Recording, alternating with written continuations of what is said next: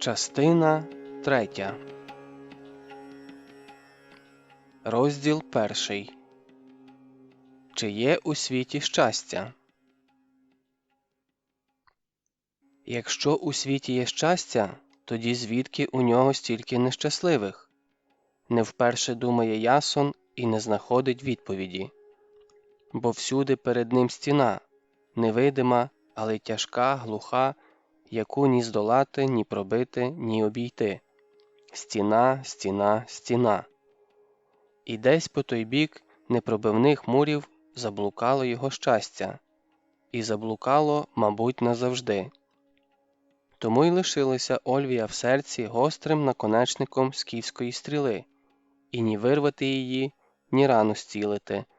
Час – великий лікар, кажуть грецькі любомудре, та тільки не все підвладний часові. Яким би не був лікарем час, але не видужує більше Ясон, і, мабуть, доведеться йому носити у серці скіфську стрілу до кінця своїх днів. Та ще самотність. Ні порадити з ким, ні душу перед ким відкрити. Серед людей він самотній, як мандрівник у пустелі.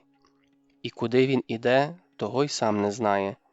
Самотність, самотність, самотність. О, як страшно бути самотнім серед людей. Після загибелі батька, полемарха Кірікла, Ясон став полемархом міста. Хоча він був ще молодим, як для такої посади, і навіть ще й бороди не носив, але так наполіг сам Архонт, а Ясону було все одно.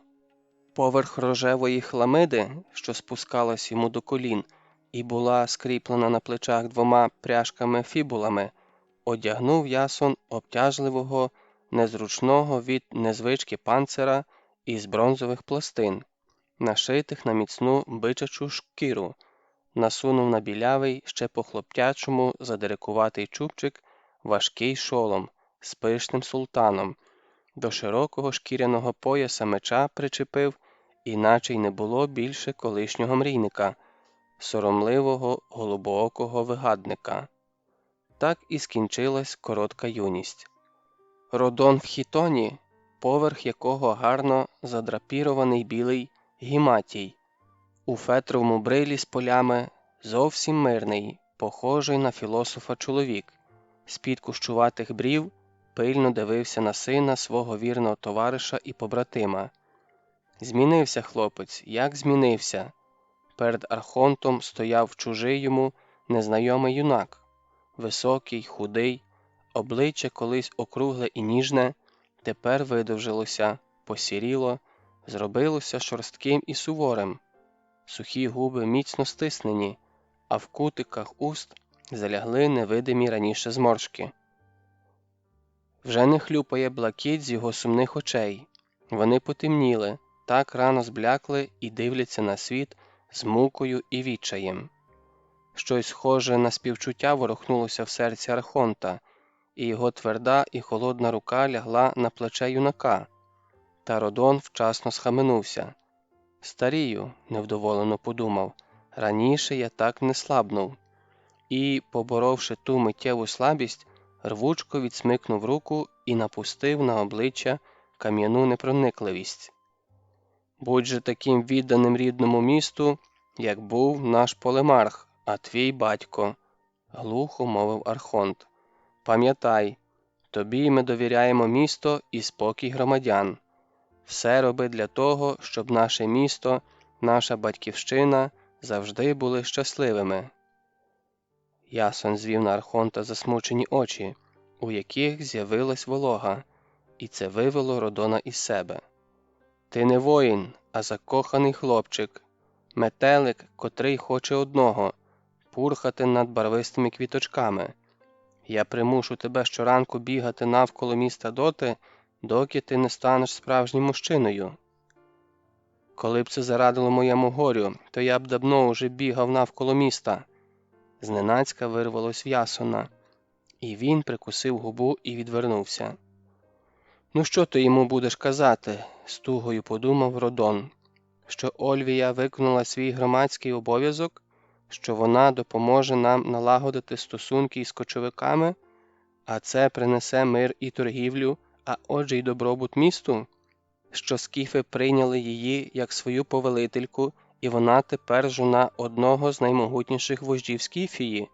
Що вона втрачена для нас обох назавжди? Але вголос сердито мовив: так вести себе не подобає мужчині, яким би великим не було його горе.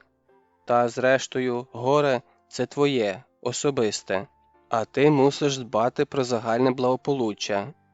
І ще затям. Кохання – всього лише одне з почуттів людини, а людина мусить завжди і при будь-яких обставинах стояти вище своїх почуттів. На те вона і людина. А ти ще молодий і знайдеш собі пару. Не зійшовся ж світ клином на Ольвії. Родон говорив, аби лише не мовчати, а сам болісно думав про свою далеку, навічно втрачену дружину. І як не силкувався, а не міг вигнати її образ із серця. Не міг його ні вирвати, ні зцілити рану. Вона подарувала йому короткочасне щастя і принесла довге-предовге горе, що терзає його увесь час і терзатиме до кінця днів. Відтоді, як він у пориві шаленого гніву так жорстоко покарав свою юну дружину, він не знаходить собі місця. Не знаходить місця, хоч і минуло вже 17 літ. Іноді він ладен степовим вовком вити, бо ж 18 літ кануло у безвість, а він і досі не в силі її забути. І сниться вона йому й досі, сниться чарівна, юна, бентежна.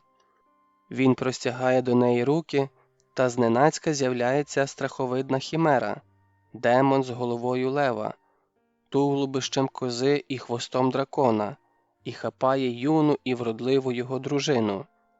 І прокидається він з невимовним болем і мукою в серці. І ніхто у всьому світі не може йому зарадити.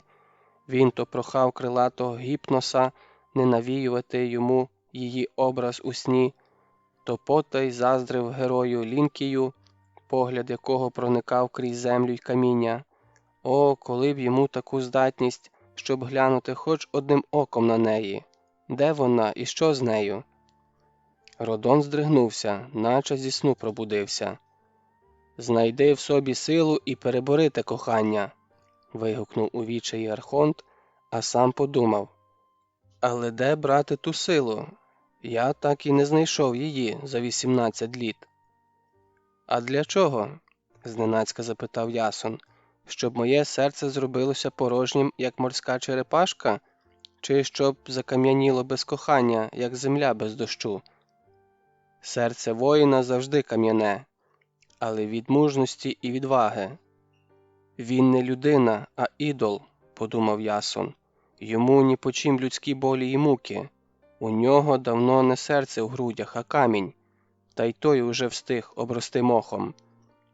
«Він молодий і дужий», – подумки заздрив Архонт Ясону. «Він ще знайде в собі мужність, аби вирвати Ольвію з серця і назавжди забути її. А де я візьму силу на старості, коли замолоду не знайшов? І що мене чекає попереду?» Одинока самітня старість? Мав єдину дочку, і ту скіфи забрали з собою. Скриготнувши зубами, аби подавити мимовільне зітхання, це йому вдалося, і обличчя його зробилося таким, яким воно завжди було на людях – холодним, різким і безжалісним. «Надів панцир воїна, годі нидіти», – владно мовив, старанно маскуючи свій голос, аби він не забринів, бува, зрадливо. «Пам'ятай про свого славного батька, а мого побратима. Він був моїм найвірнішим ахатом. Він був і назавжди залишився героєм нашого міста.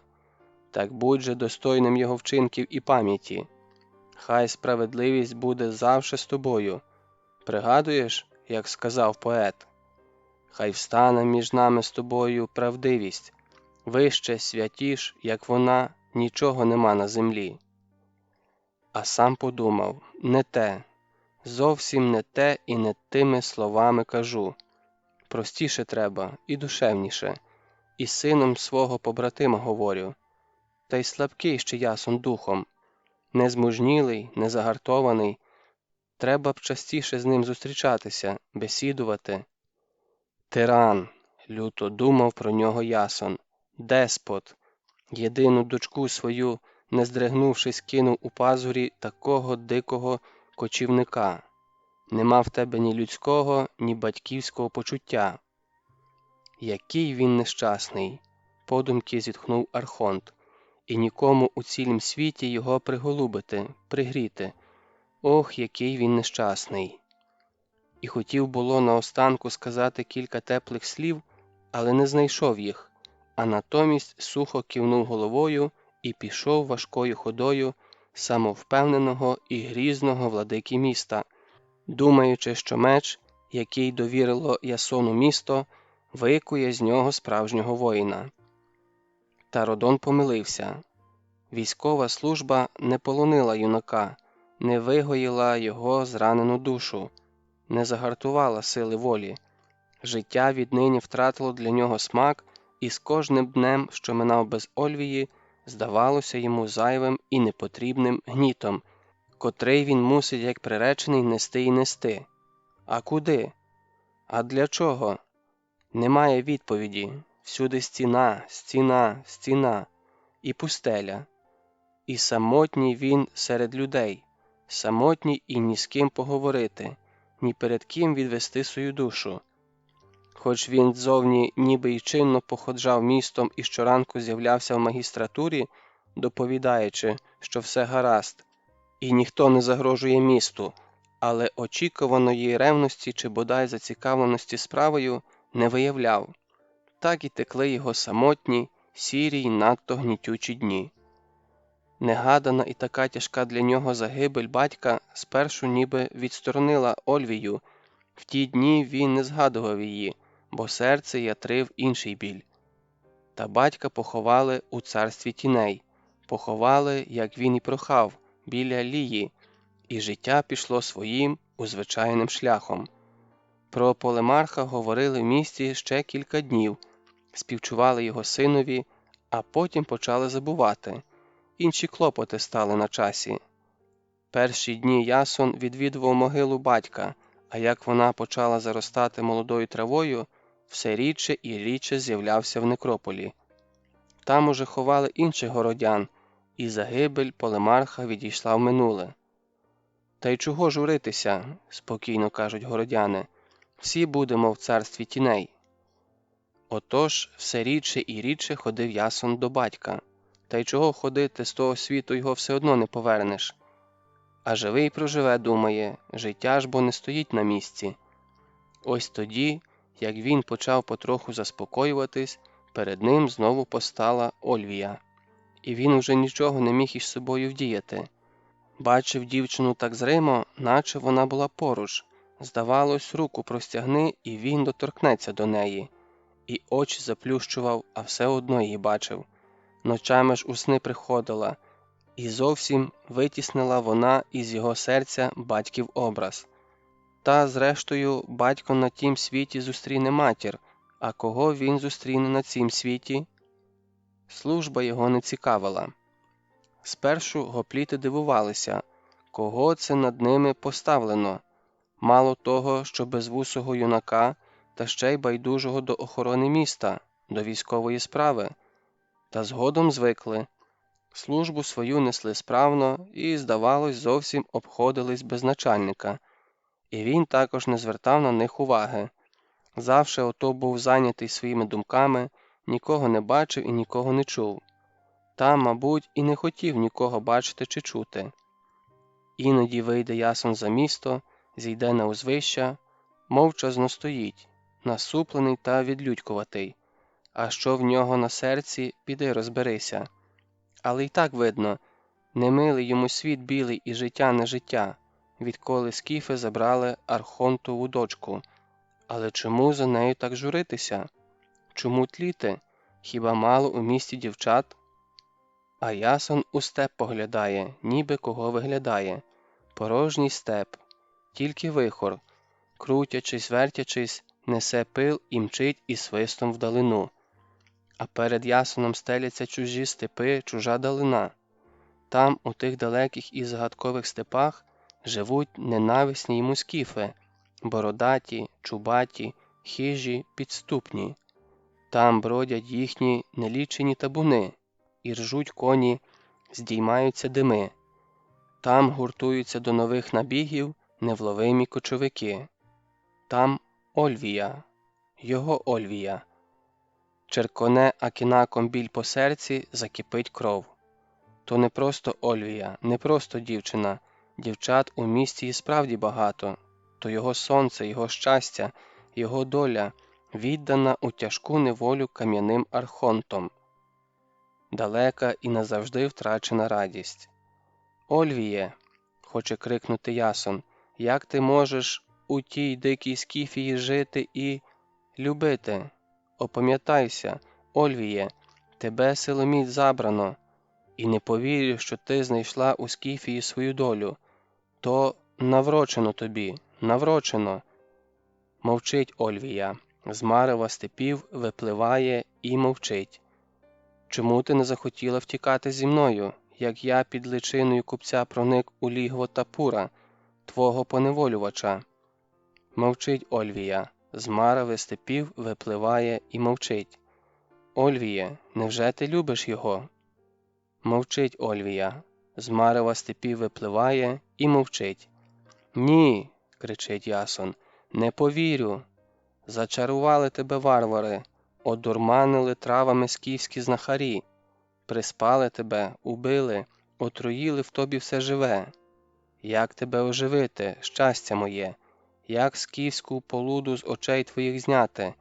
Як сонце ясне тобі повернути? Як, Ольвіє? Підкажи!» Мовчить Ольвія, з марева степів випливає і мовчить. Опускаються руки в Ясона. Меркне йому ясний день. Так і дні минають, ночі. Швидко плине час, вже далекими степами бродить холодна осінь. Ранками по всьому обширу біліє паморозь, наче хто сріблом вистеляє степи. Ось-ось із далекої півночі прилетить зима, закружляє із неба біле пір'я, закрутиться, загуде, злий колючий вітер засвище і замете, загатить снігами єдину караванну дорогу в Скіфію. Прощай тоді, Ольвіє. Будеш ти міцно захована за тими заметами, за холодами, за вітрами, за кряжами, за далиною. І не догукаєшся до тебе, і не докличешся. Віє холодом із Скіфії, ще пустельніше, ще крижаніше стає на серці в Ясона. Не відає, де йому подітися, у якому краї світу від розпачу заховатися. Тісно у рідному місті. Ой, як тісно та душно, наче у в'язниці мурованій. Боляче ходити вулицями, де все нагадує про тебе, Ольвіє. Ще важче жити, знаючи, що ти належиш іншому.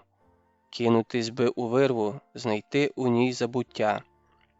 Чи вимолити богів, аби дали ковток води із царства Плутона, ковтнути і забути земне життя і місто, що носить твоє ім'я, і самого себе насамперед забути. Все частіше і частіше спадають на думку рядки поета Фелгніда. Краща доля для смертних – ніколи на світ не з'являтися, і ніколи не бачить яскравого сонця проміння, а якщо вже народився, увійти пошвидше у ворота Аїда, і глибоко під землею в темній могилі лежать. Одного дня його викликав архонт і сказав заклопотано: «До мене дійшли неприємні вісті, над нашим краєм запахло війною. На Балканах з'явилися перси, буцімто веде їх сам цар Дарій. Про його наміри я ще нічого не відаю, але від Балкан до нас рукою подати. Ходять чутки, що перси збираються напасти на Скіфію. Так це чи ні, покаже час, а тому пильнуй місто вдень і вночі, бо може статися, що південне крило перської орди зачепить і нас». Вийшов Ясон від архонта, наче хмільний. Перси на Балканах. перси йдуть походом на Скіфію.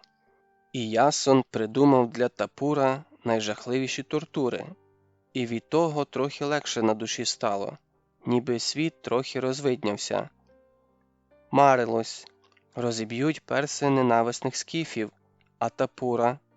а Тапура поженуть у рабство, поженуть прив'язаного до перської колісниці, а Ольвію сам Дарій велить віддати йому. Так і скаже перський владика. У кого вона відібрана, до того хай і повертається. Минали місяці. Все холодніше і холодніше ставало у степах Скіфії. Іноді зривався сніг, танув, знову пускався. Над Скіфією висіли важкі сірі хмари, з півночі дули холодні вітри. Ось-ось замете, загатить скіфські шляхи дороги, і тоді до весни кочовики врятовані. А перси все ще барилися. І надія Ясона на перський меч, що покарає його заклятого ворога, почала підупадати. Але чекав, терпів, жив віднині лише однією мрією, що перси прийдуть. Так і зима спливла у тому чеканні, а про персів і чуток більше не було. Десь ніби на Балканах зазимували. А може, вони й не дійшли до Балкан, а тільки збиралися в похід. Чутки їх випередили. А по весні негадано заскрипів скіфський караван до Ольвії. Як угледів Ясон повозки на високих дерев'яних колесах, запряжені 2 парами комолих биків, як побачив бородатих чубатих скіфів у повстяних куртках і таких же башликах, той світ йому потемнів. Живі, здорові скіфи, і нічого з ними не трапилось, ще й торгувати приїхали. І бородатий скіф посміхається до його воїнів. З весною, греки! Як зимувалося? Що нового біля моря? Шкірив проклятий скіф білі зуби, а очі його були повні сміху. «Варвар!» – процідив крізь зуби Ясон. «Дикун!» А скіф шкірив білі зуби, і очі його були повні сміху. «Може, й дикуни, та хліб ви, греки, наш їсте, скіфський!» І та єхідна усмішка вивела Ясона із себе. «Цить, мерзений поганцю!» – кричав він, не тямлячи себе. «Ви найгірший народ, який я будь-коли бачив. Пан, мабуть, далі свого безвусого носа і не бачить?» Ледь посміхаючись, запитав його скіф. І тоді, не відаючи, що робить, Ясон велів варті не впускати у місто скіфський караван. Вартівники хоч і виконали наказ, але вкрай розгубилися. О, такого ще не траплялося. Звідколь стоїть Ольвія? Що чинить цей нерозумний начальник? Чи він справді, як казав скіф, не бачить далі свого безвусого носа? Тільки стало про це відомо у місті, спішно примчав стратег. Перед скіфами вибачились, а зухвалого полемарха обеззброїли, скрутили йому руки і кинули до міської в'язниці. Так велів архонт. «Все одно скіфи знайдуть погибель від перського меча!» – кричав Ясон, коли його запроторювали до в'язниці. «А заодно скуштує гніву Немезіди і ваш архонт, тиран із тиранів, торговець власною дочкою, кам'яний ідол!» Хоч архонту і доповіли про нахвалки Ясона, та він велів і пальцем не чіпати бранця, а сам все думав і думав, що чинити із сином загиблого полемарха, як його врятувати, як до життя повернути. Гине бо хлопець, ой гине. А другого дня йому доповіли, що Ясон утік із в'язниці, забивши каменем памороки вартівнику, і зумів вислизнути не лише з підземелля, а й навіть із міста. «Гаразд», – сухо мовив архонт, – «я розпоряджуся, щоб організувати погоню». Про погоню він нікому і не заїкнувся. «Може, і краще, що втік Ясон», – думав він, і від такої думки легшало на серці. «Хай походить хлопець по світах білих, охолоне, тугу свою на чужих вітрах розвіє, розуму набереться. а в далеких краях, де ніщо йому не буде нагадувати про Ольвію, легше горе своє перенесе.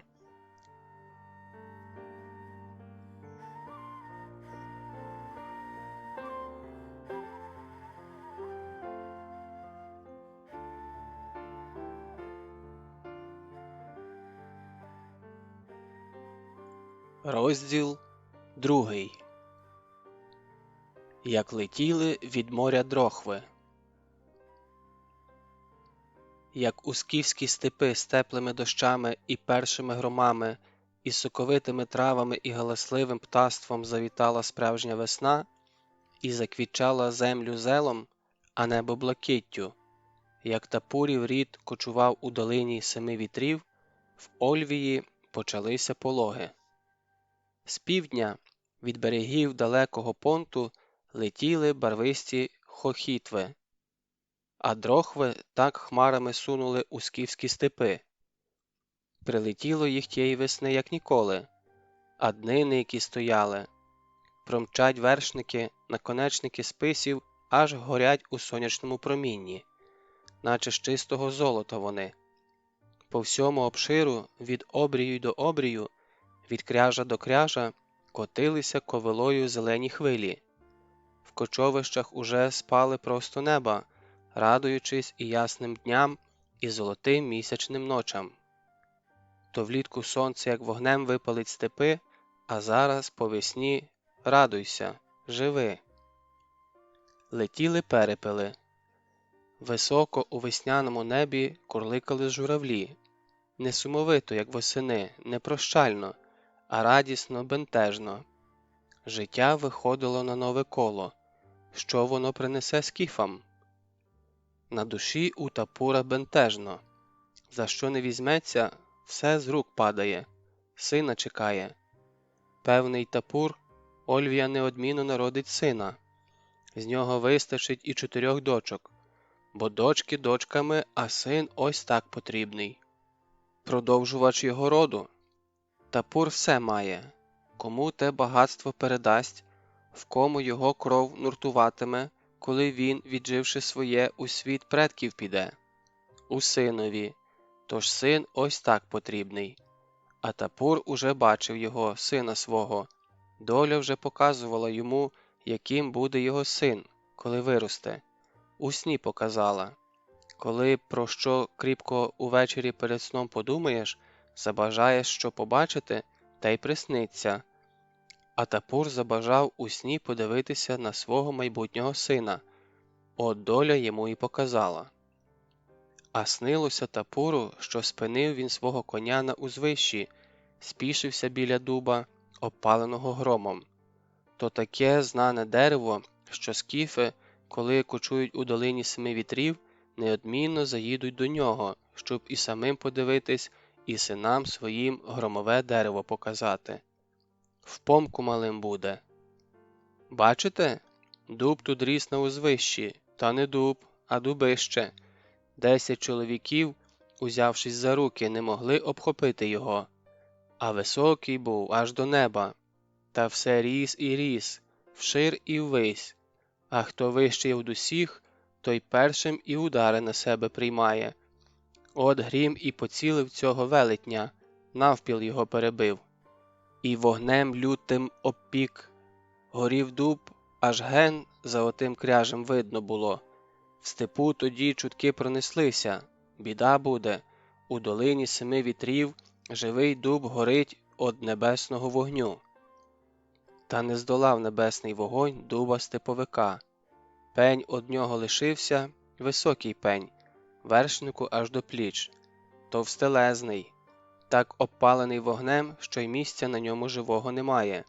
Ні кори на нім не зосталося, ні соку живлющого в нім, а бач, зверху, де розчахнуте все, зелена гілка до сонця тягнеться, така зелена на тлі чорного стовбура. Бачите, яка сила, яка жага життя у цього дуба?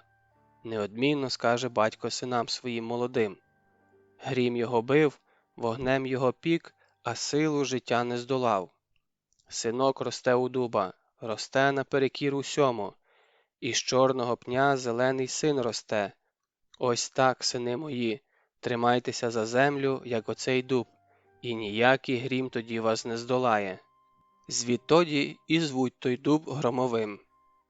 Ось і сниться Тапуру, що спішився він біля громового дуба, глядь, а перед ним стоїть молодий, дужий і знатний воїн. І поставою степовик вдався, і силою незобижений, і зброя у нього ясна, і сам він із себе удатний.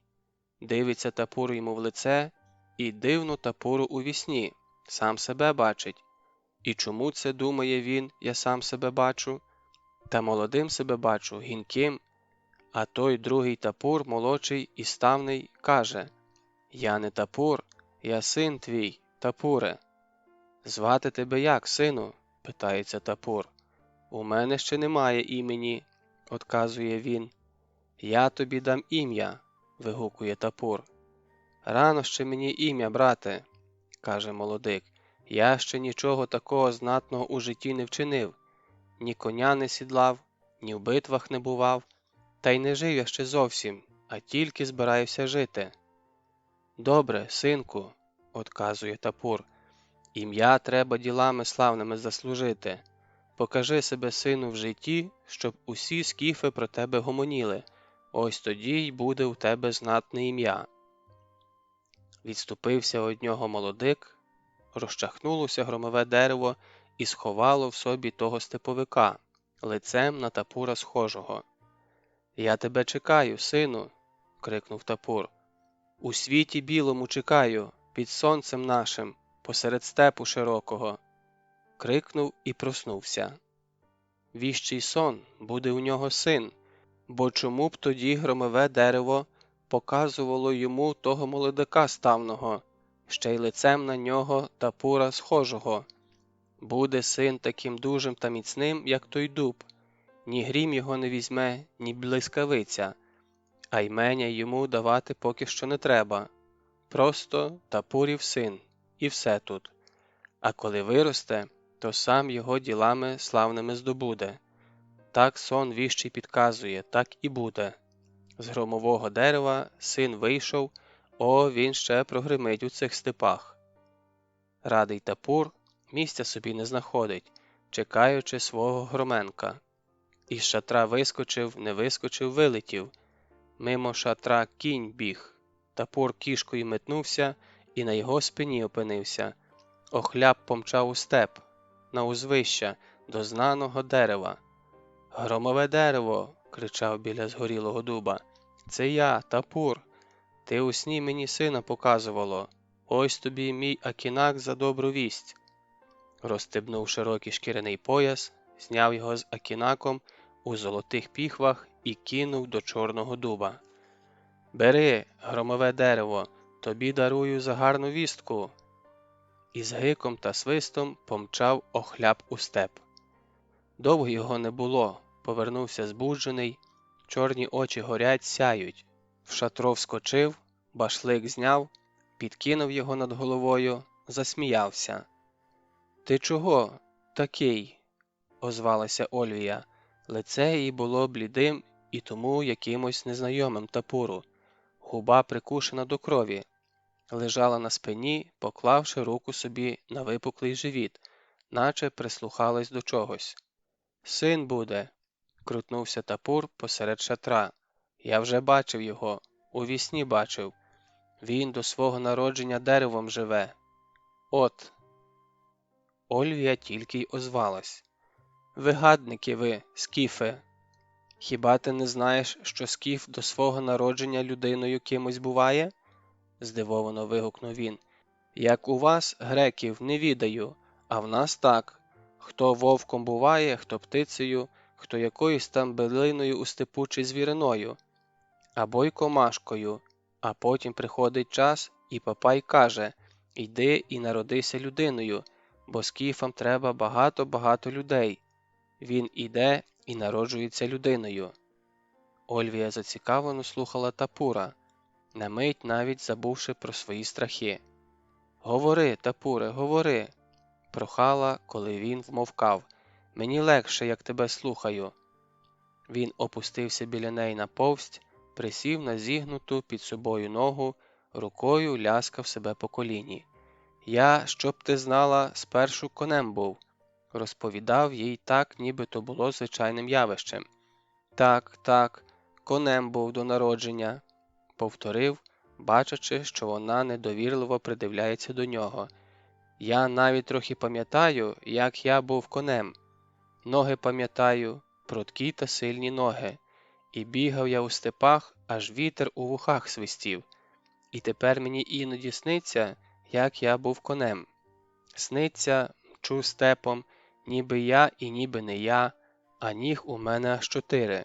Прудкі такі ноги сильні, мчу, аж вітер свистить, аж земля піді мною гуде. От яким прудконогим конем я був».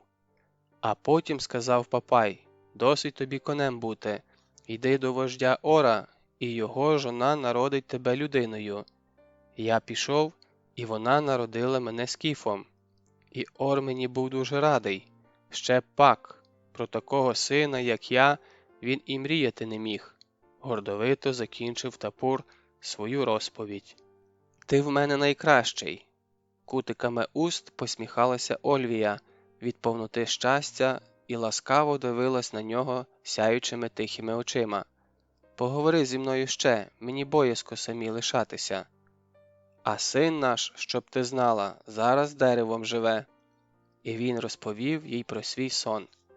«Тепер ти збагнула? Громове дерево показало мені нашого сина, от, він у дереві, там», махнув кудись рукою, «на узвищі. Уся Скіфія заговорить про мого сина із громового дерева. І Папай йому вже сказав: йди до Ольвії і народися людиною. І Тапур матиме сина Громенка. Він уже йде, і ти його скоро народиш. А я тобі дам за це багато золотих прикрас, найпишнішу білу юрту, коня дам і слуг та рабів дам. І тобі будуть заздрити всі сколотки, от». Він підхопився на рівні, взяв свій башлик і, не кажучи й слова, вискочив із шатра, аж війнуло за ним. Ольвія якусь мить лежала непорушно, заколисана його мовою. Вже й дрімати почала, як зненацька живіт її колихнувся, і вона тихо скрикнула: «Ой, мабуть, починається». До шатра на руках і колінах заповзла Мілена, простяглася у ногах господині. «Ти мене кликала, господине? Я тут». «А вже ж, Мілено, кликала, тільки ти сядь, ось тут». Мілена сіла біля Ольвії. «І не відходь од мене, боюсь я. Тапур щойно повідав, що вже бачив нашого сина у вісні». «То й буде все добре, господине моя. І не бійся, немає солодшої муки у світі, аніж народити маленьку лялечку. Земля родить, все зело родить, птиця і звір теж дідочками обзаводяться. То й жінка має родити, щоб рід людський не уривався під сонцем». «Страшно. То солодкий страх, господине». «Аби син», – шепоче Ольвія побілілими губами, «аби син, новий крикун бойового кличу Тапурового роду. Поглянь, господине, з шатра. Запозна піднята, бачиш, як степ цвіте?» – шепотіла Мілена. «Я хоч і не бачу, але відчуваю. Такий теплий та ласкавий вітер обвіває моє лице. Як із шатра виходжу, скільки пахощів зі степу несе. А як і ржуть лошаки за кочовищем, весні радуються. Світ після зими ожив. У добру пору ти зібралась родити, господине моя». До шатра донісся тупіт копит, що віддалявся. «То вождь знову в степ помчав», – шепнула Мілена. «Од радощі він собі місця не знаходить, сина чекає. А ти не бійся, господине. Скіфи кажуть, що до породілі сходяться усі боги. Сам Бог богів, добрий та мудрий Папай, слідкує, щоб жінка народила щасно відважного сина чи красуню дочку. А я боюся, Мілено, наче біду свою відчуваю. А ти поклич, господине, ще й грецьких богів, а найперше добру Іліфію», – радить рабиня. «Я вже й забула, як молитися грецьким богам, А колись же і я родила. Ой, згадаю, не віриться. Пам'ятаю, з'явилася на світ моя донечка і кричить, а я плачу. А донька кричить: ой-ой, яка то радість була! Ліктою я назвала свою дочку. Ліктою. Що з тобою, господине? Ні, раптом крикнула Ольвія. Не може бути. Просто так здалося. І зненацька гострий біль різонув Ольвію. Крикнула вона. Зайшла баба-повитуха, поважна, сувора, від неї віяло силою та впевненістю. Мовчки заходилося засукувати рукава. Ольвія поглядала з надією на її грубезні, майже чоловічі руки. На її крик поткнувся було й Тапур, але повитуха мовчки посунула до нього, застережливо виставивши вперед руки. Вождь, винувато кліпнувши, покірно вискочив із шатра. А дрохви все летять і летять. То там, то тут у долині падають, розбиваються на родини, і вже вусаті дрохвичі ведуть своїх дудочок у безпечні місця. Тапур лишив слухняного коня за могилою, у башлик навтикав ковили і з луком в руках підкрадається ковилою. Ось він трохи зводиться, вибирає поглядом найбільшого птаха, натягує тугу тятиву. Цілиться під ліве крило вусатого дрохвича. Ще мить, дзизне стріла, наче блискавка, прониже красення птаха. Крикне він, ніби зойкне, рвонеться вперед і впаде у молоду траву, ламаючи крила, б'ючись у передсмертних судомах. А Тапур, як молодий хлопець, котрий уперше в житті поцілив здобич стрілою, підбіжить до нього, схопить його красивого, закривавленого, підніме за крило, закричить: «Го-го-го! Доброго дрохвича поцілив! Давно вже так не полював Тапур, тож душу свою відведе». Чи травина, яка перед ним хитнулась, чи з куща нато висунулось древко стріли з бронзовим наконечником, а тільки птах, відчувши тривогу, зненацька круто повернув голову до Тапура, ступнув і загородив собою дудочку від біди.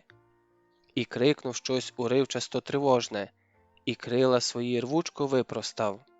«Гаразд», – сказав Тапур і засміявся, з ковили зводячись. «Милую тебе, вусатий! Лети! Я сьогодні добрий! У мене сьогодні народиться син!»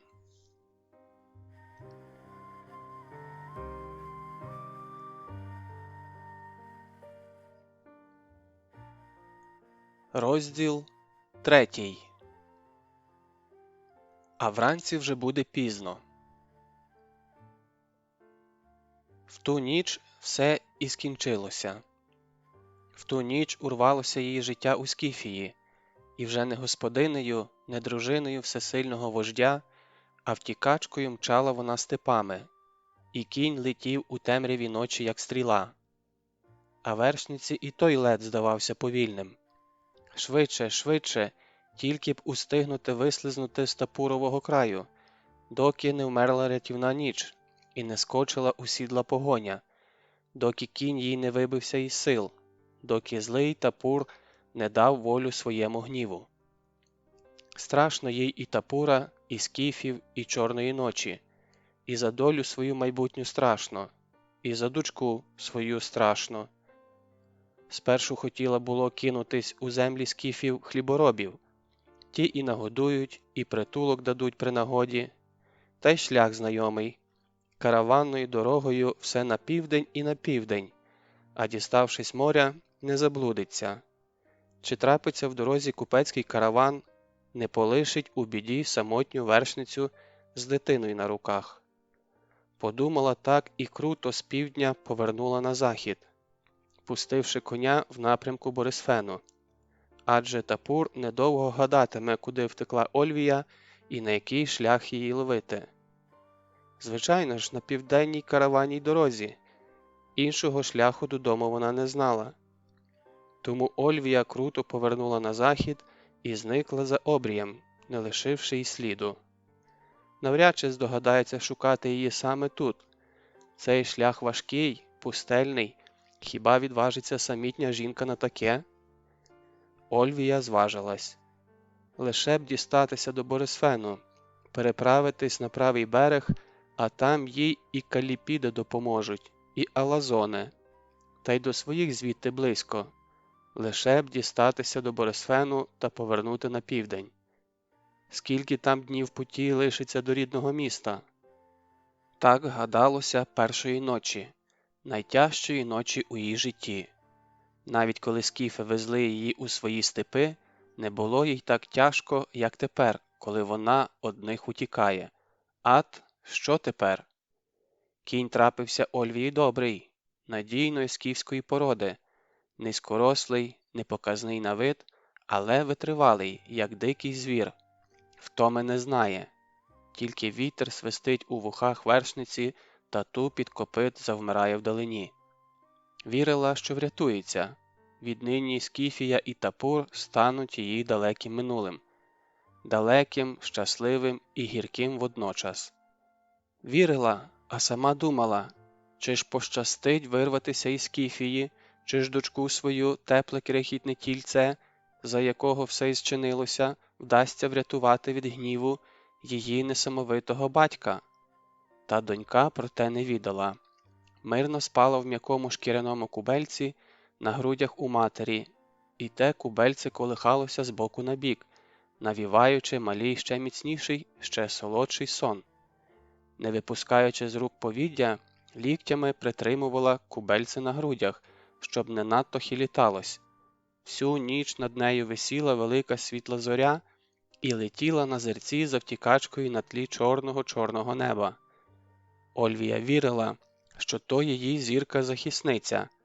Допоки вона горить над її головою, відбиваючись у зіницях дочки, доти Ольвію обминатиме лихо.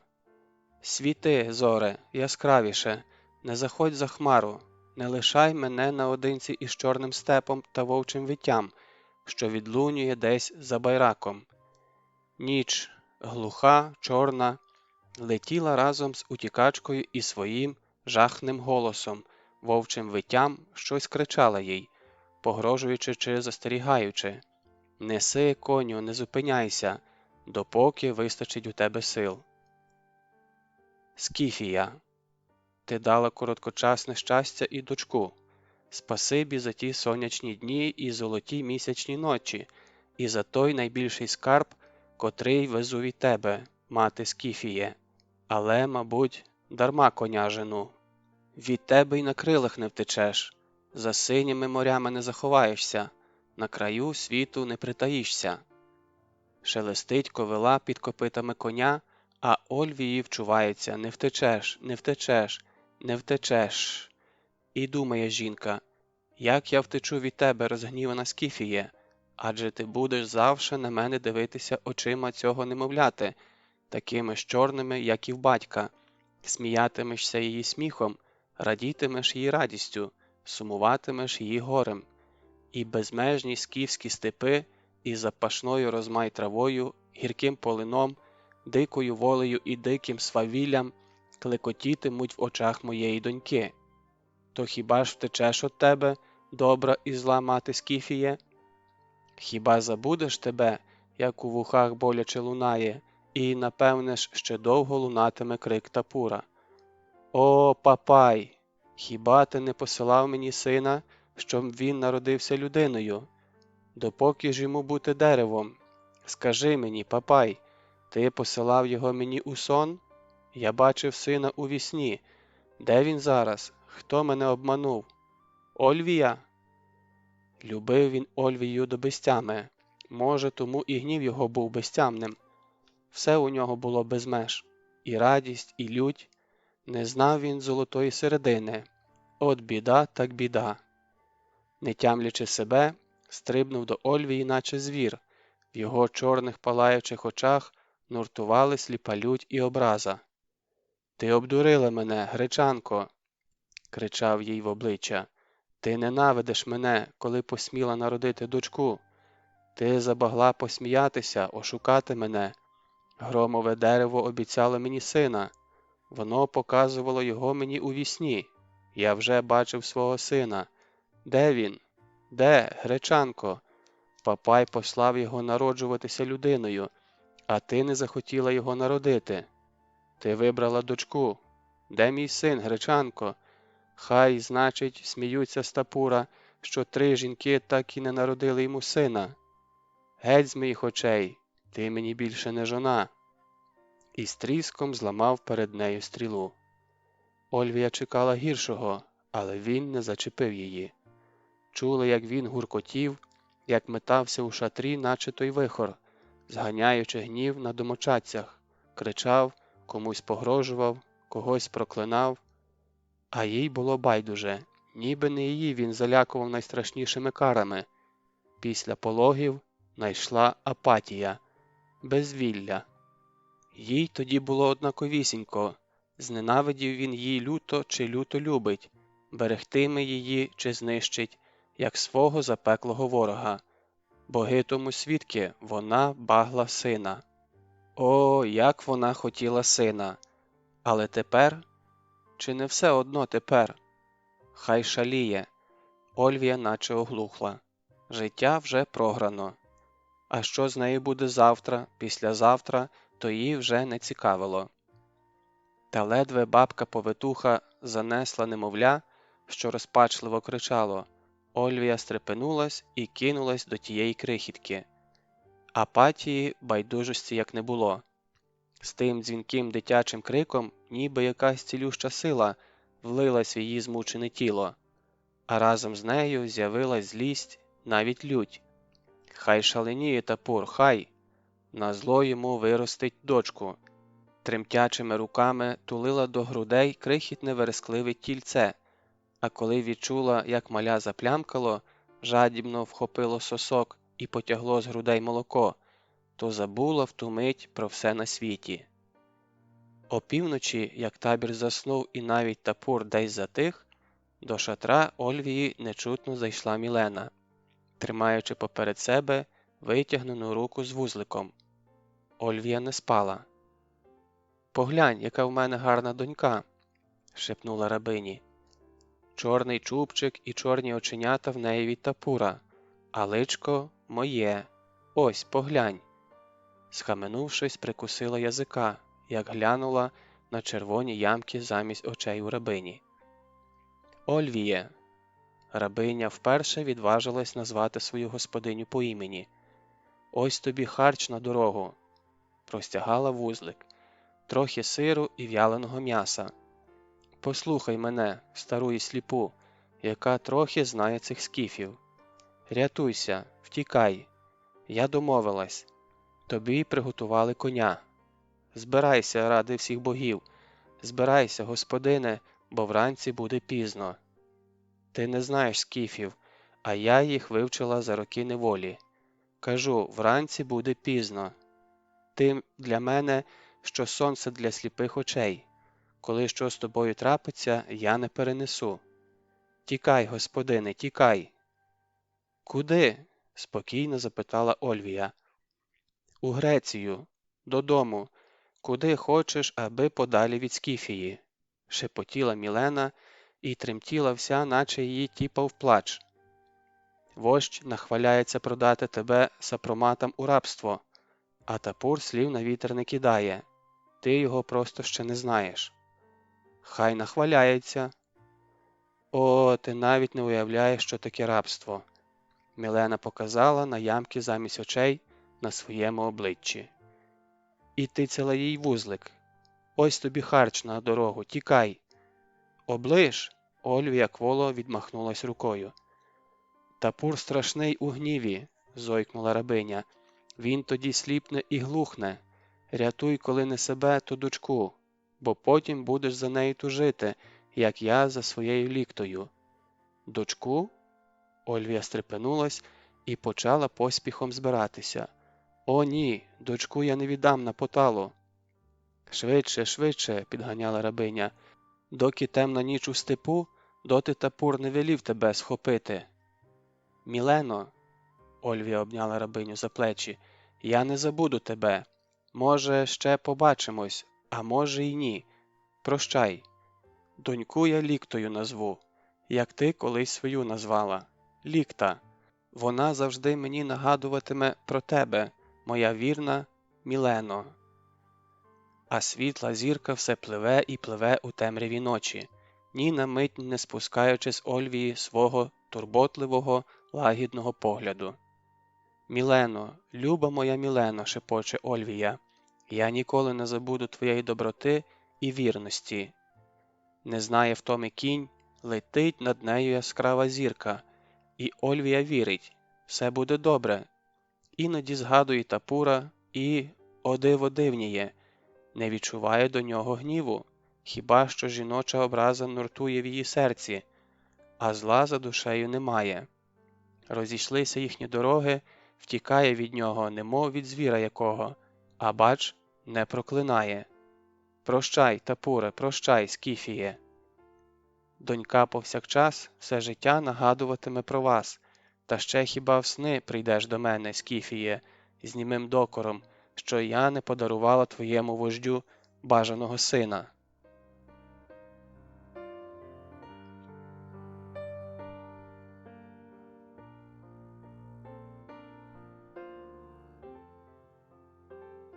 Розділ 4. Перше випробування. Як витримала першу ніч, Ольвія гаразд не пригадує. Здалося, що не ніч минула, а одна мить. Спинилась лише вранці, як рожева Еос, богиня ранкової зірки, вже позолотила небо.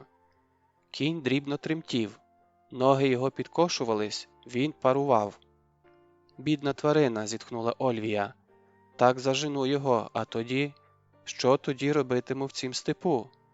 Ледве-ледве сунулося із сідла. Захитавшись, присіла на землю, але й земля під нею неслась у нестримному чвалі і здавалась Ольвії велетенським сідлом. Не сила було ворухнути рукою чи ногою, але, прокинувшись, заплакала у кубельці на грудях Лікта. Мусила побороти себе, рухатись. Витягла грудь, зітхнула. Небагато молока. Та й де воно візьметься після такої ночі? Дивилась, як Лікта смокче, дивилась на її чорні, блискучі, як у батька, очі, і втома поволі сходила з неї. Посміхнулася до Лікти, погладила пальцем її носик. «Смокчи, маленька, не загинемо», – підбадьорливо мовила. «Виживемо наперекір всьому. Вночі гірше було, гнітючіше, а вдень дорога піде веселіше. День, два, а там і до Борисфену доскачемо. А Борисфен – то вже й наш край». Глянула на коня. Він стояв, широко розставивши ноги і опустивши голову. З його боків шматтями сповзала піна. «Стомився, бідненький?» – ласкаво запитала Ольвія. Кінь поволі звів голову, глянув на неї великим затуманеним оком, хитнув головою, наче розумів її мову. «Ну, пробач, що так гнала тебе. Сам розумієш, треба було спішити, але більше не буду. Та ти не стій, піди попасися, бачиш, яка гарна трава, де й сила в тебе візьметься». Кінь із шумом видихнув повітря і пішов на тремтячих ногах пастися. Насмоктавшись молока, Лікта затихла, подивилася на матір, позіхнула раз другий і заснула. Ольвія насмикала ковили, вимостила постіль, вклала спати Лікту, а сама, звівшись, оглянулась. До самого обрію ланцюгами тяглися горби, де-де стояли поодинокі дерева. Лише на півночі, під кряжем, щось темніло, бір чи перелісок, а на південь, скільки сягало око, зеленіли трави. А небо висіло сіре, наче попелом всипане. Сонце ледве пробивалось крізь ту пелену, багаттям немічним живріло. Ольвія, аби впевнитись у безпеці, ще раз уважно обдивилася усі сторони світу, вдихнула вітер. Він видався їй з полиновим духом і димом. Піднявшись на взгірок, Ольвія подивилась на північ і побачила на обрії дими. Були вони далеко звідси, і вона заспокоїлась. «Певно, там кочує якесь скіфське плем'я», – подумала вона, повертаючись до дитини, і тільки тепер відчула, як зголодніла. Підійшла до коня, що пасся неподалік, відв'язала від сідла торбу. Кінь навіть голови не повернув, жадібно гризучи траву, губи його були в зеленій піні. Хотіла зняти сідло та передумала. Хай буде про всяк випадок. Мало що може трапитись кожної хвилини у степу. Насмикала пучок трави, витерла коневі боки і спину, поляскала його по шиї. «Пасися, конику, набирайся сил, бо в нас ще довга дорога. Борисфен звідси на заході, тож сонце мусить бути всю дорогу ліворуч. Так по сонцю і дістанемось». Кінь подивився на неї, і очі його вже трохи просвітліли. Ольвія посміхнулась. «Відходиш, бідолахо? Потерпи, дістанемось до міста, ніхто й пальцем тебе не зачепить». А мій Сауран так і лишився у Скіфії. Згадка про скіфів знову навіяла їй Тапура, але вона, аби не терзати себе подумки, викинула його з голови і примусила себе думати про щось інше. Ще раз обдивившись обрії і впевнившись, що всюди тихо, якщо ж не рахувати тих далеких димів на півночі, вона присіла біля дочки. Їла надсилу, не відчуваючи смаку. Жувала сухий сир, доки й не заснула сидячи. Снилося їй рідне гостинне море, білі чайки над хвилями, яскраве сонце. Тихо так, гарно, безжурно на душі в Ольвії, і легко їй, ніби щойно на білий світ народилася. Аж раптом чує, хтось гукає її. «Ольвіє, Ольвіє!» Глянула, випливає з моря дельфін і каже: «Гостинне море дарує тобі доньку. Вона сидить у мене на спині і простягає до тебе руки». Затремтіла Ольвія, кинулась до своєї дочки, і раптом білий світ померк, пірнув у густу чорну пітьму. «Дельфін, дельфін!» – злякано закричала Ольвія. «Чому я тебе не бачу? Де ти? Відгукнися!» «Я тут», – сказав дельфін, – «біля тебе». «А моя донька де?» «У мене на спині». «Чому я не бачу ні моря, ні тебе, ні доньки?» Зареготав у чорній пітьмі дельфін. «А тому, що ти вже осліплена». «Неправда». «Ха-ха-ха», – реготав десь у тьмі дельфін. «Адже ти рабиня. Тапур продав тебе в рабство савроматам, а ті, щоб ти не втекла, виколили тобі очі, як скіфи Мілені». Закричала, заголосила Ольвія. «Дайте мені очі! Очі мої верніть! Я хочу подивитися на свою лікту, мою маленьку лікту!» «А-а-а!» – плакала десь дитина. «Я тут, лікта! Я зараз! Зараз!» Кинулась на осліп, але всюди її зустрічала стіна важкого мороку. Вона розсувала його руками, грудьми, плечима, вірячи, що там, за мороком, буде світло. «А-а-а!» – кричала дитина. «Я тут, я зараз!» – кричала Ольвія. «Де ти, лікта?» Зойкнула і прокинулась. Важко дихала. Мала таке відчуття, що й досі гребеться в мороці. Боже мій, як страшно бути сліпій! Навіть на мить, навіть у вісні. Але що це? Плаче лікта? Не у сні, а наяву. Стривожено пирхав кінь, тицявся губами у плече, наче хотів її розбудити. Ольвія відчула щось недобре, схопилася. За ближнім горбом мигнув сірий звір. «Вовк?» Глянула ліворуч і обімліла. Зграя вовків. Здригнулась, ніби хто облив її крижаною водою. Лікта зайшлася плачем. Ольвія нарешті отямилась, схопила кубельце, квапно наділа його собі на шию, зав'язала кінці. А в самої тремтіли руки. Билася сполошна думка, що робити, де шукати порятунку. Кінь знову штовхнув її у спину. «О боги!» – жахнулася Ольвія. «Як хоч він з переліку не втік!» Крайній вовк подав голос. Виття його було пронизливе і моторошне. і вчувалася в ньому радість. Ольвія тієї ж миті опинилася у сідлі. Кінь наче ждав цього, бо з місця рвонувся так, що аж у вухах вершниці засвистів вітер. Вовча зграя повела очима, проводжаючи коня, ліниво затрусила й собі слідом. Хижаки були певні, що в цьому пустельному краї здобич далеко від них не втече. Ольвія оглянулась. Материй вожак, здоровенний, широкогрудий вовчище з рудими підпалинами на боках, рикнув, і зграя, піднявши хвости, почала набирати швидкість. «Справа зовсім кепська», – подумала вона і відчула, як щось закрижаніло в душі.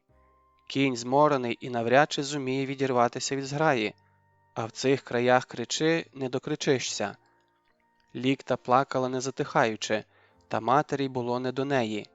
Міцно намотавши на ліву руку повіддя, вона затиснула в правій акінак. Страху не відчувала, тільки на серці чомусь стало сумно і гірко. Та ще захотілося побачити Тапура, хоч здалеку, хоч михцем. Невже кінець? Оглянулась, так і є. Вовки вже здоганяють. Зграя на ходу ділиться на двоє. Певно, хочуть охопити коня з обох боків. Ех, Тапур, ну для чого ти мене забрав з Ольвії? Для чого хижим шулікою вихопив із гнізда? Щоб отак глупо розтерзали мене вовки у степу, як твою матір, коли вона втекла, щоб не лягати з мертвим ором у могилу? Невже і її чекає така жахлива доля? Занесла руку з акінаком для удару, ні на мить не спускаючи тривожного погляду з вожака. Прикусила губу. Ну, стрибай, сіроманець, стрибай же. Все зараз залежить від вожака. Схибить вожак, вона врятується, а вчепиться коневі в шию? Але про те краще не думати. Ще є мить. Одна мить. А потім, можливо, вже й думати буде пізно. Рука з акінаком напружилась. Вожак уже здоганяє. Ольвія бачить його білі гострі ікла, червоний язик і люті жовті очі. Він уже зовсім близько. Порівнявся з конем, повертає до нього ошкірену пащеку. Буде стрибати? Але ні, здається, хоче трохи випередити свою жертву, щоб одним ривком полетіти їй на шию. Кінь несеться з останніх сил, але тих сил уже не досить, щоб відірватися від переслідувачів. Наче в якомусь тумані чує Ольвія крик дочки, хоче озватися до неї, і не сила розімкнути стиснені зуби.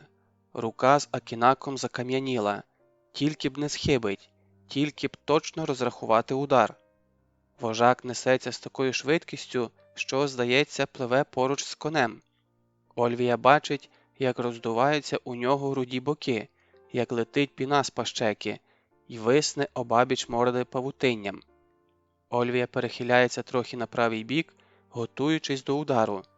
Тіло її стає твердим, наче кам'яним, і вона відчуває – не схибить. І тут переярки зліва вирвались вперед. Кінь шарпнувся від них у протилежний бік. Вожак, певно, цього й чекав. Не збавляючи швидкості, він зненацька почав підніматися, виростати на очах.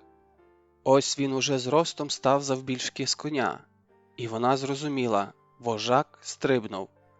Рука Ольвії, описавши півколо в повітрі, згори вниз полетіла йому навстріч, а кінак по саме руків'я м'яко увійшов вожакові у бік, під ребро.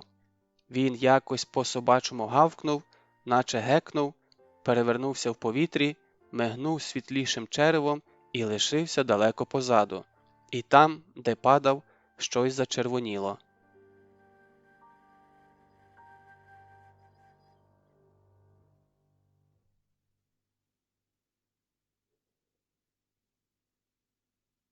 Розділ 5.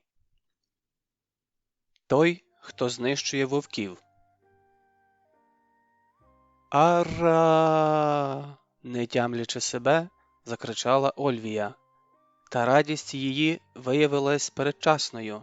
Хижацька зграя в запалі погоні навіть не звернула уваги на загибель вожака. Передній вовк, вирвавшись на місце вожака, з розгону стрибнув на круп коня, щоб дістати вершницю. На щастя, він не втримався, перелетів на другий бік. Але кінь з несподіванки присів на задні ноги, сповільнив вбіг. Його враз оточили вовки. І в ту мить за горба вилетів вершник.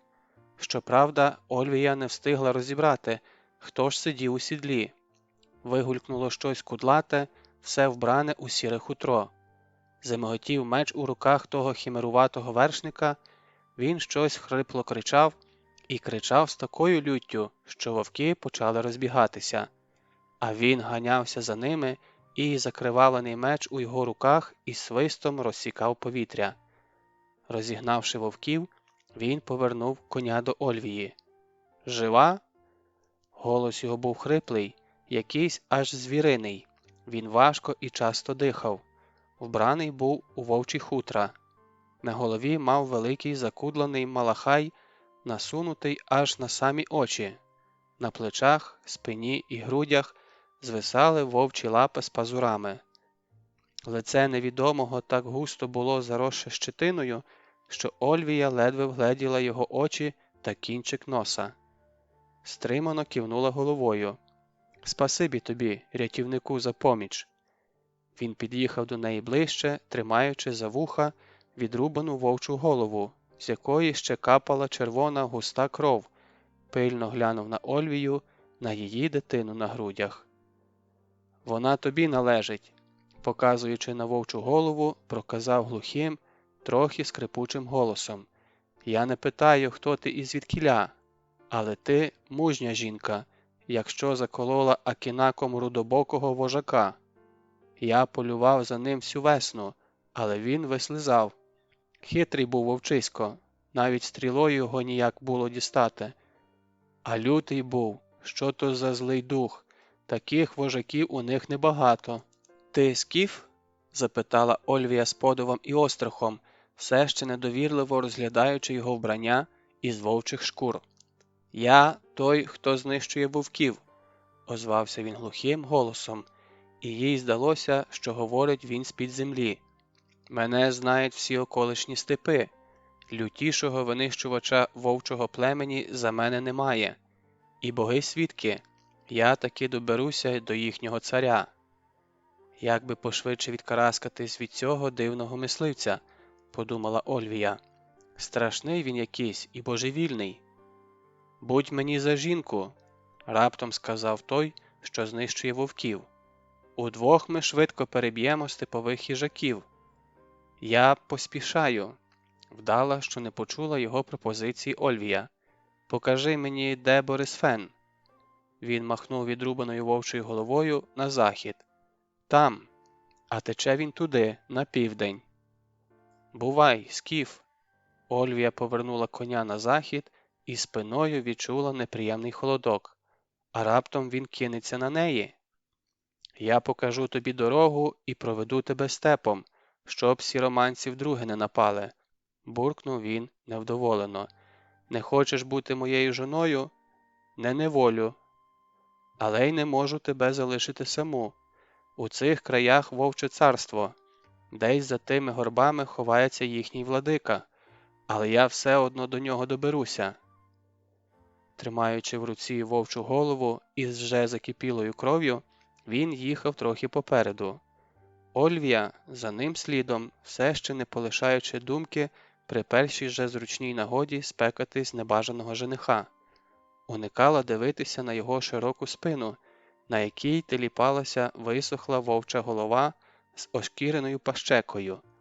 Та й сам мисливець, закутаний у вовчі шкури, здавався їй велетенським звіром, що невідь чому їде на коні. «Дарма ти не хочеш стати моєю жоною», – не повертаючи голови, гудів той, що знищує вовків. «О, грізніших мисливців за нас не було б у цих краях». «Я вже маю чоловіка», – стримано відказала Ольвія. «Жаль», – щиро сказав він. «Коли я побачив, як ти штрикнула акінаком рудобокого ватажка, то зразу й подумав: світ об'їдь, а другої такої жінки не знайдеш». І додав по хвилі: Була колись і в мене жона, і син був. Він зітхнув, як здалось Ольвії, тяжко і більше не промовив і слова. І їй шкода стало цього страшного на вигляд чоловіка. «У тебе горе?» – по хвилі запитала вона, і починала здогадуватися, що, певно, він від горя став таким. Він здригнувся, прислухаючись до її голосу, а потім рвучко повернув своє заросле, відлюдькувате лице. «За все моє життя у цих краях ще ніхто не цікавився моїм горем. Дозволь мені провести тебе до самого Борисфену. Я буду щасливий». Ольвія кивнула головою, і далі вони їхали мовчки. Іноді на обрії мелькали якісь вершники, то краями гнув табун, і Ольвія здогадувалася, що там кочує якесь скіфське плем'я. Іноді їй здавалося, що вона бачить далеко дими кочовища. Та ось горби, порослі кущами терну, скінчилися. Вони вихопилися на м'яку типчакову рівнину. Вітер пах чебрецем, було тихо та лагідно, і сонце привітно виглянуло за сірих хмар. В Ольвії трохи відлягло від душі. На обрії рівнина закінчувалась ледь видними синіми кряжами. «Борисфен за кряжами», – не повертаючи голови, сказав той, хто знищує вовків. «Але ця долина не зовсім безпечна. Тут водяться дикі коні, а де тарпани, там і вовки. Та й людоловів чимало в степу. Особливо у тім краї», – махнув він на північ, – «де не буває сонце.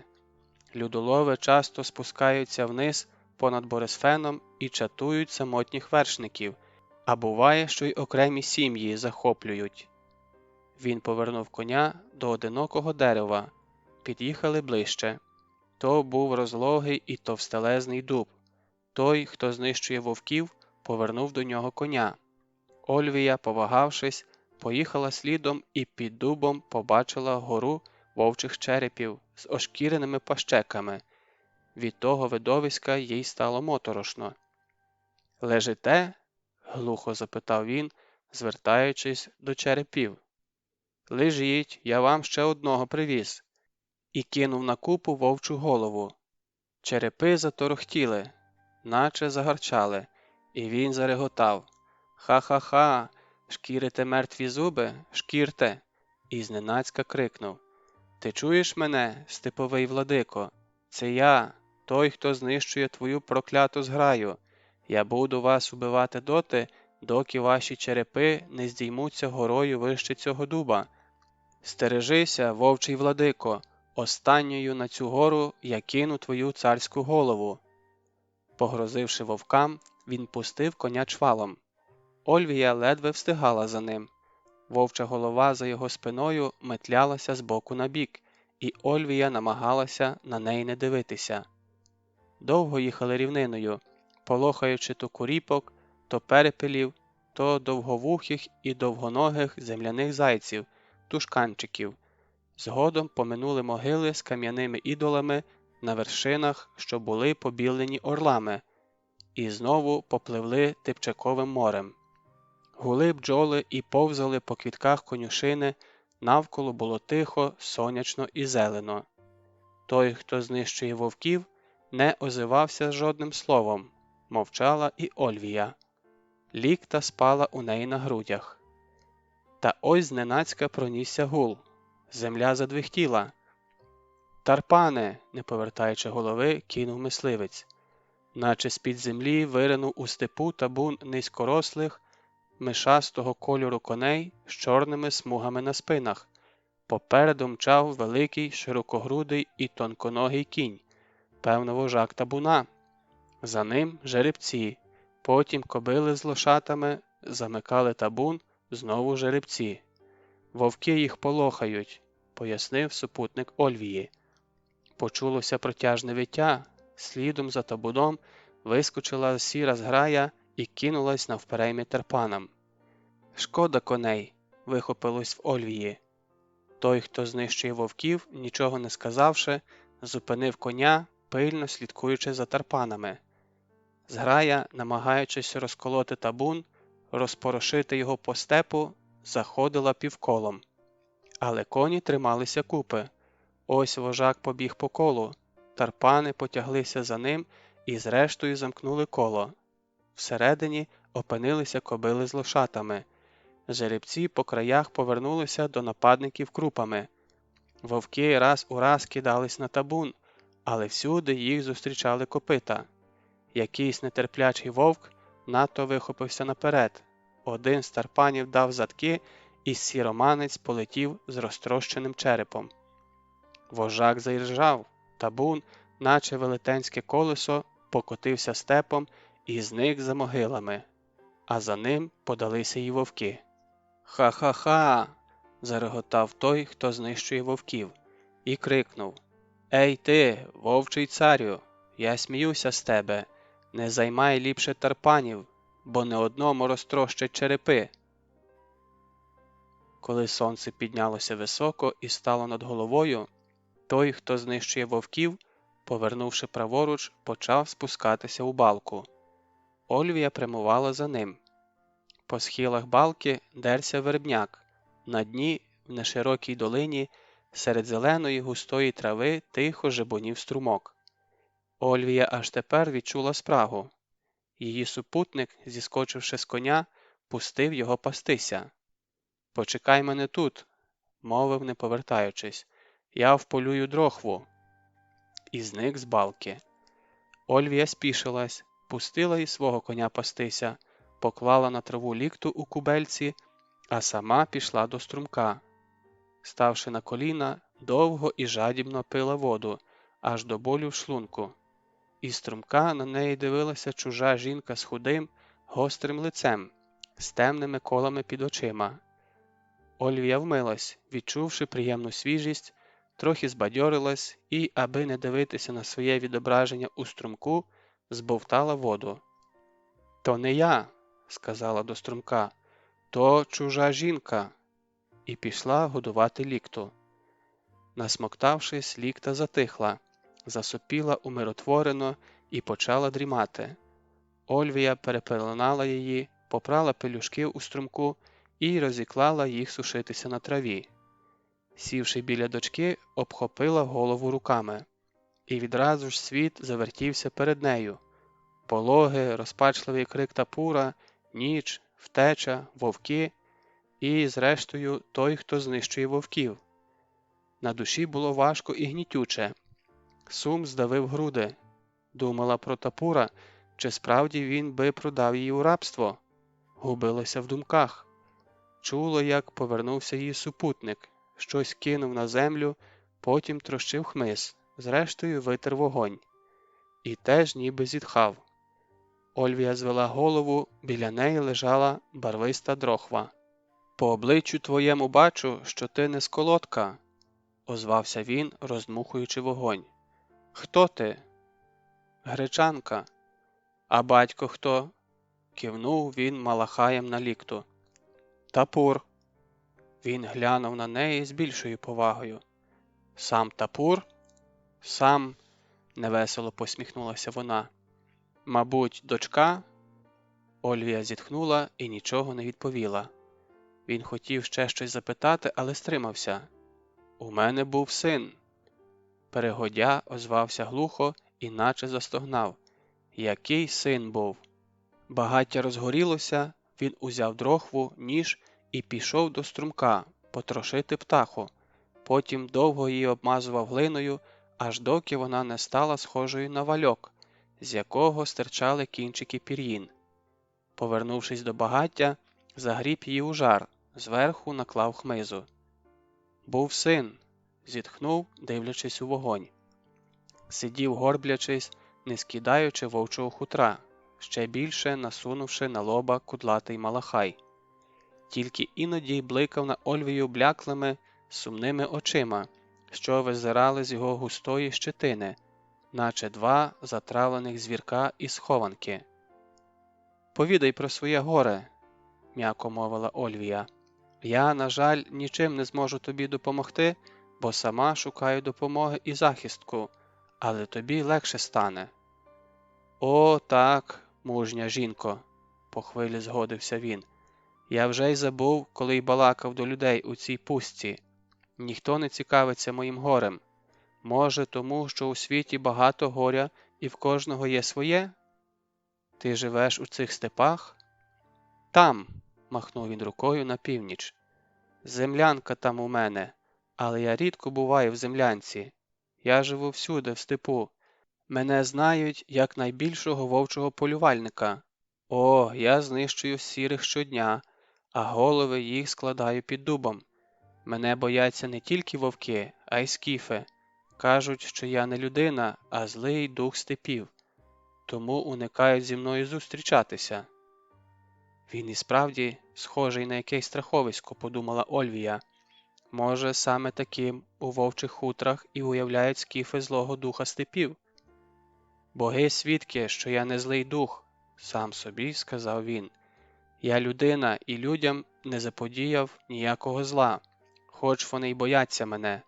У жодне кочовище не впускають, собаками цькують. Я кричу, не бійтеся, я той, хто знищує вовків. Я такий скіф, як і ви.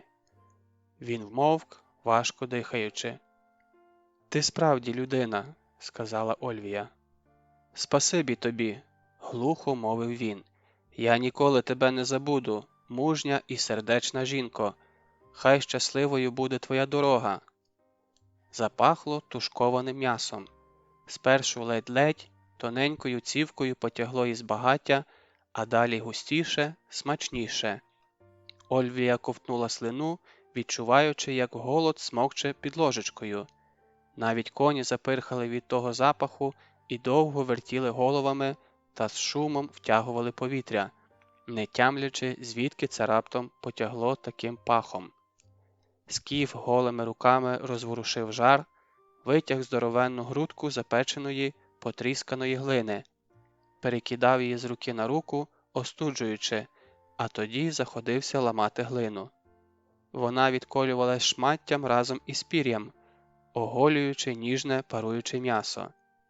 Обібравши всю глину і пір'я, мисливець розірвав тушку на дві половинки, більшу простягнув Ольвії, а меншу лишив собі.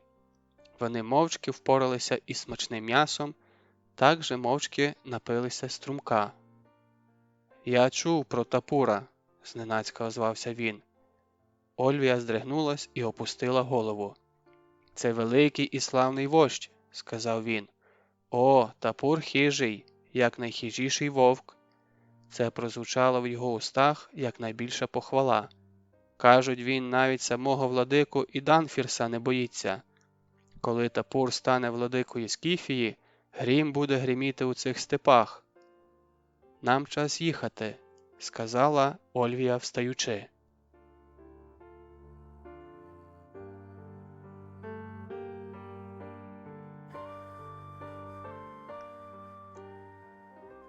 Розділ 6. Допоки їхній цар не злякається. Минув ще один день виснажливого трясіння в сідлі. На ночівлю спинилися посеред степу просто неба. Той, хто знищує вовків, розвів багаття, витерши вогонь двома паличками, нарвав Ольвії трави. Вона була така стомлена, що ледве трималася на ногах. Погодувавши лікту, притулила її до грудей, скрутилась клубочком на траві і одразу ж заснула, грудьми відчуваючи тепло і доньки, і багаття. Той, хто знищує вовків, зняв із себе вовчу шкуру, обережно накрив жінку, а сам, горблячись, всю ніч сидів біля багаття у драній курці і малахії, підкладав хмиз та сторожко прислухався до виття у степу. Чорна глуха ніч обступила багаття з усіх боків. Раз по раз у темряві вили вовки, кричали якісь птахи. Коні злякано тислися до вогню, пирхали і неспокійно тупцювалися. Всю ніч Ольвії снився Тапур. Вона тікала від нього, а він гнався за нею і страшним голосом кричав: «Савроматам продам! Савроматам!» і перетворювався на вовка. Ольвія злякано кричала ввісні. «Ха-ха-ха!» – реготав Тапур. «Хіба ти не знаєш, що я можу на вовка перекидатися? Я цар усіх вовків. Ти не втечеш від мене, і тебе не врятує той, хто знищує вовків. Прокинулась вона від того, що кінь пирхав їй прямо в обличчя. Схопилася, з пліч сповзла вовча шкура, жінка злякано відсахнулася, бо спросонку привиділось бог знає що. В степу вже сіріло, передранкова свіжість доймала до кісток, і вона, поборовши відразу, накинула на плечі вовчу шкуру, щільніше притулила лікту. Багаття ледь жевріло, вкрившись сірим попелом, наче й собі сховалося під вовче хутро. Того, хто знищує вовків, не було, і його коня теж. За 2 дні Ольвія почала вже потроху звикати до свого дивного, хімерного супутника, і без нього їй стало трохи не по собі у степу. Далеко на півночі шугали дими, на кряжі зрідка проскакували вершники, ледь видимі звідси. Та вони були далеко, і навряд, щоб побачили її, і вона заспокоїлась. Та ось почувся тупіт копит зовсім близько. Ольвія потяглася рукою до Акінака, вся напружилась. За могили вигулькнув вершник у вовчому малахії і курці. Під'їхавши ближче до багаття, кинув 2 вовчі голови і, спішившись, пустив коня, а сам підійшов до напівзатухлого багаття, сів, згорбившись. На ньому була стара витерта куртка, повстяні штани. В тій курці він був схожий на звичайнісінького скіфського пастуха, котрий пасе чужі табуни. Лише Малахай нагадував, що він той, хто знищує вовків. «Що трапилось?» – запитала Ольвія. «Сіроманці хотіли викрасти наших коней», – сердито озвався він. «Удвох я відтяв голови». Помовчали.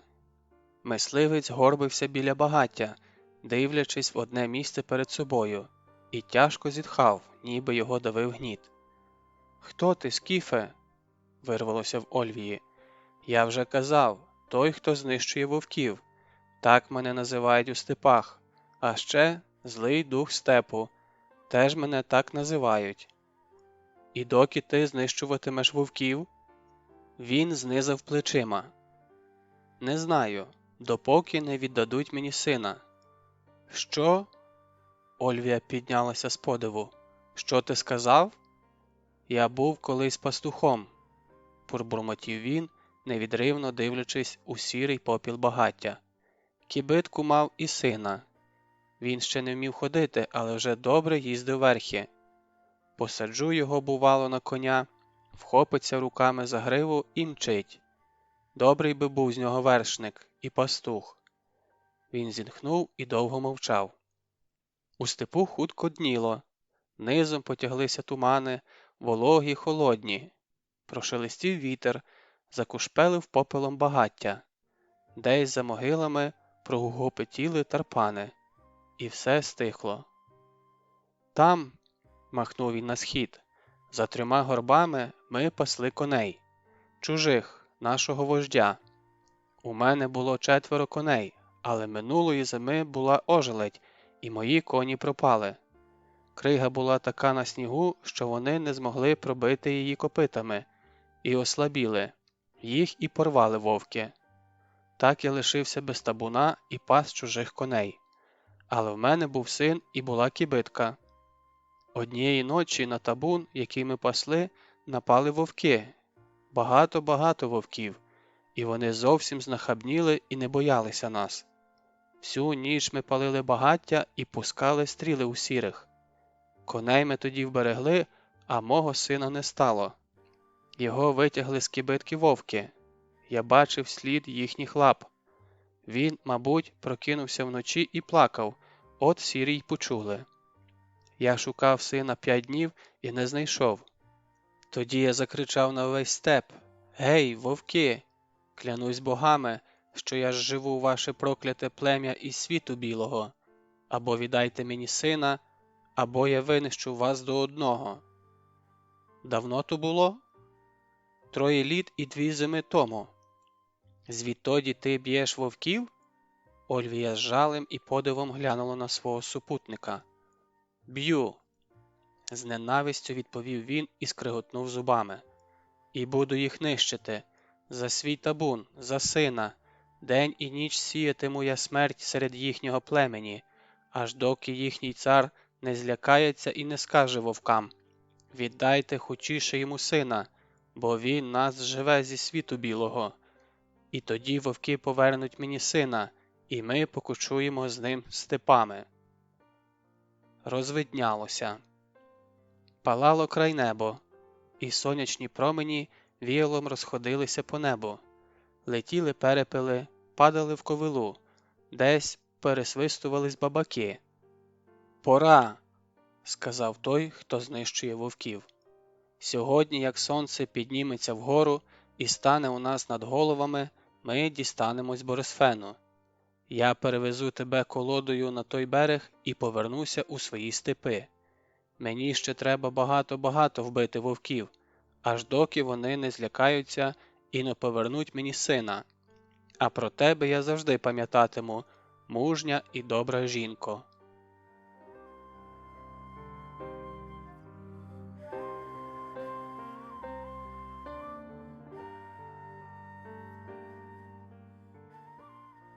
Розділ 7.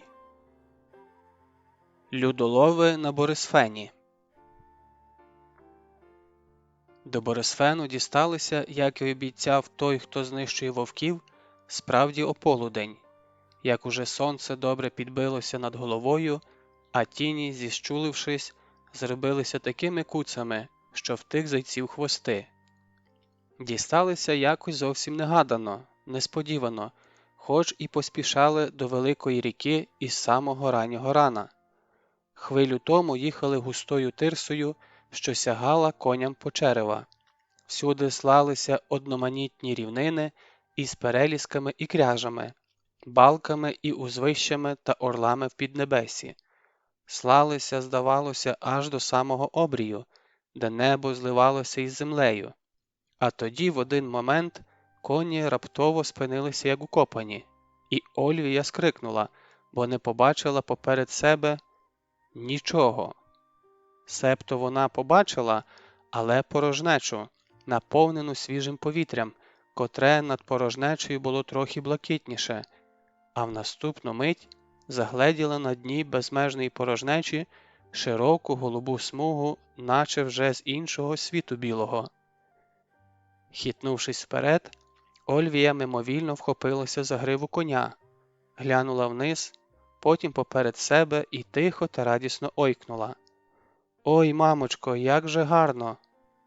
Вони стояли на високій, стрімкій кручі, на якій чуприною маяла тирса, а далеко внизу, в широкій привільній долині, серед вербових гаїв, зелених островів і жовтих прибережних пісків, серед неосяжних просторів, під високим і бездонним небом неквапливо плинув на південь до гостинного моря могутній Борисфен. І над його голубизною, над зеленню островів і жовтизною пісків літали білі чайки. І було тихо і благословенно над усім білим світом.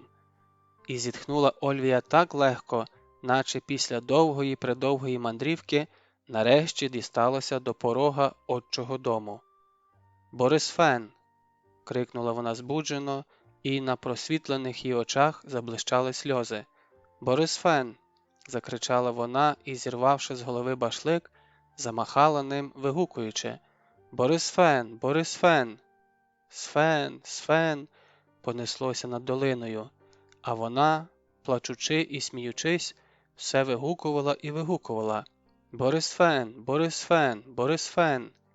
І дивно було їй, і бентежно, і аж не вірилось, що ця велика і славна ріка несе голубі води до її рідного краю. «Лікто, донечко!» – збуджено торохтіла Ольвія до дитини. «Поглянь, уже Борисфен! Поглянь, поглянь, ти ще ні разу не бачила Борисфену. Це наша ріка, вона тече до мого краю». По той бік ріки аж ген-ген простилалася широка долина. Спершу за водою жовтіли піски, а за ними зеленою стіною вставали діброви і гаї, а ще далі здіймалися гори, і по той біч на крутих горах стовпами стояли дими скіфських кочовищ. І там, за горами, за димами, був її рідний край. Той, хто знищує вовків, зняв малахай, підставив сиву закудлану голову борисфенським вітрам. «Арпоксай!» – прошепотів він сам до себе. «Батько наш!» І по хвилі додав якимось іншим, у ту мить неглухим голосом. «Немає у скіфів іншої такої ріки, як Арпоксай. Багато у Скіфії рік і річок, а другого такого Арпоксаю немає. Він, як батько, один». Від ріки віяв чистий і свіжий вітер. Дихалось легко, і втоми більше не було. І горе у ту мить забулося, і забулися злигодні останніх днів, утеча, вовки, відчай. Все у ту мить забулося, і здавалося Ольвії, що вона вже вдома, і стоїть на кручі, і дивиться вдалину. Та нараз заплакала Лікта, і той, хто знищує вовків, опам'ятавшись, поспішно натягнув аж на лоба малахай і буркнув до неї своїм звичайним глухим голосом. «Досить стовбичити на видноті, у ці краї забродять недобрі люди. Звідти, – показав він рукою на північ, – рибу ловлять і людей, котрі їм на очі потрапляють». Круто повернув коня від кручі і помчав у степ. Назад од Борисфену. Нічого не розуміючи, Ольвія поїхала за ним слідом, і за мить вони знову були серед безмежної степової рівнини. І здавалося, що й не було тут ніколи Борисфену. Тільки коли озиралися назад, то над тим місцем, де за кручею внизу плинула ріка, більш од звичайного голубіло небо. Та ось мисливець повернув коня вбік і став круто спускатися в балку. Ольвін кінь теж круто пішов униз, і вона, однією рукою притримуючи дочку на грудях, другою вперлась йому в гриву і трохи відкинулась назад.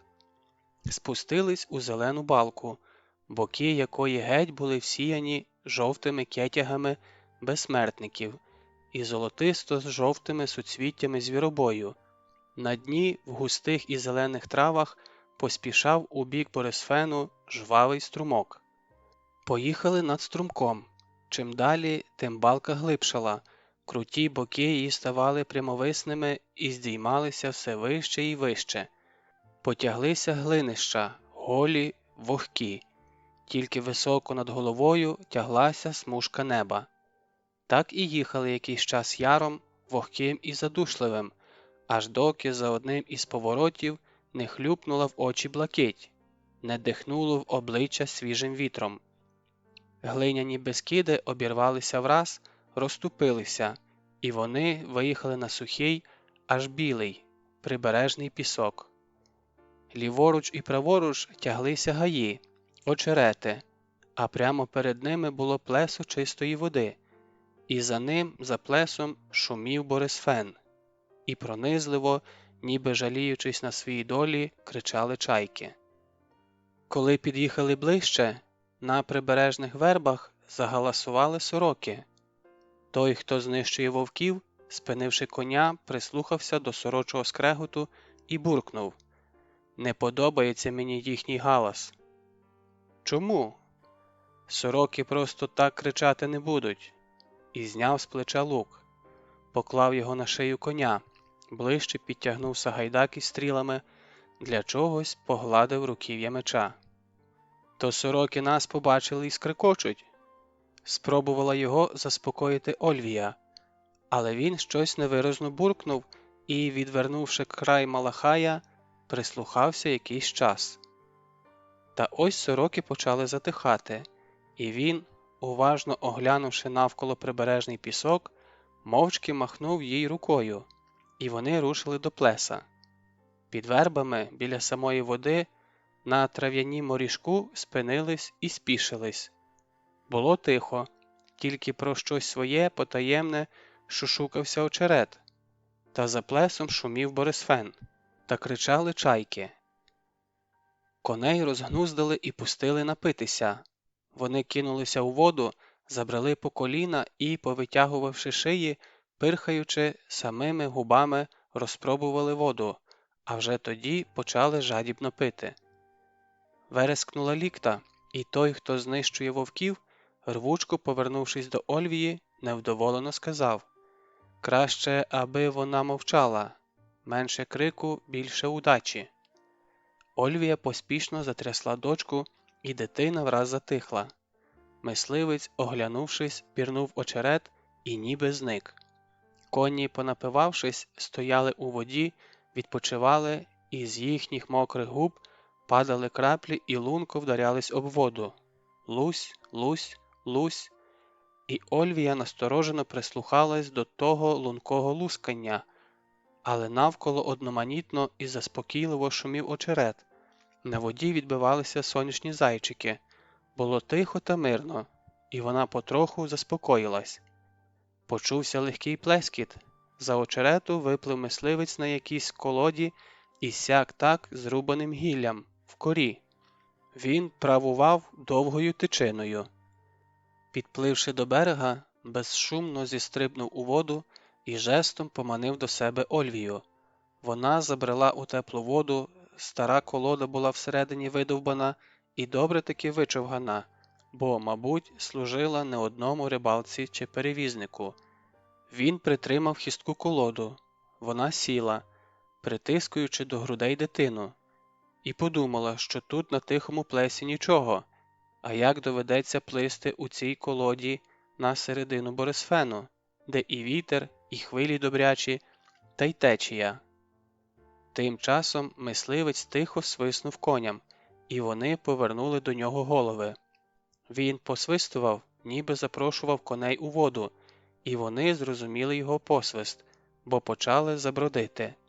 Тоді він розвернув на місці колоду вужчим кінцем до Дніпра, і Ольвія опинилася лицем до берега, а спиною до води. Але берега гаразд не бачила, бо він загороджував його собою. Тихо підпихаючи колоду, він рушив, забродячи все глибше і глибше. Коли вода вже сягнула йому до пояса, він уперся руками в край колоди, готуючись сісти в неї. І тут хитнувся, наче здригнувся, чомусь різко вигнув спину і відкинув назад голову так, що борода його глянула в небо, а на зарослім обличчі з'явилася якась гримаса, схожа на подив. В ту мить Ольвія ще нічого не могла зрозуміти, тільки дивувалася, чому він вигнувся так неприродно і чому не сідає в колоду. І раптом з жахом вона побачила, що з його перекошеного рота із куточка потік червоний струмок, і лунко та швидко і часто закрапав у воду. Крап-крап-крап. «Що з тобою?» – шепотом запитала вона, і тут тільки побачила, що в його потилиці стирчить стріла з чорним оперенням і злегка хилитається. І тоді вона збагнула, що стоїть він перед нею, хоч і не мертвий ще, але вже й не живий. І очі його скляніють на помертвілім обличчі, а на бороді, біля рота, кривавиться червона піна. Ольвія хотіла крикнути, але в роті у неї враз так зробилося сухо, що вона не змогла повернути язиком. І тільки тоді до її слуху донісся пронизливий крик. Із верболозів почали вибігати якісь низькорослі, карячконогі люди у звіриних шкурах. І вже коні забилися в арканах, і нападники у звіриних шкурах заверещали від захвату, розмахуючи хто луками, хто короткими списами. Все це відбувалося в одну скороминущу мить, наче у тумані, в якомусь важкому і гнітючому сні. А в наступну мить той, хто знищує вовків, з трудом розімкнув закривавлені щелепи, з шумом видихнув із грудей останнє повітря і, падаючи навзнак, різко відштовхнув від себе колоду з Ольвією, а сам зник під водою. І легка, хистка колода, із силою відштовхнута ним від берега, справді попливла понад берегом, і відразу ж у неї почали впиватися стріли. Ольвія впала на видовбане дно колоди, і від того руху колода хитнулась і попливла ще швидше понад очеретом, а далі підхопила її течія і понесла геть із плеса за очерет до Борисфену. Ольвія чула, як на березі іржали заарканені коні, як кричали ті люди у звіриних шкурах, чула, як затріщав очерет, певно, вони через очерет хотіли кинутись навперейми колоді. Чула, але нічого не бачила, бо лежала на дні, притискуючи до себе лікту і навіть заплющивши зляку очі. На її щастя, течія, підхопивши колоду, винесла її до Борисфену, а там загудів над водами вітер. Хвилі, що йшли ряд за рядом на південь, підхопили колоду і понесли її все далі і далі. Колода вертілась, хиталась від вітру і хвиль, злітала над водою, падала кудись униз, і Ольвія тепер боялась не так тих людей у звіриних шкурах, як Борисфену. Якщо хвилі чи вітер перекинуть колоду, то піде вона на дно каменем. Плавати Ольвія не вміла. Та поки що все йшло добре, і вона почала потроху заспокоюватись. Коли б той, хто знищує вовків, уже напівмертвий, не відштовхнув від себе колоду на течію, то не врятувалася б я, думала вона із вдячністю про того, хто так її виручив. І ще подумала, що той дивний мисливець тепер вже на тім світі таки зустріне свого сина. Куди її несло, не бачила, лише чула, як над колодою гуде свіжий вітер та б'ють хвилі, і бризки заливають їй спину. Колода хиталась, і здавалось, що ось-ось перевернеться, і Ольвія здригалась, відчуваючи, яка глибінь під нею. Боялась ворухнутись, аби необережним чи різким рухом не перевернути свого вутлого човника, ще міцніше тулила до себе дочку, а коли вона плакала, квапно їй шепотіла: «Цить, цить, бо людолови схоплять, бо колода перевернеться, а мама твоя плавати не вміє, то й на дно підемо». Вітер почав мовби затихати, і Ольвія жахнулась.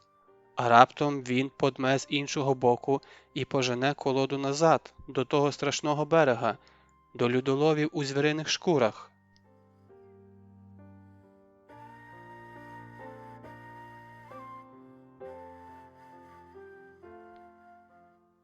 Розділ 8. Від бідного скіфа до багатого і ще до багатшого. Колода ткнулась у щось м'яке, хитнулась і затихла, наче застряла. Тепер хвилі похитували її лише з одного боку.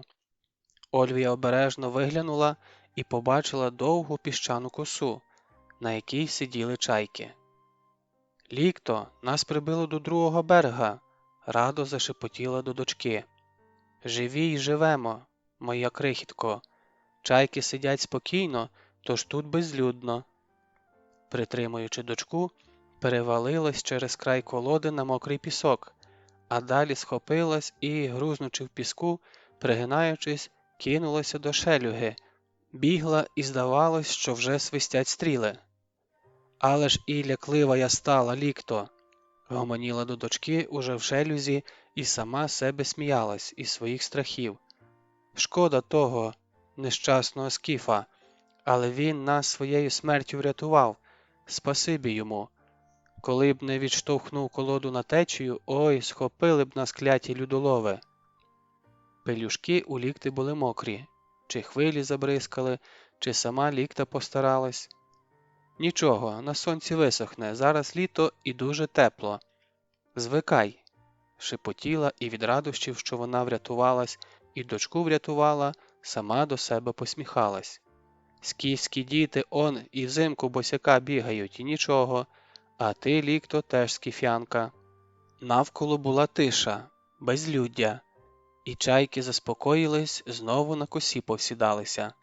Лікта почала плакати, морщила личко, кривлялась, вовтузилась, намагаючись виплутатись із пелюшок.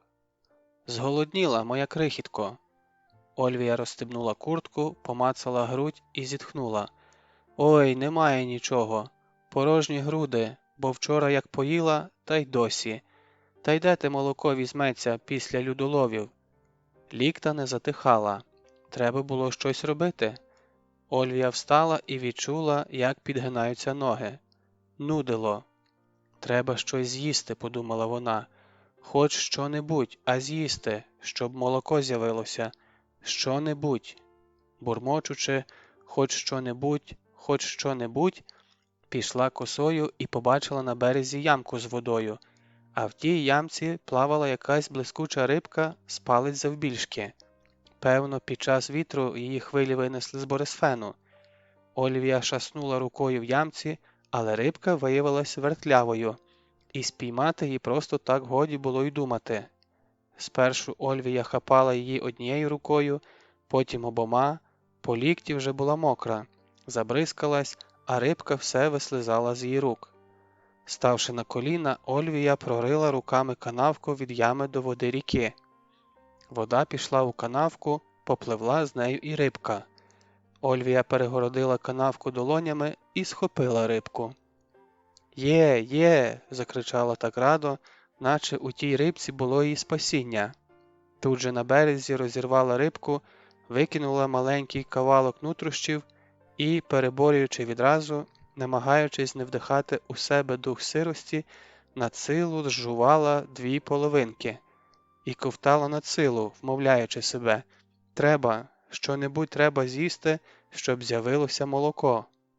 Лікта не вгавала, вона тицнула їй у роток манюній хвостик, і дочка затихла, смокчучи беззубими рожевими яснами той хвостик.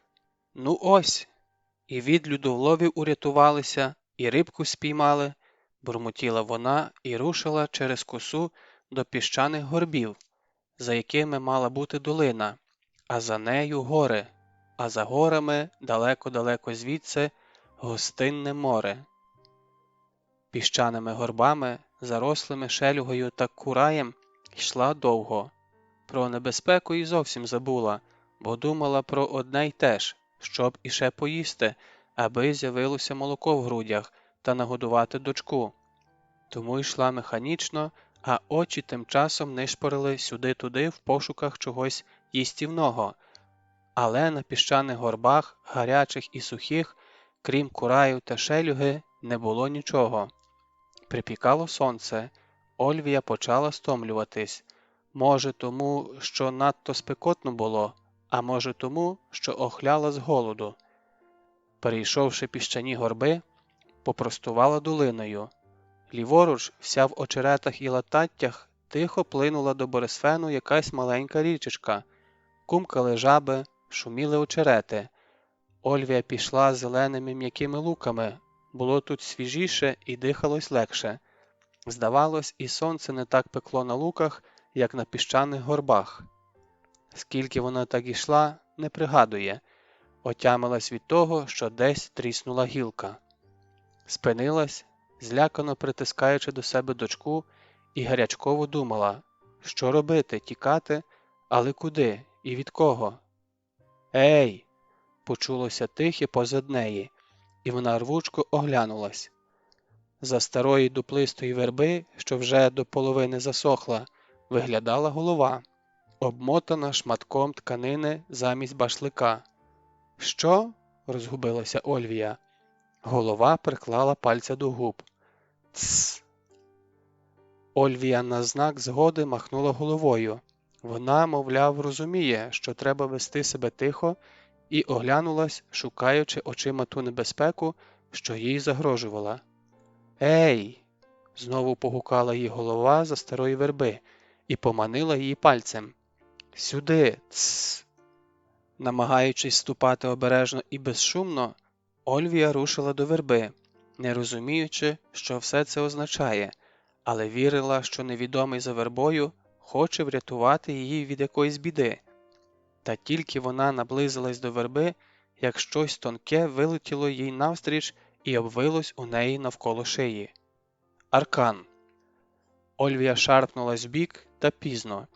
Волосяна петля туго обвилась навколо горла і почала її душити. За верби вискочив маленький скіф і, натягуючи аркан, біг до неї підстрибом і кричав: «Обманули! Обдурили і спіймали пташку. Ха-ха-ха. Ох, ха-ха, яка гарна пташка. Він потягнув вірьовку так, що Ольвія впала і захрипіла. І доки вона силкувалася розтягти на шиї аркан, він підбіг до неї і вправно обмотав її кількома витками вірьовки, і тоді сів біля неї і, посміхаючись, дивився, а що ж він щойно спіймав. «А здорово я тебе підманув, правда?» – сміявся він, блискаючи зубами. «Воно б і так ти од мене не втекла, але довелося побігати за тобою по такій спеці, а так сама підійшла». Він придивився до неї пильніше і свиснув. «Та ти не сколодка, хоч і вбрана по-нашому. Хто ти? Де ж ти взялась у наших краях, га? Тут такі, як ти, не водяться. По великій ріці припливла, чи що?» Ольвія була зла на себе, що так глупо пішла до нього, як він манив її пальцем, і мовчала, позиркуючи на веселого, дотепного скіфа. Він був низькорослий, рудий, аж вогнистий, увесь у ластовині, як дівка навесні, з ріденькою рудою борідкою, що смішно кучерявилась з одним вухом. Замість іншого виднілись якісь недогризки, але, судячи з голих ліктів, що стирчали з його драної куртки, та з відсутності башлика, вона зрозуміла, що він із бідняків. Можливо, пастух. Ось тільки веселий не в міру, підморгує, шкірить зуби, хахакає. «Ти завжди такий веселий, чи тільки тоді, як жінок ловиш?» – запитала вона з дивним для неї самої спокоєм. «Завжди, завжди!» Рябе в ластовині його обличчя так і розпливалося в посмішці. «У мене немає нічого, крім цього аркана, ось тому я і веселий такий. А жінок я люблю рідко. Тебе першою спіймав. Але я дуже радий, що тебе спіймав. А я – ні. Зараз же мене відпусти». «Як це відпусти?» Рудько, так його подумки охрестила Ольвія, аж схопився на ноги з подиву, і рябе його обличчя у ластовині потемніло.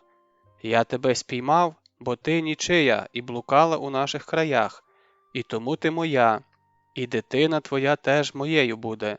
А ти відпусти, ха! Найшла дурного. Я відпущу, тебе інший зловить, бо нічиї жінки всім подобаються». «Я не нічия», – ображено відрізала Ольвія.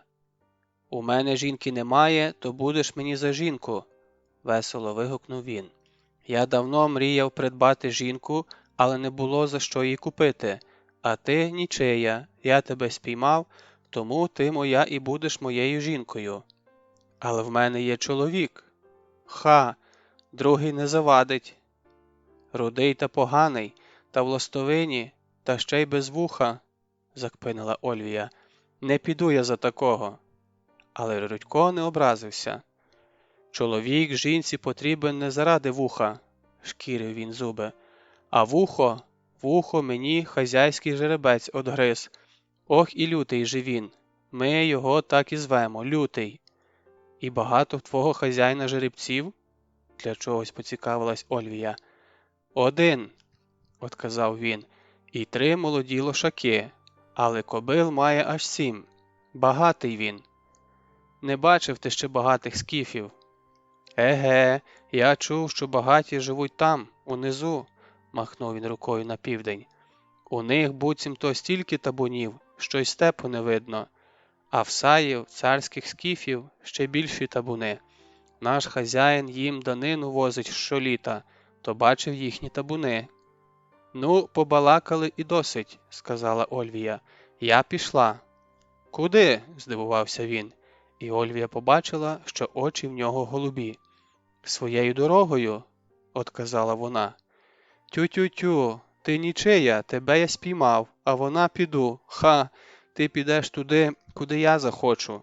Іди до нашого табору, гарна чужачка, вбрана по-скіфському, і не здумай тікати, бо я пастух, бігаю швидко, та й аркан у мене в руках, ураз накину на шию. Не таких лошиць вкоськував, а з тобою вже якось упораюсь». Ольвія йшла толокою і гадала, як їй поставитись до того, що трапилось. І що, це рабство? Чи рудий пастух жартує? Адже в нього такі добрі голубі очі і таке смішне рябе обличчя у ластовині. Хіба цей бідняк здатний на зло? А рудий пастух ішов позад неї і сам із собою вголос гомонів. Я, спанів, бідний скіф, у мене немає навіть башлика на голові, і наконечники моїх стріл кам'яні, і жінки у мене немає, бо хто із колоток піде за пастуха, який не обзавівся ні кибиткою, ні юртою, ні табуном? А чужачка піде за мене, бо вона нічия, і я її спіймав, і тому вона моя. І гарна яка, ні в кого, навіть у багатих хазяїв немає таких гарних жінок. А мене, рудий скіфе, та ще й одновухий, ти запитав, чи хочу я бути твоєю жоною, чи ні? Не обертаючись, запитала Ольвія. Я за таких незугарних заміж іти не збираюся. Незугарний, так зате ж веселий, і тобі буде зі мною весело. А вже ж, насміюся. Смійся, а мені все одно в таборі Гануса всі будуть заздрити. Ох, вигукнуть жінки, з панів немає ні кибитки, ні юрти, ні коня, а таку жінку собі добув. Ай, з панів, скажуть, як йому повезло. Навіть хазяїн, багатий Ганус, не має такої красуні, а бідний з панів має.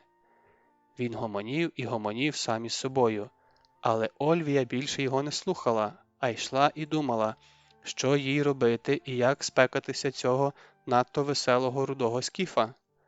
Але тільки поминули толоку і виткнулися із-за старих верб, як навстріч вибігли собаки і здійнявся гавкіт. З панів, ляскаючи батогом, відігнав псів. Під горою стояло з десяток юрт, благеньких, сяк-так поприкриваних шматками повсті, деякі світили ребрами. Трохи осторонь на підвищенні стояло чимале шатро, біля якого на сонці просушувались барвисті килими, а за шатром стояла повозка. Біля юрт бігали діти, порались жінки, але тільки загавкали собаки, як жінки, випроставшись, поприкладали долоні дашками до очей і дивилися на толоку. А кого це веде до табору пастух? А подивіться но, жіночки, яку гарну чужачку з дитинчам я оце опіймав. Ще не доходячи до табору, загукав з панів і на радощах гучно ляскав батогом. Вона нічия, від великої ріки йшла, то я і спіймав її собі. Жінки мовчки дивилися на чужачку. Ольвія в свою чергу дивилася на них. Були вони дебелі, смагляві, зодягнені у плаття, хто в рясних спідницях чи й шароварах, але босі. У деяких закачані рукава і холоші шароварів, молодші простоволосі чи в хустинах, і лише старші мали на головах або ж башлики, як в Олівії, або ж високі клубуки, з-під яких на спини їм спадали покривала. У молодших волосся зібране в тугі вузли на потилицях. В тиші, що запанувала у таборі, гавкнув якийсь собака і відразу ж вмовк, і собі витріщившись на чужачку. Діти поховалися за широкі материні спідниці і визирали звідти злякано. Ольвія зробила кілька кроків і спинилася розгублено. Іди, красуне!» – підштовхував її у спину пастух. «Хай усі подивляться, яку жінку роздобув собі з панів, бо вони думають, що з панів тільки те й вміє робити, що пасти хазяйських коней та волів». Тоді жінки, скинувшись, загомоніли, залементували усі разом. «Ай, і справді молода й гарна!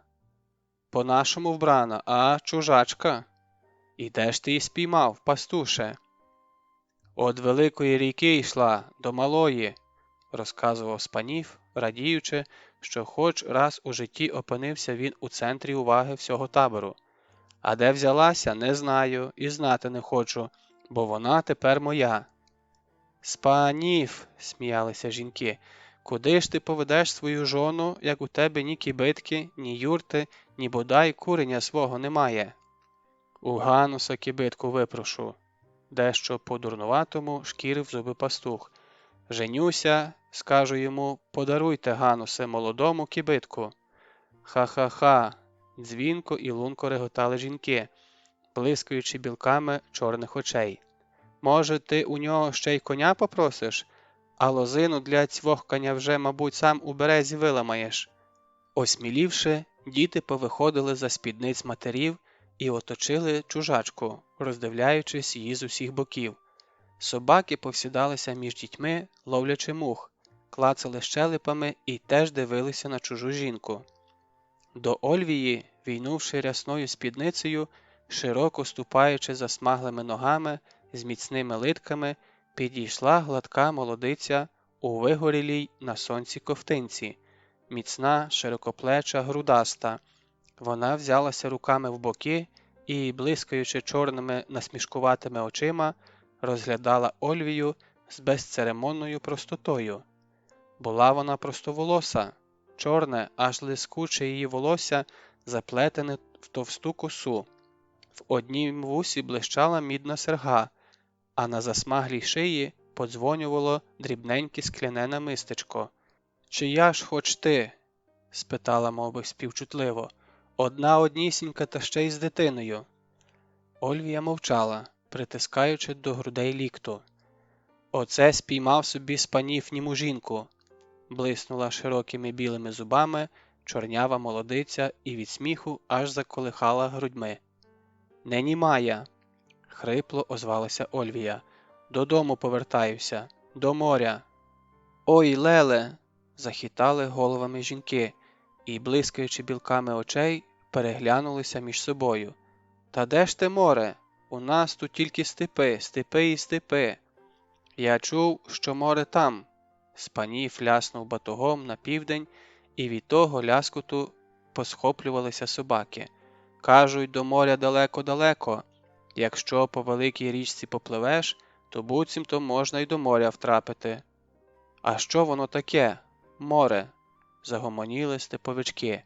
«Море?» – знизала Ольвія плечима, бо ніколи не задумувалася над тим, а що ж таке море. «Ну, море – вода, багато води». «А нащо скіфам багато води?» – здивувалися жінки. «І худобу, мабуть, тамтешнім жінкам ніде пасти?» «Біля моря живуть не скіфи, а греки». «Все бреше ця чужачка», – вигукнула стара сива скіф'янка із гачкуватим носом, що нависав над її верхньою губою. «У всьому білому світі живуть тільки скіфи. Відколи я живу у цих степах, а крім скіфів, ще не бачила нікого. А я, коли жила біля моря, то бачила людей різних племен». Зітхнула Ольвія і подивилась на мале дитинча, що стояло перед нею і гризло якийсь коржик, і ковтнула слину. Це завбачила молодиця і сплеснула руками. «Людоньки, та вона ж голодна, треба нагодувати мандрівницю, а ми гала-бала, ще й дитина у неї».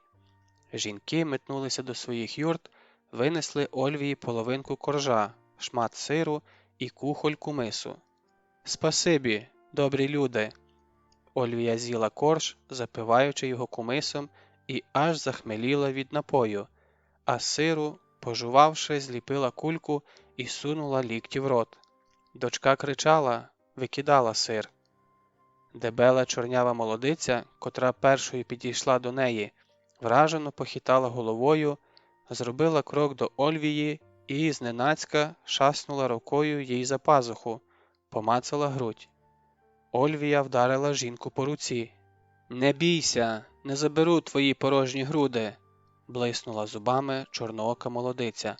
«Свої маю», – і показала Ольвії білі, переповнені молоком груди. «У мене в юрті спить таке дитинча, як у тебе, а молока й на 3 вистачає. Давай свою малу, не бійся, я не скажена». Вона доброзичливо дивилася на Ольвію веселими чорними очима і була така спокійна і впевнена в собі, що Ольвія відчула себе біля неї в затишку і віддала їй лікту. Молодиця, взявши лікту, заусміхалась їй у личко, зацокала язиком, потім однією рукою витягла грудь і сунула малій до рота рожевий набухлий сосок. з якого аж сочилося молоко. Лікта затряслась, схопила беззубими яснами сосок і, сопучи, жадібно смоктала, аж стогнучи від задоволення. Як п'явочка присмокталась, вигукнула чорнява молодиця. Таке мале, а як вчепилося. Скіф'янка годувала дитину і посміхалась до неї, чи не вперше за останні дні посміхалась і Ольвія. Гарне у тебе дитинча. Батько у неї, мабуть, скіф? Ага, Тапур. Не чула про такого. Він родом із яких скіфів? Із Саїв. Пастух з панів, що було всівся на траву, відразу ж схопився і з подивом витріщився на жінку, яку він спіймав. Із Саїв? Протягнув він недовірливо. Із царських скіфів? Ага. Ого, свиснув він. А як же ти, жінка самого Сая, опинилася у наших краях? Звідси до землі Саїв далеченько. Довго розказувати, зітхнула Ольвія. Еге-ге, он воно що, здивувався Спанів. А я живого Сая і в очі ще не бачив. Простих скіфів бачив, а царських Саїв не доводилося. Кажуть, вони всі у золоті, а табуни у них такі, що й степам тісно стає. І твій чоловік із Саїв теж багатий. Ольвія нічого не встигла відповісти, бо за верб виїхав на коні товстий скіф у повстяній курці, що аж тріщала на його гладкому тілі, в башлику із блискучим шишаком, у червоних шароварах, холоші яких були заправлені у м'якій сап'янці. «Хазяїн! Хазяїн!»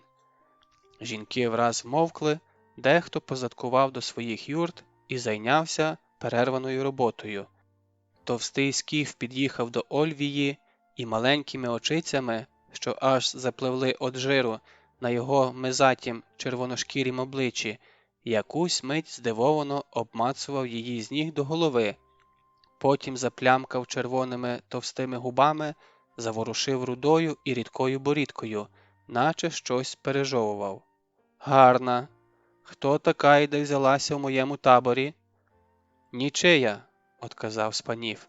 «Я спіймав її біля малої річки, а йшла вона од великої ріки з дитинчам на грудях. А ще каже, що її чоловік родом із...» «Мене не цікавить, хто її чоловік», – перебив пастуха товстий скіф і повернувся до Ольвії. «Хто така?» «Ольвія». «Ольвія?» – повторив він і заплямкав губами. «Не чув про таку».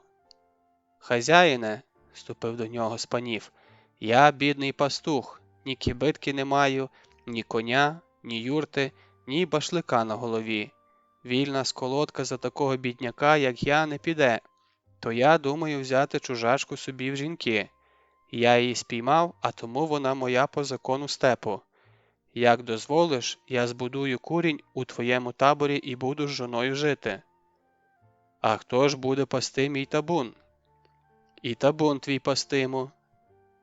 Товстун знову заплямкав, пожував щось губами і скривився, наче те, що він щойно жував, виявилося кислим.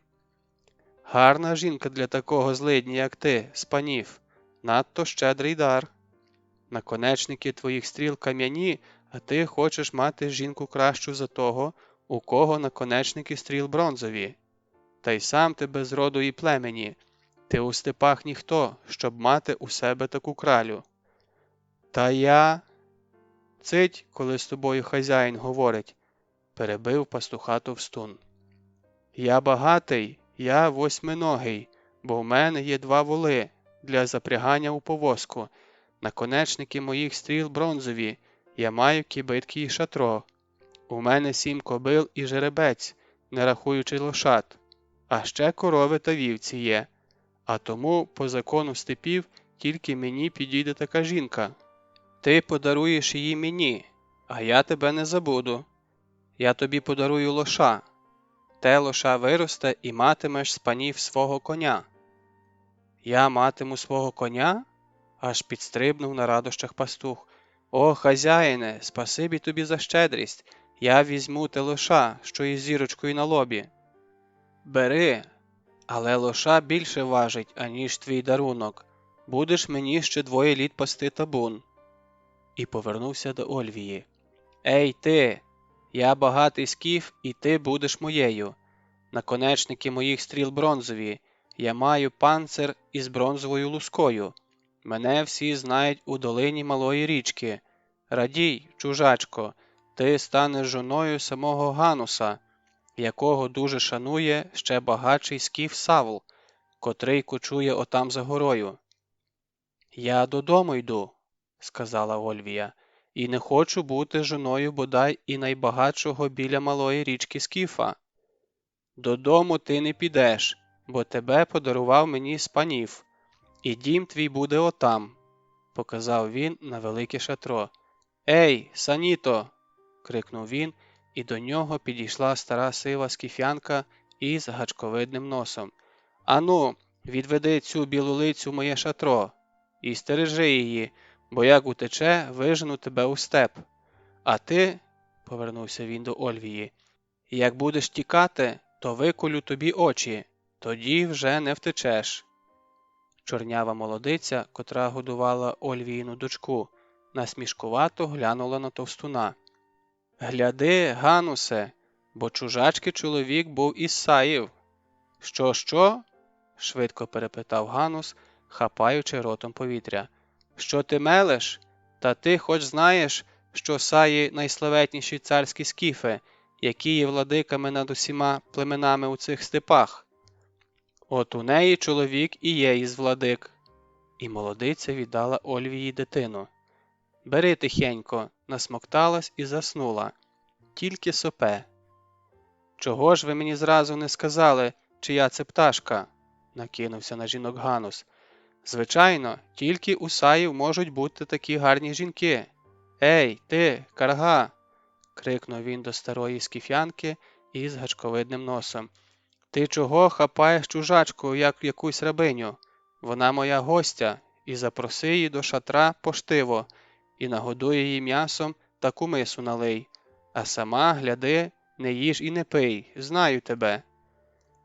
Тієї ночі Ольвія спала спокійно, бо крім неї і старої скіфянки у шатрі нікого не було.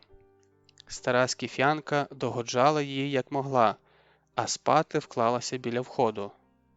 «Я твій вірний пес, жона самого Сая», – шамкотіла вона беззубим ротом. «І тут тебе ніхто й пальцем не зачепить. Та й хазяїн тебе боїться, як узнав, чия ти.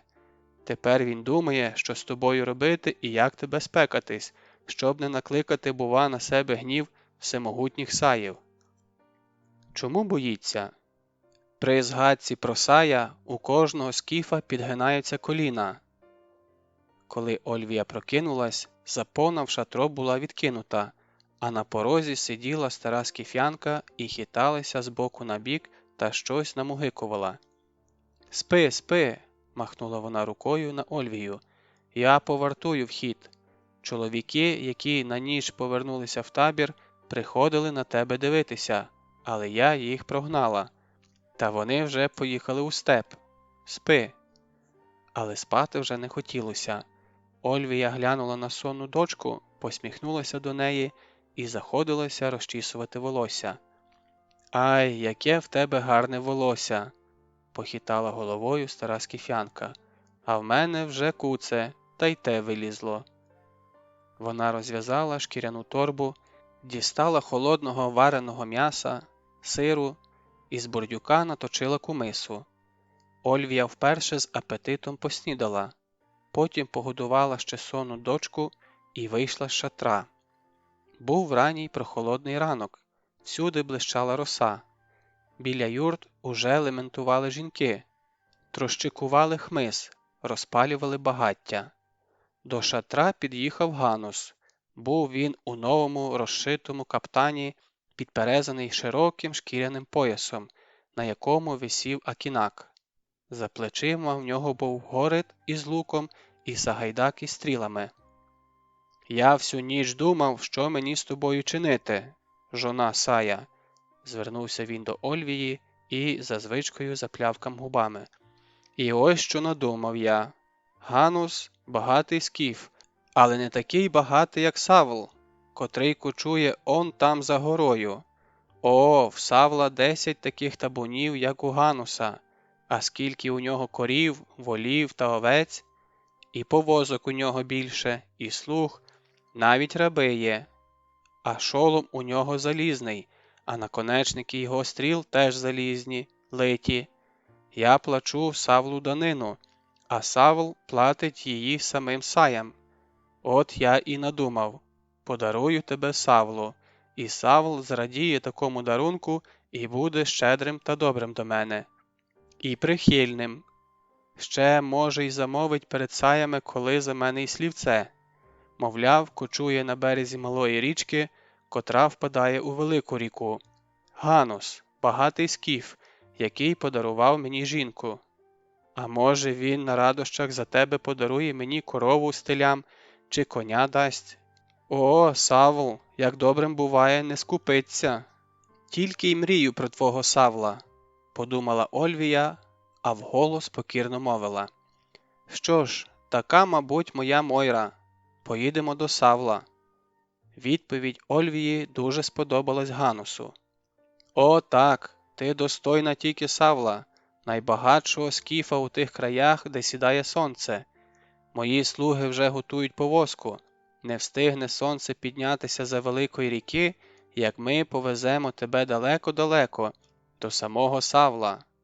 Примчали двоє верхівців, немолодих скіфів у повстяних круглих шапочках і куртках, про щось погомоніли з хазяїном.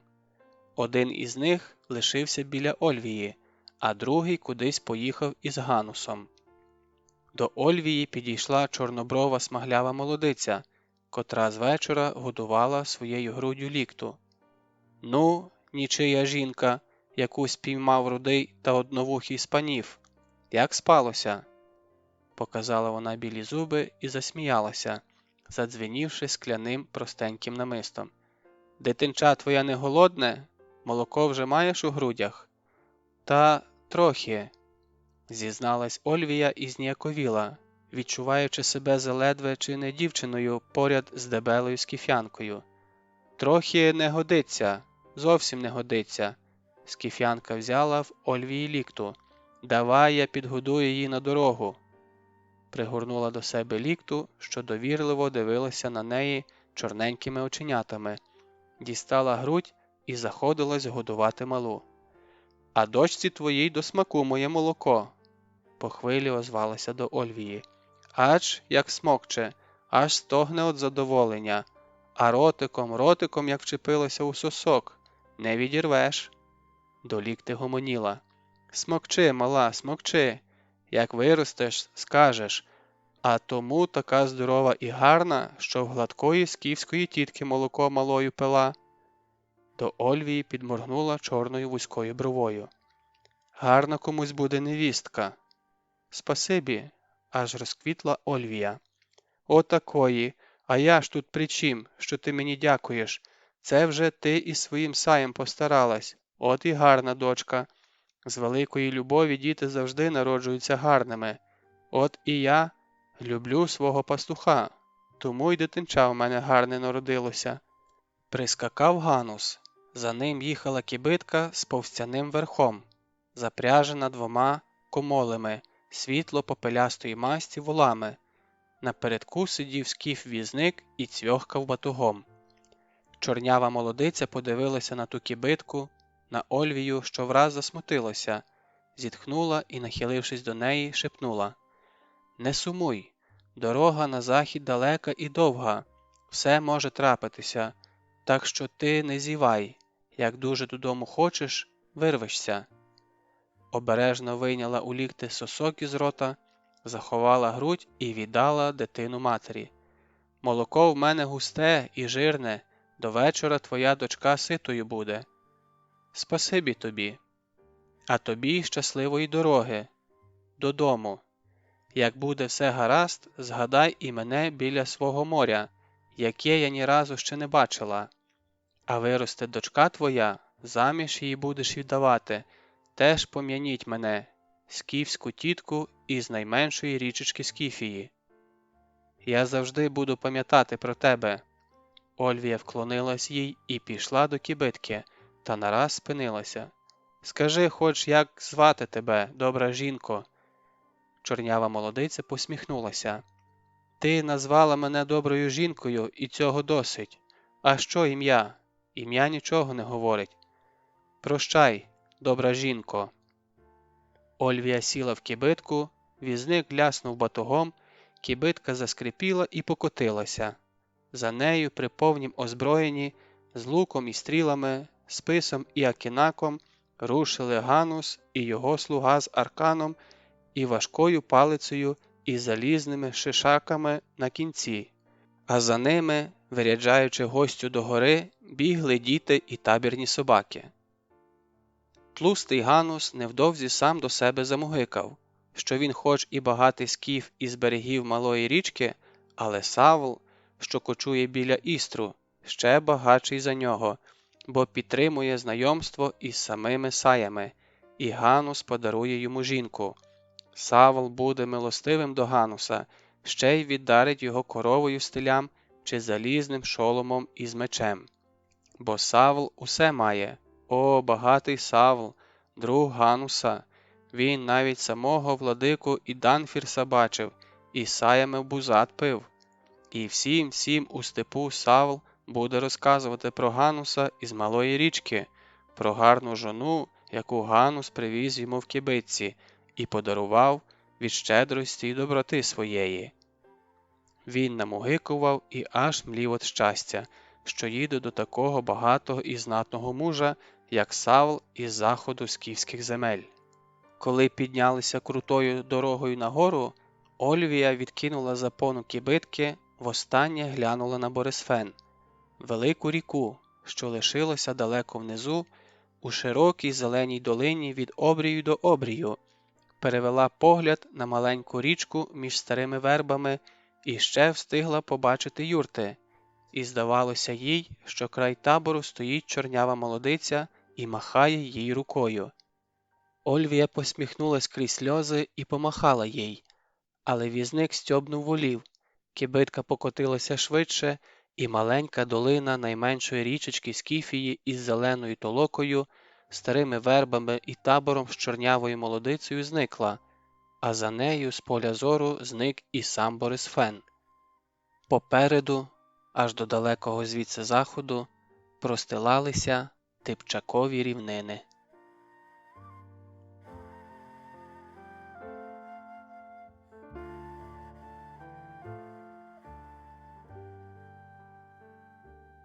Розділ 9.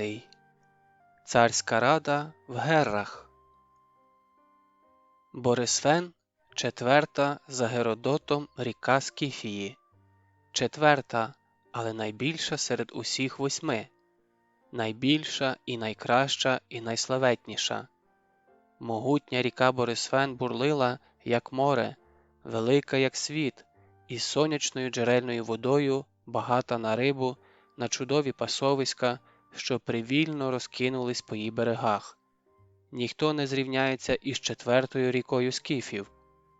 Ні перша ріка Істр, ні друга Тірас, ні третя Гіпаніс, ні п'ята Пантікап, ні шоста Гіпокіріс, ні сьома Гер, ні, зрештою, 8 Танаїс, ні десятки інших малих річок і річечок та озер, разом узятих, не в змозі зрівнятися красою і величчю з Борисфеном, якого скіфи врочисто називали Арпоксаєм, цар-ріка.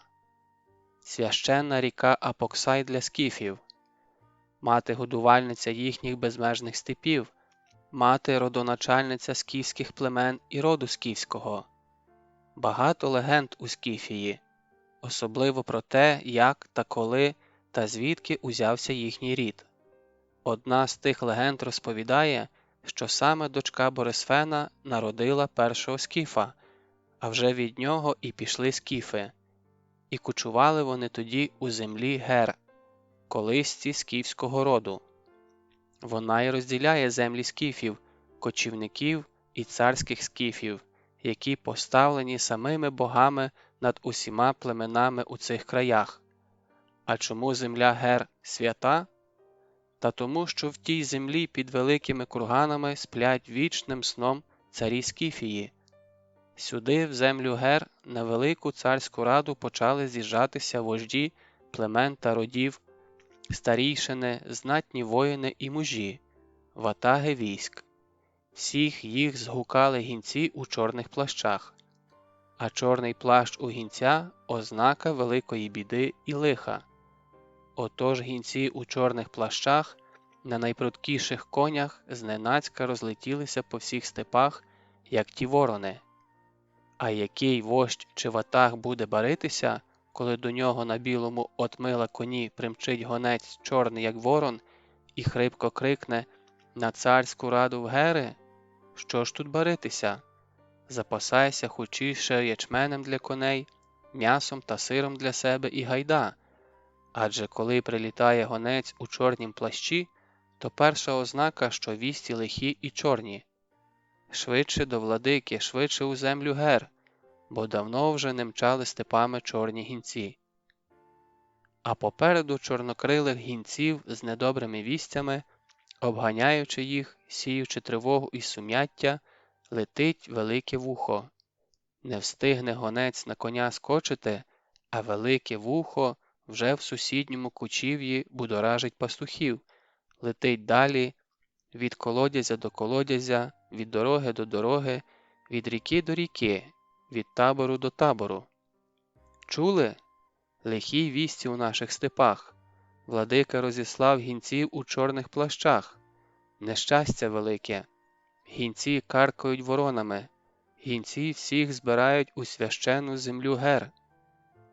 Кожний вільний скіф, якщо він опоясаний акінаком і має біля вуздечки свого коня здерті чуби з ворожих голів, а на поясі у мішечку чашу із черепа ворожої голови, коли він, одне слово справжній воїн, має право прибути у священну землю Гер на царську раду і навіть висловити свої думки, якщо його й не запрошували особисто. І багато таких знатних воїнів, вільних скіфів, при повному озброєнні помчали у землю Гер. Летить попереду чорних гінців стоязике і стокриле велике вухо. Будуть степи. Ніхто нічого ще не знає, але всі вже не знаходять собі місця. Всі хапаються за зброю, точать на чорному камінні акінаки і наконечники списів. Готують коней. Ой, не для добра гінці вирядилися у чорні плащі. Вже зринуло коротке слово – перси. Де перси і чому перси, ніхто нічого не знав. Але акінаки і наконечники списів точили на чорних каменях завзято. Так точили, що аж іскри сипали на всібіч. Торкнеш лезо, шкура репається. Вже відчувається в повітрі запах битву.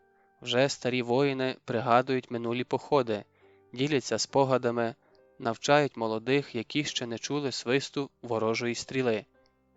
Всі сходились на тому, що владика Іданфірс збирає вільних скіфів для походу на персів у далекі-предалекі краї, за Кавказькі гори, туди, куди вже ходили скіфи шарпати Ассирію, Мідію та інші країни і племена.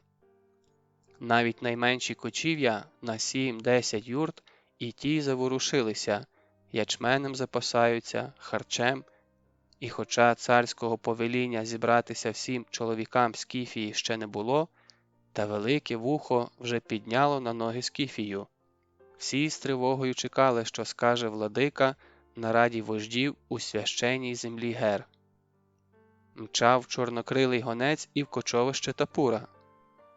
Поли його чорного плаща маяли за спиною і справді як два великих чорних крила. Він ще не вигулькнув навіть за обрію, як велике вухо вже обігнало його і всюди рознесло вість, що чорний гонець скаче до Тапура.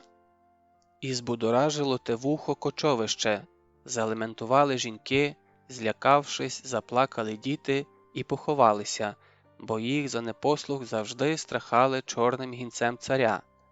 Ось примчить чорний гонець і забере тебе, і будеш знати, як не слухати. Відчуваючи біду, заскімлили собаки. Чоловіки вже збиралися в гурти, гадали так і сяк, і всі сходились на одному. Після царської ради у Герах буде похід, адже владика завжди перед великим походом збирає вождів на раду.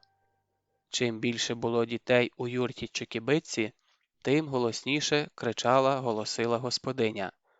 «Ой, та й не всі ж із походів повертаються! Ой, діточок у мене 12, та всі одне одного менші! Ой, як поїде годувальник мій у далекі краї та не вернеться! Що ж я робитиму із дітками малими, із горем великим?» Кочовище гуло, як розтривожене осине гніздо. Тапур міряв кроками шатро і слухав свого ватага Анахаріса. «Мій вождь, кращі вершники із кращих твоїх загонів, міняючи коней, промчали аж до самого моря. Ольвії ніде немає. Чи встигла вона першою проскочити до свого міста?» Ольвія зникла вночі, можливо, пізно увечері, а погоня кинулась вранці. Ольвія у спішці сіла на першого ліпшого коня, а погоня на найкращих. Не могла вона першою примчати до моря. Погоня наздогнала б її щонайпізніше, як в обід наступного дня. Анахаріс вмовк. Тапур, не дивлячись на нього, все ходив і ходив по шатру, м'яв у кулаці бороду, думав.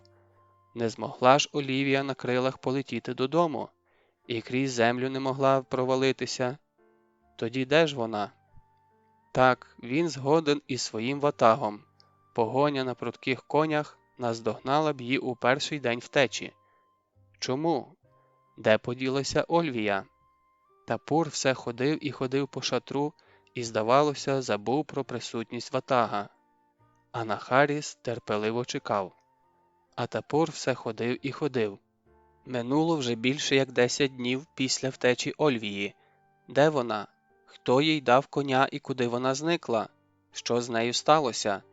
Чи жива хоч вона зараз? Що думає ватаг? Зрештою різко запитав Тапур. Мій вождь, я думаю. Ну? Думаю, що Ольвія поїхала не по караванній дорозі. Чому? Швидко запитав Тапур і спинився навпроти ватага, і в очах його ватаг побачив тривогу. Чому? Караванна дорога – легка і пряма дорога до понту. Ольвія здогадалася, що погоня за нею кинеться саме на караванну дорогу і… Ну! І тоді, аби збити погоню із сліду, вона помчала у протилежний бік, до Борисфену, себто прямо на захід від твого кочовища. Через вовче царство? Ватаг хоч розуміє, що каже? Спалахнув Тапур. Навіть воїни поодинці не ризикують тим краєм їхати, збираються в загони, а вона… Про трудність дороги, про вовчі зграї Ольвія могла й не знати. Вона багла перш за все збити із сліду погоню. Що ж, слова ватага звучать переконливо. Ольвія могла і справді не знати про те царство вовків, і, аби збити зі сліду погоню, кинулась на захід, на вірну загибель. Тапур ще швидше заходив по шатру. Хто міг дати коня Ольвії? Я так думаю, що їй могла допомогти тільки рабиня Мілена. Вона теж одного племені з Ольвією і до того ж дуже любила Ольвію. Сліпа рабиня могла дістати коня? Недовірливо перепитав вождь. Ось це мене теж збиває з пантелику, чесно зізнався ватаг. Але нюх підказує, тільки рабиня Мілена допомогла їй влаштувати втечу. Але я лише гадаю так, точно ж не знаю. Гадаю, я мушу точно знати. Дозволь притиснути Мілену, і вона, коли винна, зізнається у всьому. Тапур подумав і заперечливо хитнув головою. Ні, Мілену не смій чіпати. Її дуже любила Ольвія, та й Мілена берегла Ольвію. Тапур вмовк надовго, ходив по шатру, м'яв бороду, кусав губи. На душі при думці, що Ольвії вже немає на цім світі, було порожньо. Він навіть і не підозрював раніше, що без неї йому буде так незатишно, так пустельно в душі і помислах. Невже і справді Ольвія у відчаї кинулась у вовчий край? Спинився біля скрині з кіпарисового дерева, що була оздоблена візерунками.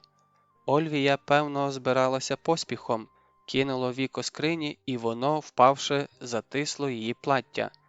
Він простягнув руку, обережно доторкнувся до білого плаття, провів по ньому рукою і рвучко відвернувся від кіпарисової скрині. «Ватаг! Підніми на ноги 10 загонів по 10 десятків воїнів у кожному і кінь їх на захід до Борисфену. Хай прочешуть степ аж до Великої ріки». А сам подумав, що, мабуть, уже запізно. Коли б ця думка прийшла зразу, можна б ще було її врятувати. А так, 10 днів минуло. Вовчий край, самотня, з дитиною. Невже вона повірила, що він безправді продав її у рабство? Але ж то не він їй погрожував рабством, то гнів шалений його кричав. «Ватаг, посилай загони, шукати доти, ну, доки буде хоч якась надія». «Слухаю». Але ватаг не йшов. «У тебе ще є новини?» «Так, по степу летить велике вухо і сіє сум'яття. Буцімто у всі краї мчать гінці владики у чорних плащах». І в ту мить у кочовище Тапура влетів гонець у чорному плащі. На широкій рівнині виросли сотні гостроверхих юрт та округлих шатер.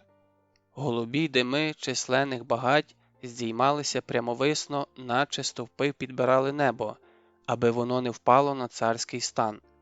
Навколо стану по великому колу носилися загони вершників, а далеко в степу на всі 4 сторони світу було послано посилені дозори. На кряжах і могилах біля високих сигнальних веж чатують димові дозори. Завмер степ, причаївся. Та ось між юртами заснували царські огласники. Владика Скіфії мудрий і Данфірс запрошує своїх вірних вождів, ватагів і знатних мужів відвідати його царське шатро. Ті, кого запрошено, повні величі йшли до царського шатра, над яким маяли на довгих списах кінські хвости. Перед входом у царське шатро горять багаття, біля яких застигли вартівники із списами у руках і мечами за поясами. Стоять рядами осідлані коні, і біля них завмерли у чорних плащах гінці. В кожну мить можуть вони знадобитися владиці, тож і готові вони у кожну мить скочити на коней і помчати степами туди, куди велить їм владика. Першим у шатро заходить 4-й вождь Скіфії Тапур, а за ним потяглися й інші вожді та старійшини. Схиливши голови, простують вони між вогнями, щоб очиститись від усякої скверни і злих помислів і чистими стати перед очі владики. На порозі падають на коліна і, допомагаючи собі руками, заповзають всередину, а опісля довгого поклону розсаджуються попід стінами на шкурах. Чим менший вождь, тим сідає подалі від владики, в глибині шатра. Царське шатро виплетене із лози і обтягнене білою повстю, на якій скачуть вершники і схрещують мечі з чужинцями. А ще на стінах шатра зображені чужі племена, які перед скіфським мечем, перед богом Аресом, стоять на колінах і вимолюють собі життя. Та ще зображений сам владика у колі своїх найближчих і найзнатніших вождів і мудрих старішин, і над ним на золотому коні сходить Калаксай, цар сонце. Посередині шатра царське вогнище, священне і недоторкане, іменем якого скіфи дають найміцнішу клятву, бо коли скаже скіф «клянусь царським вогнищем», то міцнішої клятви у світі немає. а того, хто дасть брехливу клятву іменем царського вогнища, чекає страшна кара. Над вогнищем дим піднімається у круглу дірку, наче чорна борода папая. Біля входу висить бурдюк, шкура здерта з кози із перев'язаними ногами, повний кумису. Слуги нечутно розливають його в чаші, розносять царським гостям. Схрестивши під собою худі ноги, взуті у м'які еластичні сап'янці, прикрашені золотими бляшками, в центрі шатра, біля вогню, сидить сутулий, змарнілий владика у царському вбранні. На його маленькій довгастій голові башлик із золотим шишаком, навколо якого обмотаний рудий конячий хвіст. Золоті пластинки закривають лоб і щоки. На цареві осяйна куртка із червоного оксамиту, поверх якої навпашки накинутий малиновий плащ, підбитий хутром соболя. Він сидить непорушно, голова його трохи опущена, погляд звернений до вогню. Гострий орлиний ніс, міцно стиснені тонкі сухі губи, очі звужені, сховані в щілини, щоки по-старечому запали. На золотім поясі його висить акінак у золотих піхвах, два особистих його зброєносці стоять позад нього. Один тримає царський лук із сагайдаком, обкладеним золотими бляшками, другий – царського списа, до древка якого приторочений кінський хвіст. Скіфи дуже поважають свого владику за його мудрість, за просту, нечванькувату вдачу. І Данфірс хоч і цар, але все може робити, що робить простий скіф чи звичайний пастух. Кобилицю здоїти і кумис збити, дикого коня волосяним повальцем спинити і вкоськати його, табуни вміє пасти, юрту поставити і зібрати, і, звичайно ж, не згірш них луком володіє, і жадібна до ворожої крові царська його стріла не знає промаху. І Данфірс не просто скіф із Саїв, він походить із роду самого Спаргапіфа, царя, котрий після 90-літнього блукання скіфів у Малій Азії повернув їх у степи до Борисфену. Давно то було, а скіфи й досі шанують Спаргапіфа, котрий першим сказав: «Скіфе, годі нам блукати чужими мідійськими краями, повертаймося у свої степи, де голуба вода Арпоксаю чекає на нас, де сходить наше сонце, наш славний Колаксай». А дідом і Данфірса був цар Гнур, теж мудрий і несхибний владика золотої вуздечки Скіфії. Він утвердив владу Саїв над усіма скіфськими племенами і родами, обіклав їх даниною, а непокірних знищив. І звідтоді усі скіфські роди і племена слухаються Саїв, яким на роду написано бути царськими, владиками усіх скіфів.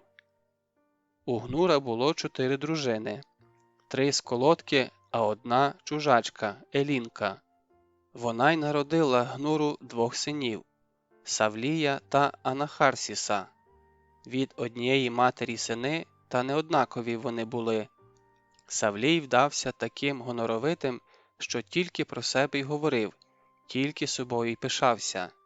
За його ж власним словом виходило, що, як царський син, він був найдостойніший, і стрілець із лука найцілкіший, і вершник неперевершений, і акінак його найславетніший, і зір у нього найгостріший, а розум найкмітливіший. Отож вважав він себе найзнатнішим скіфом, а все скіфське він вважав найліпшим, як чуже найгіршим. Ось тільки псувала йому настрій згадка, що його рідна мати не сколотка, а чужачка Елінка. Що батько цар, то добре, Савлій в іншого батька, не царя, просто і народитися не міг, а ось що мати… При згадці про матір Савлій кривив тонкі губи, і зла тінь пробігала по його гострому, завжди похмурому обличчі. Він навіть забороняв матері звертатися до нього на своїй, еллінській мові. «Є мова скіфська», – казав він, – «то інших мов мені й не треба. Про мене, що вони є, що їх немає». «Ох, царський сину мій!» – тільки й зітхала мати. «А для чого вони, інші мови, коли є скіфська?» – дивувався Савлій. «Все, що найкраще, маємо ми, скіфи, і цього нам досить». Підрісши, він став цуратися матері, обминав її шатро. Мати тихо плакала, але дорікнути неповагою своєму синові вже побоювалась. А якось Савлій так і сказав: «Такого, як я, мусила народити інша мати, сколотка, а не якась там Елінка». І дарма брат його Анахарсіс, який знав мову не лише батька свого, а й матері своєї, казав брату, що діти не вибирають собі батьків, ні батьки дітей. Савлій своє гнув: «Моя мати не сколотка, вона чужачка, а тому я не визнаю її за матір, адже вона, чужачка, додала мені скіфу чужої крові, яку я ладен випустити із себе по краплині». «Але ж твоя мати дала тобі життя», – казав йому Анахарсіс. «Вона тебе народила, із тьми, із небуття в білий світ тебе привела». Савлій аж випростався, став ще вищим, лице ще більш загострилося, зробилося холодним і владним. «Затям! Життя дав мені цар Гнур, скіф, а не якась там. А тобі життя, може, й чужачка дала. Ось чому ти такий. Чужий нам, не скіф». Савлія, як старшого в роді, рада вождів та старішин утвердила царем після смерті Гнура. Савлій був несхибним воїном і ревно оберігав скіфів від чужих впливів. «Хай скіфи повчають чужі племена, а не чужі племена будуть навчати скіфів», – любив він говорити. «Ми й без чужої науки уміємо стинати усім голови і хапати чуже добро». А ще він любив походи. І за його царювання скіфи не злазили й сідел. Їхні коні без угаву топтали чужі землі на сході, заході, на півдні і півночі скіфської землі. А ось Анахарсіс зовсім не таким вдався. До зброї потягу не мав і в походи за здобиччю та рабами ніколи не ходив. За це його дуже не любив брат цар. «Ти не чоловік, а жінка. Якщо не хочеш тримати у своїх руках ясну зброю, як то подобає тримати й чоловікові». Так зневажливо говорив Савлій про свого брата. Анахарсіс кохався у бесідах, бо дуже мудрим був. Міг будь-про що гарно говорити, і старі діди шанували царевича за розум ясний і кмітливий, за слово мудре і пізнання великі. Одного разу сказав Анахарсіс брату своєму Савлію: «Моя зброя не меч Акінак, а слово мудре, до бесіди гоже. І не для набігів на чужі землі я хочу сідлати коня, а для мандрівок по світу, щоб ще більше пізнати світ і людей, які його населяють. Відпусти мене, брате, у світ широкий мандрувати.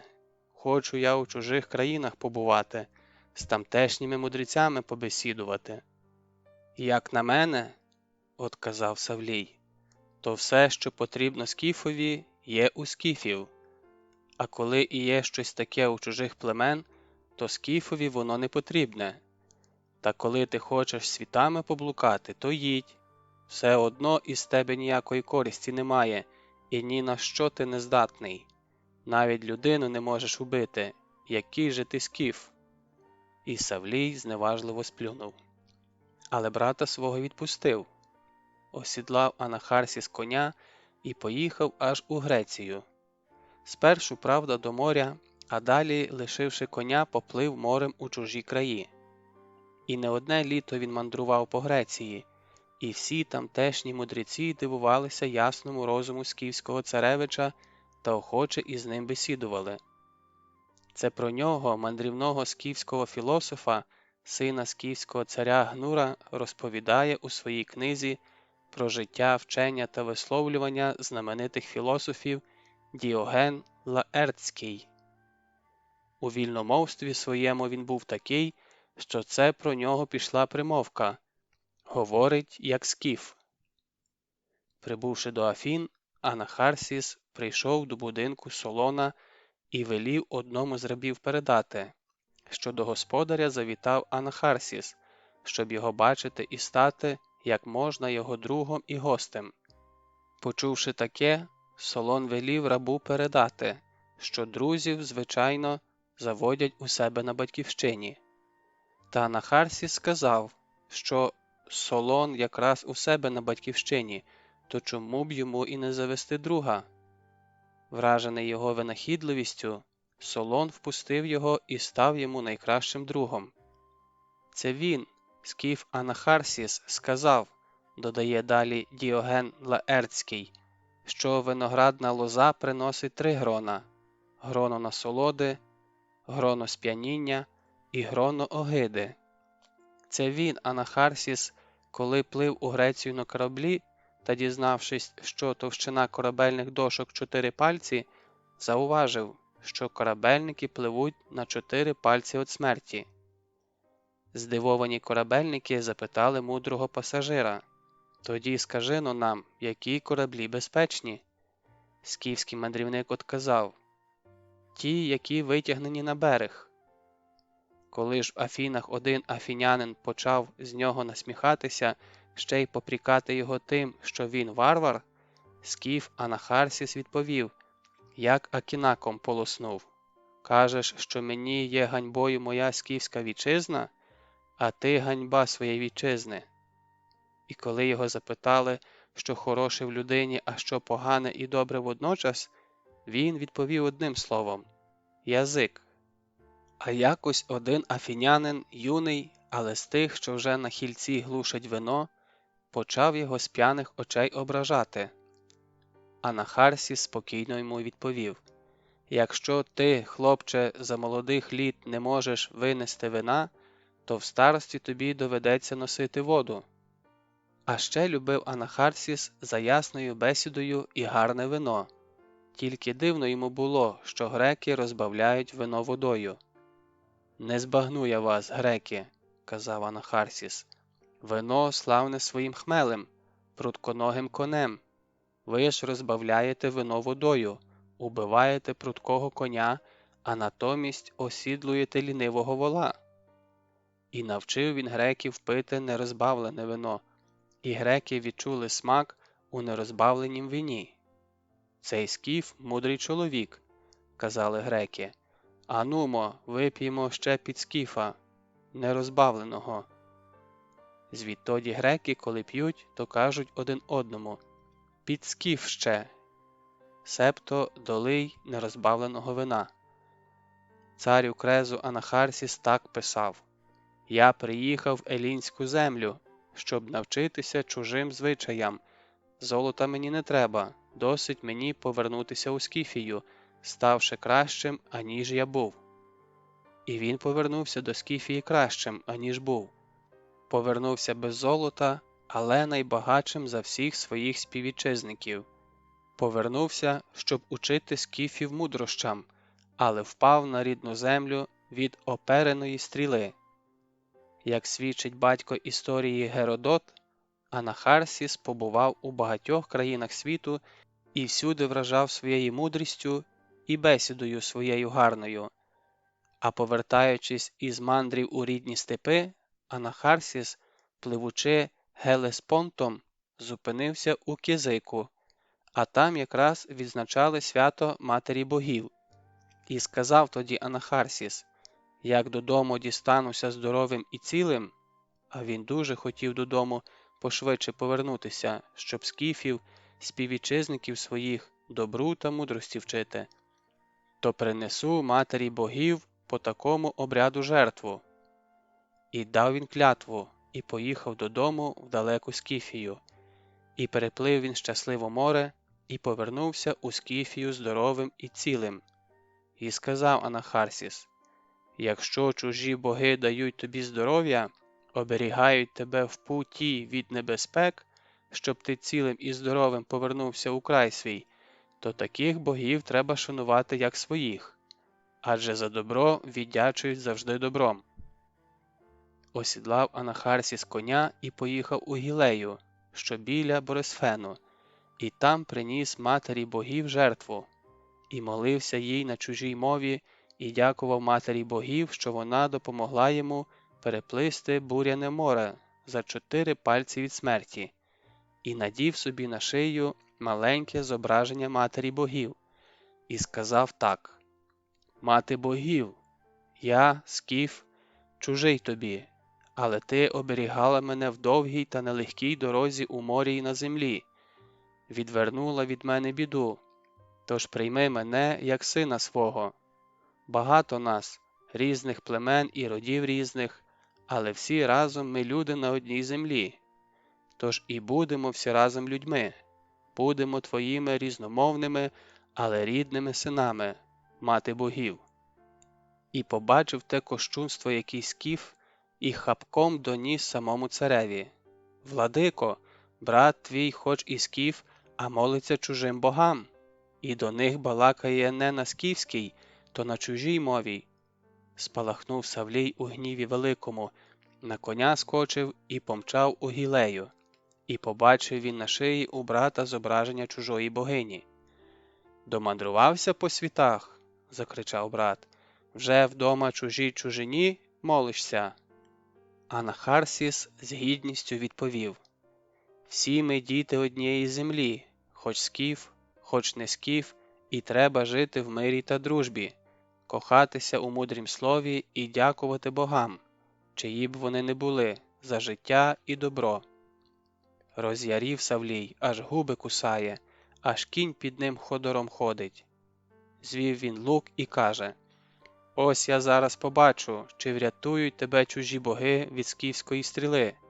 І пустив стрілу рідному братові в груди, і Анахарсіс тільки й устиг сказати: «Розум оберігав мене в Еладі, а заздрість згубила мене на батьківщині».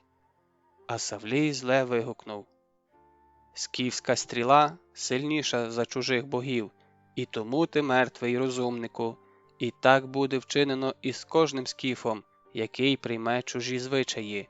Нам чужого не потрібно, у нас усе є своє».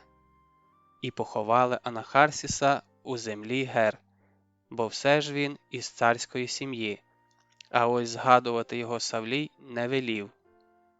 Анахархіс не скіф, бо не вмів Акінак у руках тримати, і жодного разу не омив його чужою кров'ю. Тож і не згадуйте його, скіфе. Він не наше визнавав і не скіфським богам, як своїм молився, тож хай чужі племена і пам'ятають його». І забули свого мудреця Любомудра. А чужі племена зберегли пам'ять про мудрого скіфа Анахарсіса, який хотів усім народам добра і цінував розум людський як найбільше багатство у світі. А цар Савлій з коня свого не злазив, то в один край скіфів водив, то в інший, і завжди з добром повертався. Везучий був, хапкий до чужого добра. Скіфи його так і звали – той, хто вміє хапати. Мав Савлій хапаного добра чимало.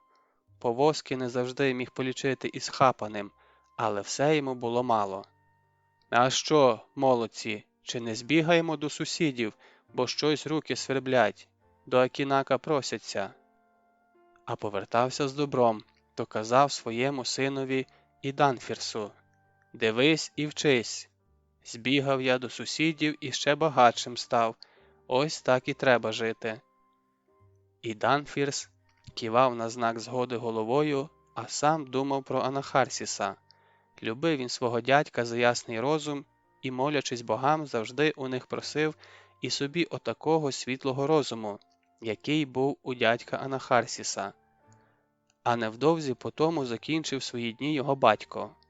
Десь у якомусь там кочовищі вп'ялася цареві чужа стріла в око, і вилетів він із сідла.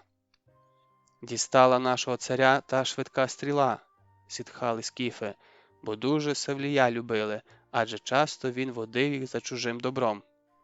Ухвалила рада вождів та старійшин поховати царя Савлія у землі Гер, біля могили його батька Гнура, діда Ліка і прадіда Спаргапіфа. На узвищі викопали глибоку та простору яму для потойбічної домівки царя. Кращі знахарі Скіфії заходилися готувати царя до останньої прощальної подорожі у степу. Вийняли у небіжчика нутрощі, у живіт наклали зілля та сім'я степових трав, зашили живіт і забальзамували цареве тіло, а потім одягли його в розкішні золоті шати, поклали на жалобну повозку, запряжену, як і годиться, 3 парами биків, та й повезли покійного до степу. Жалобну повозку супроводжував син небіжчика Іданфірс з воїнами, вождями та старішинами, а попереду від кочів'я до кочів'я мчали гінці на чорних конях. «Виходьте, скіфе! Зустрічайте, скіфе, свого царя! Прощайте, скіфе, бо зібрався цар Савлій у світ предків!» І виходили кочівники, голосили, як велить звичай, рвали на собі одяг і вистригали на голові волосся кружком, бо хто не зустріне жалобну повозку царя, тому небіжчик навіть з того світу буде шкодити. А відголосивши, всідалися у степу навколо повозки з царевим тілом, пили бузат і їли м'ясо та хвалили покійника. А попивши і поївши, з криками і причитаннями проводжали жалобну повозку за межі свого кочів'я. Так і рухалась та повозка від одного кочів'я до іншого, від одного роду до іншого, від одного племені до іншого, аж цілих 40 днів. Коли ж із покійним царем попрощалися всі роди й племена, повозка повернула у землю Гер. Поховальна яма на той час добре висохла, і долівка її затверділа на сонці, як камінь. Заслали її чепраком і опустили царя в розкішному вбранні на той чепрак. А потім взялися за слуг. Спершу задушили 2 наложниці, вродливі та молоді, щоб вони і на тім світі пестили царя. Задушили виночерпія, щоб і на тім світі підносив царю чашу з вином. Амфору з вином біля царевих ніг поклали, поставили і казан з м'ясом. Ще задушили конюха, кухаря, охоронця та вісника і всіх поскидали в ноги царю. А ще поставили царю золоті чаші, поклали зброю, оздоблену золотом. Опустили сундук з запасним золотим вбранням та кілька пригорщ золотих бляшок. Впоравшись із цим, по кутах ями поставили дуби, спорудили на них дах і засипали його землею. А тоді били коней і закопували їх біля царевої могили. 30 разів сходив Колаксай, закряжів по той біч Танаїсу, а в степу все скрипіли і скрипіли дерев'яні повозки. То скіфи везли землю для могили царя. Висока вийшла могила, далеко її видно у степу. Через рік, як вляжеться земля, могилу ще досиплють іще, аж доки не затвердіє земля і не стане могила такою ж твердою, як і степ. Рада вождів і старішин ухвалила бути владикою Скіфії, сину Савлія і Данфірсу. І всі скіфи сказали: «Хай буде Іданфірс над нами царем». Старішини піднесли Іданфірсу царське вбрання, рожевий плащ з білою каймою, бо тільки цар вбирається в рожеве та червоне, символи священного вогню. Потім піднесли новому цареві лук батька його, царя Савлія, і стрілу царську із золотим наконечником. Скіф, коли помирає, завжди передає синові своєму лук. Тож узяв Іданфірс лук свого батька і сказав: «Цей лук віднині буде захищати скіфську землю». Воїни підвели новому цареві білого коня. «Ось тобі царський кінь», – сказали, – «сідай, і ми всі підемо і поскачемо за твоїм конем царським». Скочив Іданфірс у сідло білого коня і поїхав, як велить звичай, до пастухів. А пастухи вже чекали його, вогнище розвели. Загледіли вони білого коня і послали навстріч царю найстаршого пастуха. «Царю», – сказав він, – «коли ти був молодим, тебе виховував пастух». «Я вдячний йому за виховання», – сказав Іданфірс. «Тож підходь, царю, до нашого вогнища, сідай, їж із нами і не гребуй нашою їжею». Іданфірс спішився, підійшов до вогнища пастухів, пив з ними кумис, їв сир твердий, черствий сир пастухів. Потім він повернувся до свого шатра, підійшов до вогню і простер над ним руки. І те вогнище стало царським, і стало священним для кожного скіфа. І немає у скіфів міцнішої клятви, як клятва царським вогнищем. А коли скіф дасть лже-клятву царським вогнищем, то такому голову з пліч знесуть. Бо цар єдиний, хто стоїть між небом і землею, між людьми і богами, і від його сили та здоров'я залежить сила і здоров'я всього народу. Горить вогнище у царя, у всього народу горітимуть вогнища. І був Іданфірс таким же мудрим, як дядько його Анахарсіс, і він теж не любив воїн і набігів на сусідів, а любив слово мудре і бесіду тиху, але ворогу завжди умів дати відсіч. А в набіги на сусідські кочовища хапати чуже добро не ходив. «Ми саї, скіфи над усіма скіфами, дуже багаті», – казав він вождям та старішинам. «Чого нам гасати по чужих землях? Чого нам губити своїх людей, коли добра у нас повен степ? У кого є ще такі табунища прудких коней, як у нас? У кого є ще стільки стад худоби, як у нас? Скіфи-хлібороби віддають нам половину свого хліба. У нас багато хутра і меду. То для чого нам гасати чужими землями, як у нас своє добро гине задарма, бо нікуди його збути? А греки за наші табуни нелічені, за худобу, за хліб, за хутра охоче платять золотом. Тож давайте краще торгувати, торгувати і багатіти». Мудрий Іданфірс далеко-далеко вміє бачити. З елінами, які біля моря, каже, дружити будемо. Дядько мій, царевич Анахарсіс, розказував мені про елінів, казав, що вони багато знають і мудрі дуже. А хто з мудрими водиться, той і сам мудрішим стає. Ось так. Дечому еліни у нас навчаться, а дечому ми у них. Не бійтеся чужого, коли воно на вигоду нам, коли воно нас багатшими робить. Бо не тільки того світу, що у Скіфії, є ще світ широкий і поза Скіфією. Так мені дядько, царевич Анахарсі, сказав, так воно і є насправді. От воно як буває, гомоніли тоді діди. Савлій убив Анахарсіса і в землю закопав брата, а розум його та мудрість у Савлієвому сині заговорили. Виходить, таки й справді мудрість убити не можна. Іданфірс застиг, дивлячись у вогонь. Праворуч нього сидить вождь Скопасіс, права рука владики, ліворуч вождь Таксакіс, ліва рука владики. Їм найбільше довіряє цар, радиться з ними.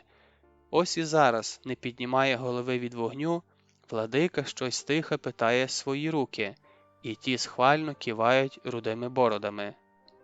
Із кумисом вже покінчено, пора переходити до справ. У кожного з вождів уже вертиться на язиці. «Владико, яка біда розігнала по Скіфії твоїх прудких гінців у чорних плащах? Та вони прикушують язики всьому свій час, і біді, і щастю». Іданфірс зводить руки і голову вгору. «О покровителю наш і заступнику наш, Боже Папай!» Починає він рівним, тихим голосом. «Твоїм іменем зібрав я сих мужів моїх на раду, Твоїм іменем буду вести важку мову про нашу біду, Папай. Ти наш захисник, Тобі ми вручаємо наші долі, Тебе прохаємо, дай нам своєї мудрості, дай розуму свого превеликого, щоб нам не погарячкувати, не схибити у біді чорній. Твоїм іменем, Папай, розпочинаю раду, Твоїм іменем глаголю чорну вість. Перські коні забагли розтовкти твоїх синів. І Данфірс проводить руками по білій бороді і якусь хвилину уважно дивиться на вождів та старійшин. Вожді моєї ватаги, старійшини і знатні мужі, я, цар Іданфірс, син царя Савлія, онук царя Гнура, правнук царя Ліка, праправнук Спаргапіфа, позбирав вас у царську землю, щоб сказати вам лихі вісті. Хижий звір підповз до нашого краю. Ім'я йому цар Персів Дарій. Його коні вже п'ють воду із Істру, п'ють воду із першої ріки на заході скіфських земель.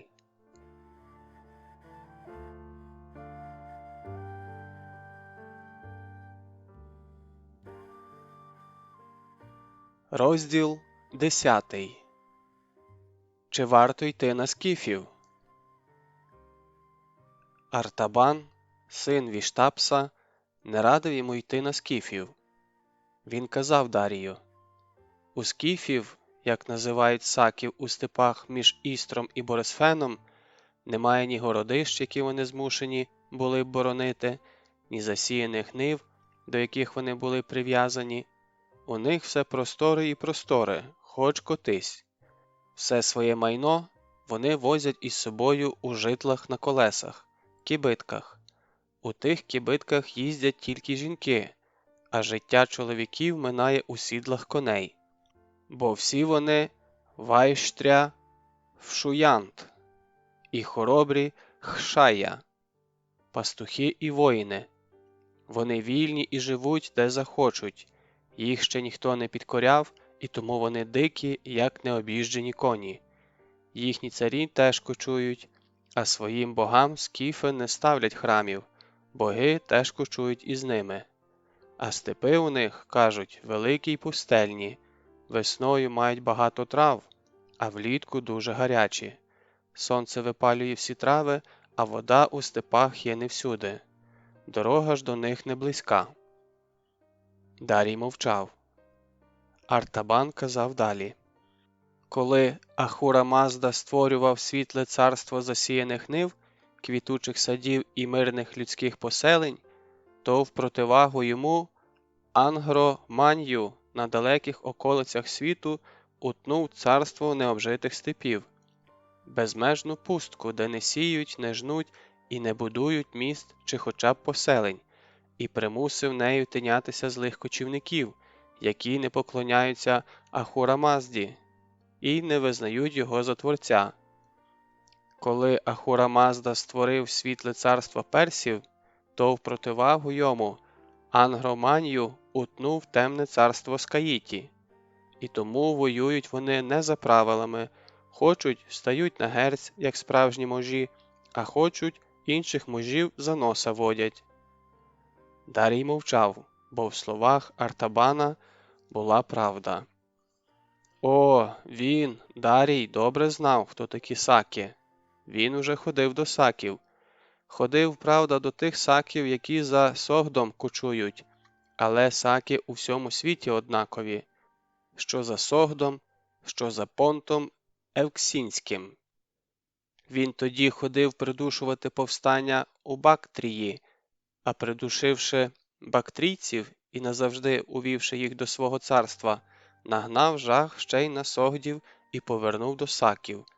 Хотів за одним разом покорити і саків, а взяти верх над такими непокірними племенами – то велика честь. Про нього б тоді заговорили усі племена, бо саки ще нікому не покорилися. І він привів своє військо до берегів, як Сарту. Всюди були рівні степи, видно, як на долоні пекуче сонце, і ні душі навколо. Куди пощезали всі саки, де їхні табуни коней, гурти скоту, де їхні кібитки, того ніхто не знав. Іноді на обрії то тут, то там мигне якийсь вершник чи група вершників, і знову пустка та тремтливе марево. Дарій став табором на березі як Сарту, і на всібіч розіслав розвідувальні загони, будь-що знайти степовиків. Загін за загоном повертався до табору ні з чим. Саки невловимі. Мигнуть на обрії і щезнуть. Дарій замкнувся в собі. Радість перемоги над бактрійцями поволі танула. Але один сак сам прийшов у перський табір. Перебіжчик. Дарію стало трохи легше. Хоч одного зрадника, а таки мають саки. То був пастух у витертих штанях, у драній курці, в заяложеному башлику. На ногах стоптані сап'янці, з носків яких уже виглядають пальці. Небагатий виходить, а лицем він був жорстоко понівечений, вуха відрізані, ніздрі вирвані, рани були свіжі, тільки-но шкіркою взялися. По краях ще сочилася кров.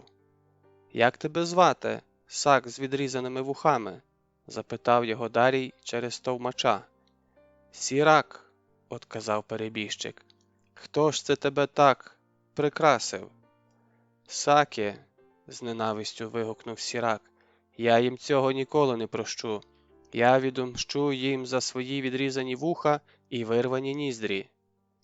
«Зараз ти маєш таку нагоду», – ніби аж співчутливо говорив з ним Дарій.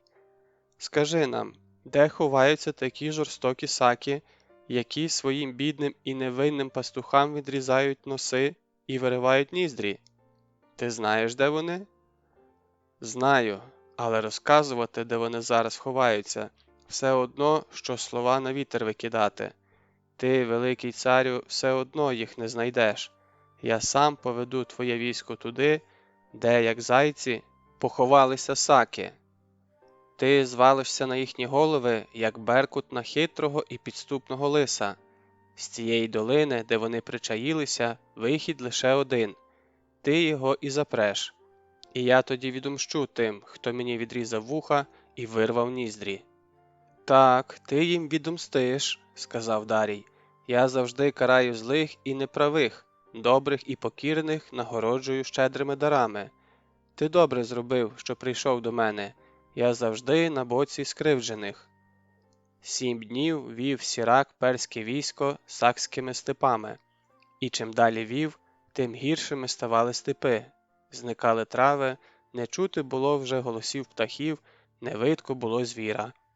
Починалася пустеля, а Сірак все вів і вів персів та запевняв, що ось-ось вони дійдуть до саків, і він нарешті відомстить їм, як вони того заслуговують.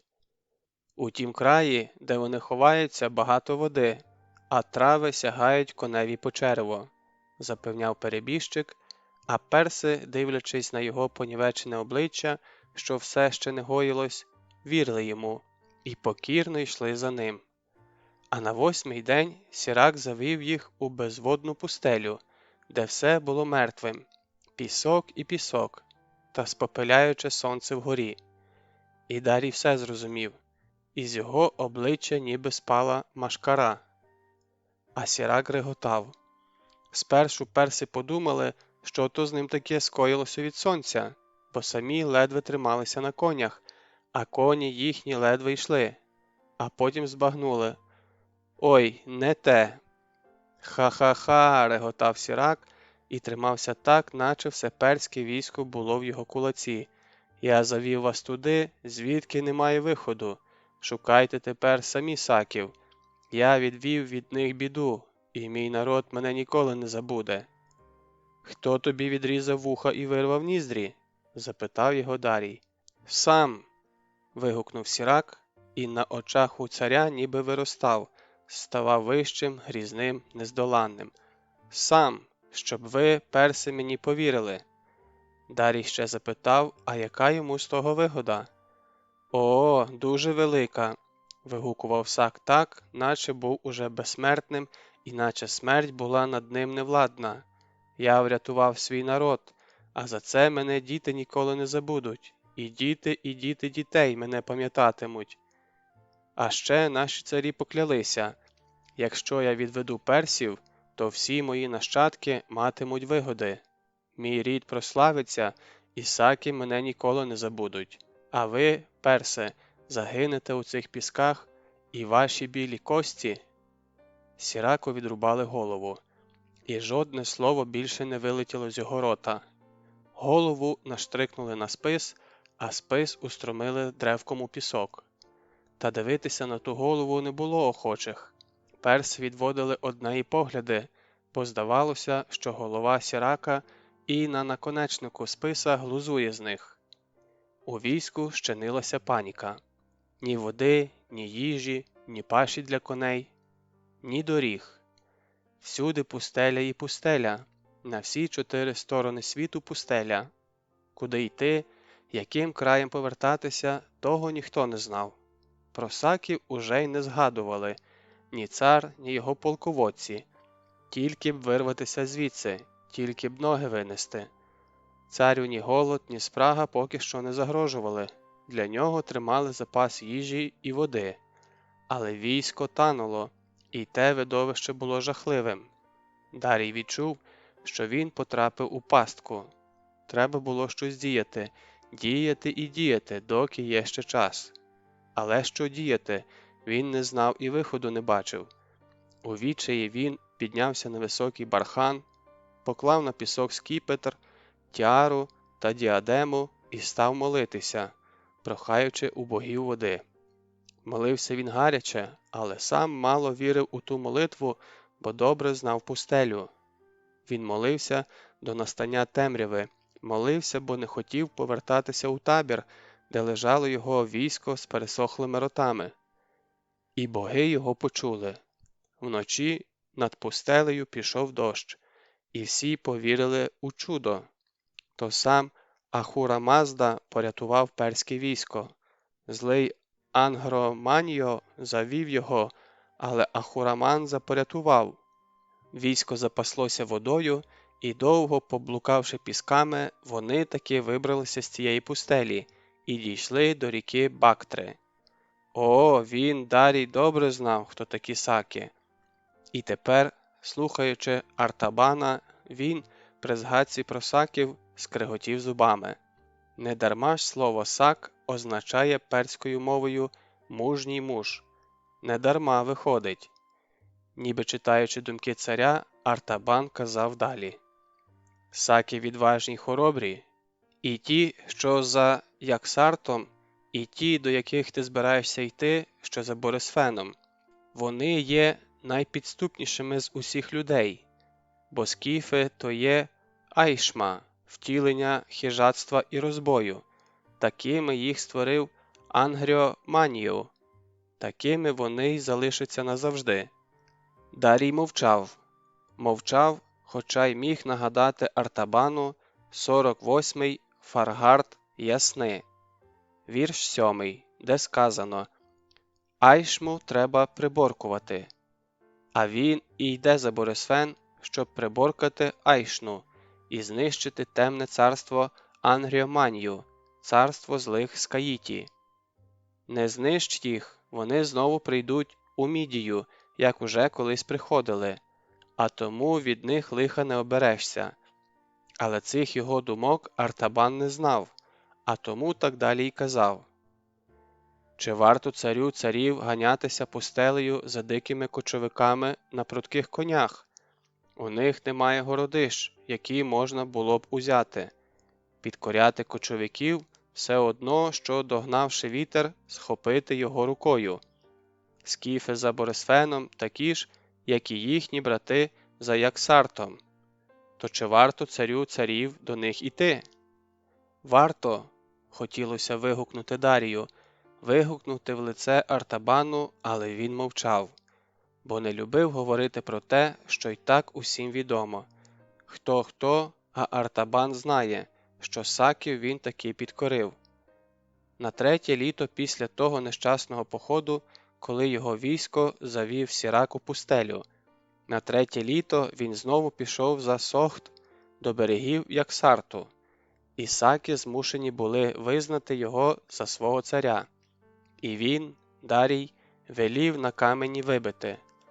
Говорить Дарій цар, ця держава, якою я володію, починається від саків, які за Согдом, а на скелі Бехістун, що здіймається над дорогою, яка з'єднує дворіччя з Персією, між Керманшахом і Хамадраном, про саків такі є слова, навічно викарбовані в камені.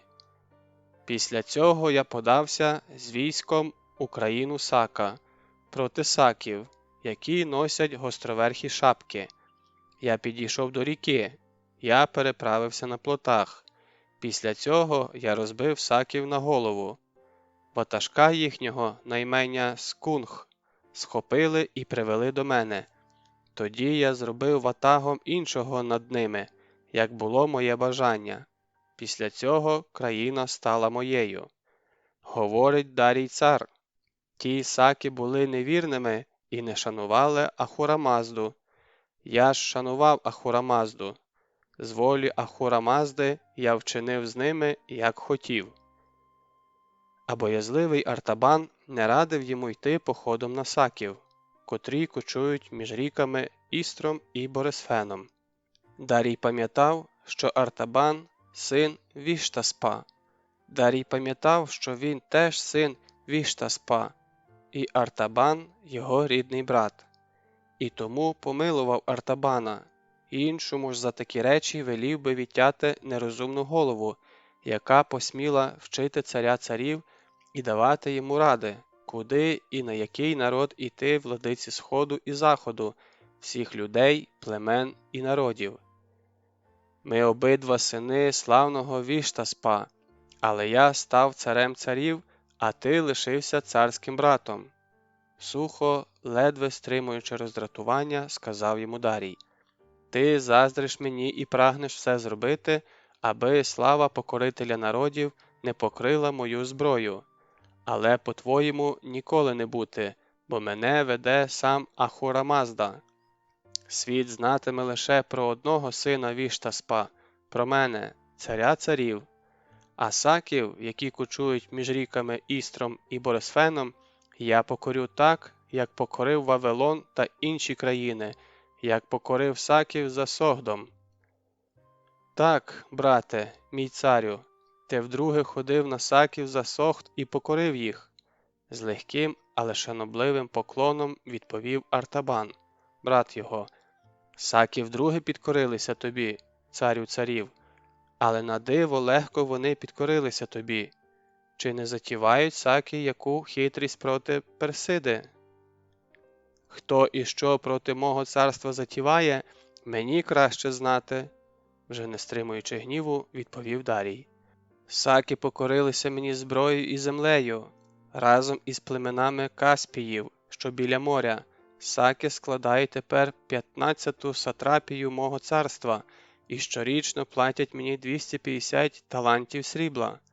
Ось так я покорю ісаків, які кочують між Істром і Борисфеном.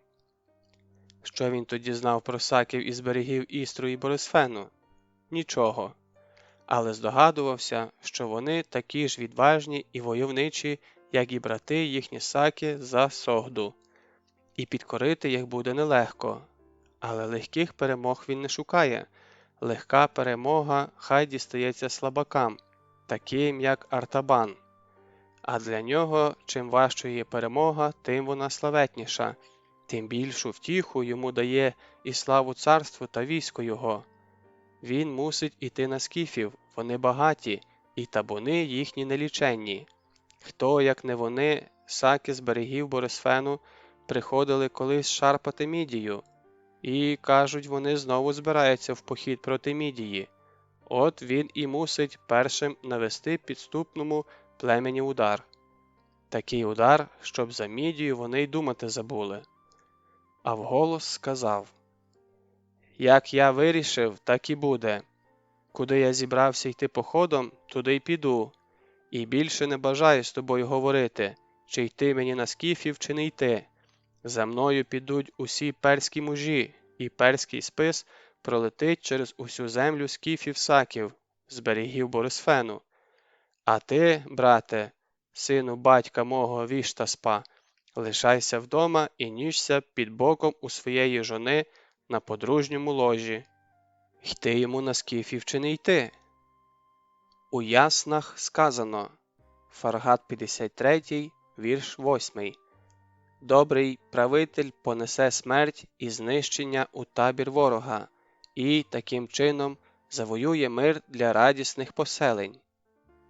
Це голос самого Ахура Мазди, і він йому говорить через гати священої ясни. «Йди на скіфів, я з тобою, цар! Йди на скіфів, неси їм смерть і знищення, щоб у Персії був мир». Це повеління Ахура Мазди, і він його виконає, і всі, кому він скаже, підуть за ним.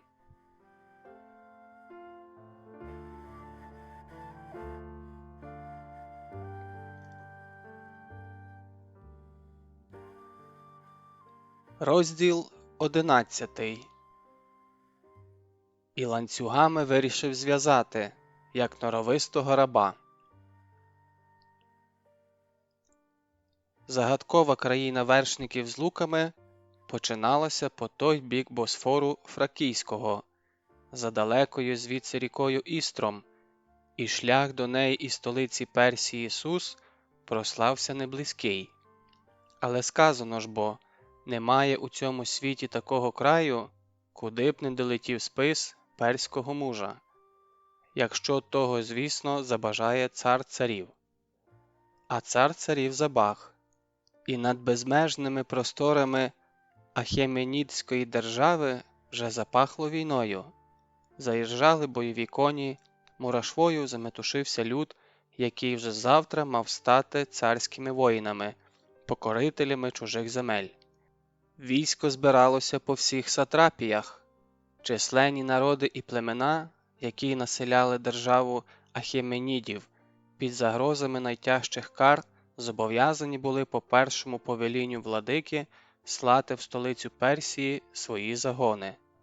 І невдовзі під Сузами зійшлось чимало озброєного люду, десятки тисяч, але все те різномасне і різноплемінне військо. У кожного народу своя тактика і своє озброєння, хоч і велике кількісно, та не завжди бувало надійним. Підкорені персами народи посилали іноді таких воїнів, котрих доводилось гнати у бій батогами. Інша річ – перси, єдинокровці свого царя. З них набиралася ударна сила Дарієвого війська – кіннота. До неї ще також брали мідійців і бактрійців, як найбільш надійних після персів. Загони бойових колісниць – піхота. З 50 мільйонів, які населяли державу Ахеменідів, персів було десь близько мільйона, дорослих – біля 120 тисяч. І всі вони, без винятку, були воїнами, і тільки вони в походах вели вперед. Недарма ж Дарій називав Персію народом військом, країною, багатою на добрих мужів і добрих коней. В його численних ордах перси були найбільш надійними, стійкими, навченими, добре загартованими і найхоробрішими воїнами. На таких і трималася воєнна міць Ахеменідів. Із персів набиралась і особиста гвардія царя, так звані безсмертні, 10 тисяч гвардійців, вдатних зростом та військовою кметою. Це 10 тисяч найвідібраніших і найхоробріших воїнів Персії, кожен з яких у бою вартий 10. А називали їх безсмертними тому, що на місце кожного вбитого чи померлого гвардійці негайно вибирали іншого, змінника, і гвардія царя з року в рік мала одну й ту ж чисельність – 10 тисяч, ніби була безсмертною. Перша ж 1000 безсмертних набиралася тільки із представників перської знаті і була на особливому становищі. Керував нею один з найвпливовіших сановників держави – Хазарапат, Тисяцький. Свою гвардію, своїх безсмертних Дарій беріг і тримав її тільки при собі, як на війні, так і у мирні дні.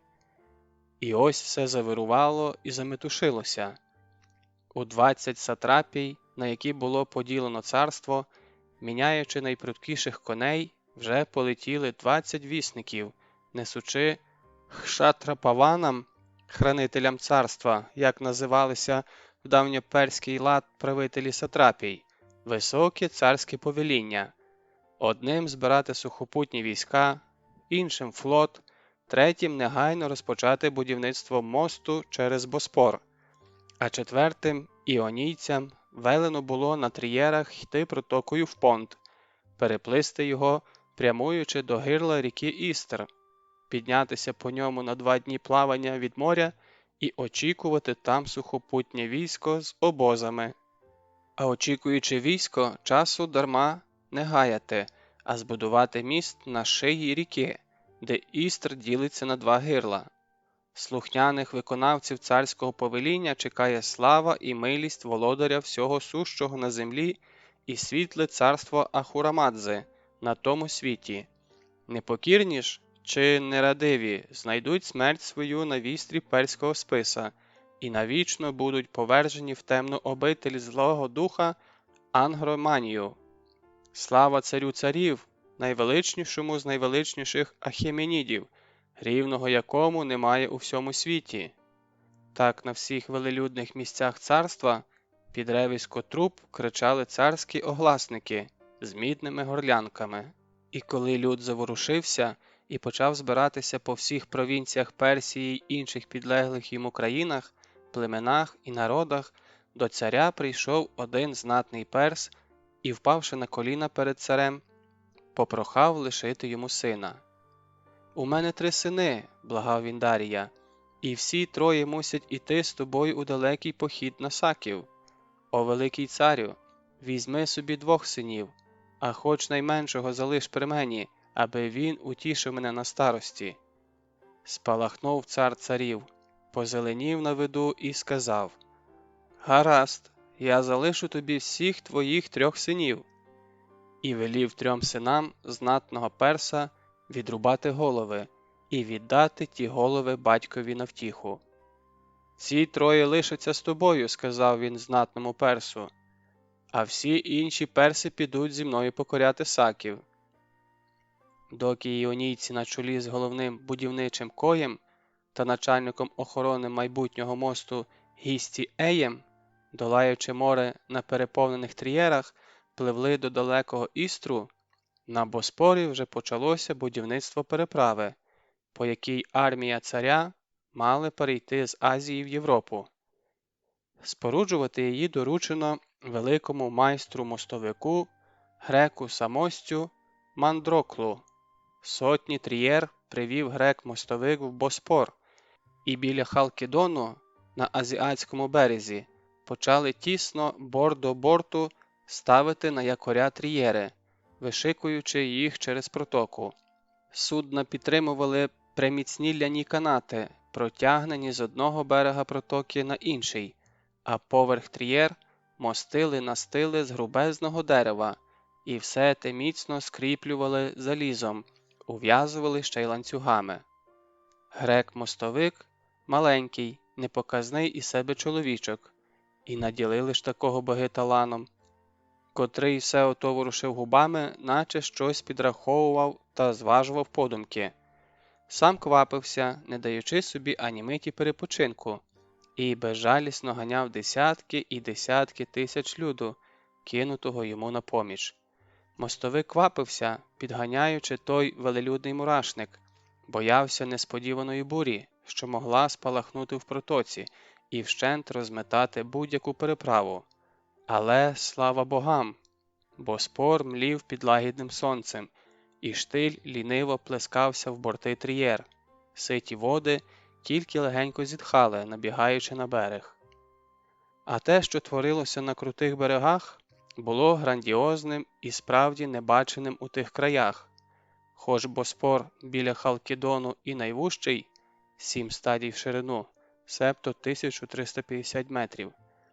Але течія стрімка, а береги круті – до 25 метрів завишки, і міцно зв'язати їх між собою мостом, який би витримав перехід величезної орди з обозами, було справою не для простих смертних. Але кмітливий і тямковитий грек-мостовик, маленький, непоказний із себе чоловічок, не в міру метушливий і галасливий, з дещо хлоп'ячим голосом. Так от, той грек, згубивши чимало простого, а отже й недорогого люду, таки зв'язав азіатський берег Боспору з європейським. В ті дні він не спав, майже не їв, не знав спокою ні вдень, ні вночі, холонучи від однієї лиш думки, а раптом на Боспор нагряне буря. Навіть сам цар царів бурю не відверне, а ось на ньому, маленькому чоловічку-мостовику, злість може зігнати. І невідомо було, на чому тримається хирляве тіло мостовика. Здавалось, ткни такого пальцем, наскрізь проткнеш, а бач, якими справами вергає. І міст непоказний отой грек спорудив на славу. Грандіозний, незнаний у тих краях міст. Той міст, про який Есхіл напише: «Боспору потік він ланцюгами вирішив зв'язати, як норовистого раба, і ярмом залізним шлях течії він перетнув, багаточисленному війську путь широкий проклав. Ай, грек-мостовик, ай, тямковитий мандрокл! Слава слухняним та кмітливим виконавцям царської волі!» Як усе було готово, і Боспор вперше на людській пам'яті мостом скорено, війська рушили по знаменитій царській дорозі, що вела Ісус до Боспору. Це була одна з найкращих доріг Дарієвого царства, із зручними стоянками, постоялими дворами, і прокладена вона була по населеній і безпечній країні. І пішли завойовувати саків за Істром десятки тисяч кінного і пішого війська, не рахуючи численних обозів, гурти худоби, слуг, рабів тощо. Збуджене військо йшло, як на свято, з піснями, галасом, сміхом, наче не на війну зібралися, а на прогулянку. Та й до того ж на вельми приємно. А про те, що на війні ще й убивають, ніхто не думав, бо кожен був переконаний, якщо і вб'ють, то когось. Когось, а не мене. Тому й веселість хлюпала через край. Десятки й десятки тисяч вчорашнього мирного люду, різноплемінного, і постійна армія персів, що складала ядро Орди, йшли і їхали як на розвагу, упевнені, що й весь похід буде легкою розвагою, а далеких скіфів за Істром вони зметуть на своєму шляху, як вітер змітає торішнє листя. І навіть коні іржали, здавалось, весело, а тяглова обозна худоба ревла гучніше од звичайного, і погоничі покрикували на неї дружньо та прибадьоро. В Каппадокії війська залишили царську дорогу і повернули до Халкідону, і коли голова колони нарешті вийшла до голубих вод Боспору, то хвіст її все ще тягнувся долиною і зникав за обрієм. Таке військо зібрав цар царів. Прибувши до Боспору, перський владика велів поставити на березі стовпи з білого мармуру, з викарбуваними на них іменами всіх народів і племен, які він привів із собою. Оглядинами з нового мосту цар залишився задоволений, а його будівничого, майстра-мостовика Мандрокла, щедро й по-царському нагородив. На радощах, що він так догодив царю царів, Мандрокл замовив відомому художнику чималу картину, забажавши, щоб на ній був зображений його міст через Боспор, і щоб на високій кручі над Боспором сидів на похідному троні сам Дарій, а внизу через міст, щоб йшли і йшли його непереможні війська. «Так і намалюй», – торохтів він художнику, від збудження аж танцюючи на місці, щоб війська йшли, йшли і йшли. Дарій справді сидів тоді на похідному троні, і трон його стояв неподалік пурпурового шатра на високій кручі, і звідти з кручі картина, що простилалася перед перськими очима, була вражаючою, мальовничою і грізною. Дарій любив такі картини, любив дивитися, як неоглядною далиною, спалахуючи на сонці наконечниками списів, ліс і ліс наконечників, йдуть і йдуть його війська покоряти чужі народи. Такі картини приносили йому найбільшу втіху і відчуття власної величі та винятковості у порівнянні з усіма простими смертними, котрі йшли там внизу в похідних колонах. В такі хвилини він відчував себе рівним Богові, ба навіть Богом, котрий з небесної високості дивиться на ту комашню, що копошиться внизу і називається якимись там людьми, мізерними і невинятковими. І те відчуття, що він Бог, а не простий чоловік, так у ньому вкорінилося, що владика проголосив себе сином богині Нейт. І вірив тому сам, і вірили тому всі різномовні і різноплемінні піддані його царства. Отож він сидів, як Бог, на кручі, а внизу безконечною змією повзло на міст його військо і вигуками радості і захоплення вітало його, живого Бога на землі. І голубіли внизу тихі води Боспору, і лагідно сяяло сонце, золотом відливали кручі, і було врочисто на душі в Бога царя, і здавалося, що й перемога буде такою ж сонячною і радісною, як цей день, коли він прийшов до Боспору. Він пригадав свою давню розмову з дружиною своєю, велемудрою Атосою. Цар свого величного мужа навіть на подружньому ложі Атоса величала не інакше, як царем. Ти не покорив ще жодного народу і не збагатив перської держави. Тоді, на початку його царювання, це було і справді так, і тільки вона, одна єдина у світі, могла йому про це прямо сказати. Людині молодій, як ти, володарю великих скарбів, треба прославляти себе великими подвигами, щоб перси знали, що над ними панує муж. Це тобі буде удвічі вигідно. Перси будуть знати, що на чолі їх стоїть муж, а займаючись війною, вони не матимуть дозвілля, щоб поставати проти тебе. О, вона мудра, його жона і дочка царя Кіра, вміє бачити багато, і погляд її проникає в суть речей глибше, аніж вміють бачити прості жінки. І він, пригадує, відповів своїй мудрій жоні так: «Все, що ти говориш, я і сам думаю звершити, адже я збираюсь перекинути міст з одного материка на інший і йти на скіфів». Цими словами він ще тоді зарахував свій майбутній похід на скіфів до розгляду подвигів своїх великих. Переправившись через Боспор, Дарій круто повернув на північ і пішов узбережжям Понту, роблячи великі переходи по 200 стадій в день. Поспішав, щоб виграти час і застукати скіфів, якщо й не зненацька, то бодай непідготовленими до відсічі. Рухались кількома колонами – кінні, піші та обози. На днівки, хоча б раз на 5 днів переходу, як то бувало на маршах, не зупинялись. На відпочинок давалися лише ночі. Обози відставали і, щоб наздогнати основне військо, скрипіли й ночами. Тяглова обозна худоба, воли та бики збивали ратиці так, що ті репались і завертались, як капці, до крові натирали в ярмах холки, приставали й лягали посеред шляху.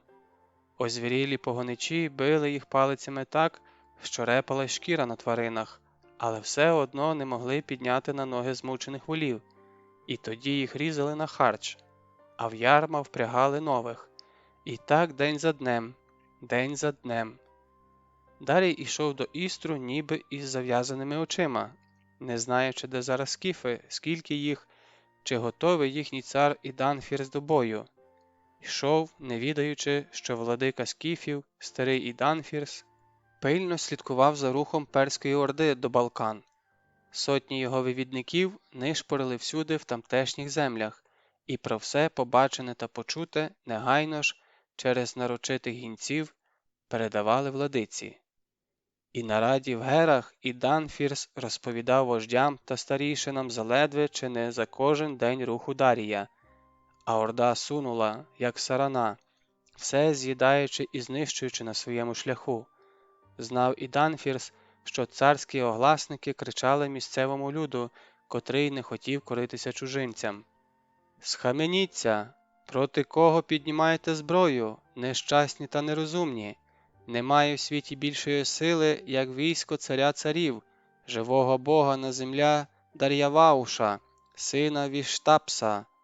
Кидайте зброю до ніг царських воїнів і визнавайте їх за своїх владик. Падайте перед конем Кшатра всіх людей сходу і заходу, і він помилує вас і дарує вам життя. Адже не проти вас веде своє страшне військо іменем Бога неба, а проти скіфів за рікою Істром. Хто підкориться, той піде з царем царів бити скіфів і захопить багато-багато прутконогих і сонячних коней-кочовиків. Незважаючи на свою численну перевагу добре організованого і вимуштруваного війська, тамтешні племена могли виставити проти царя царів лише окремі розпорошені загони. Дарій все ж був обережним і не забував про охорону свого тилу. Мало що може статися. Заради надійного тилу і безпеки вже в землях Фракії, неподалік гирла ріки Мариці, Дарій велів збудувати укріплення.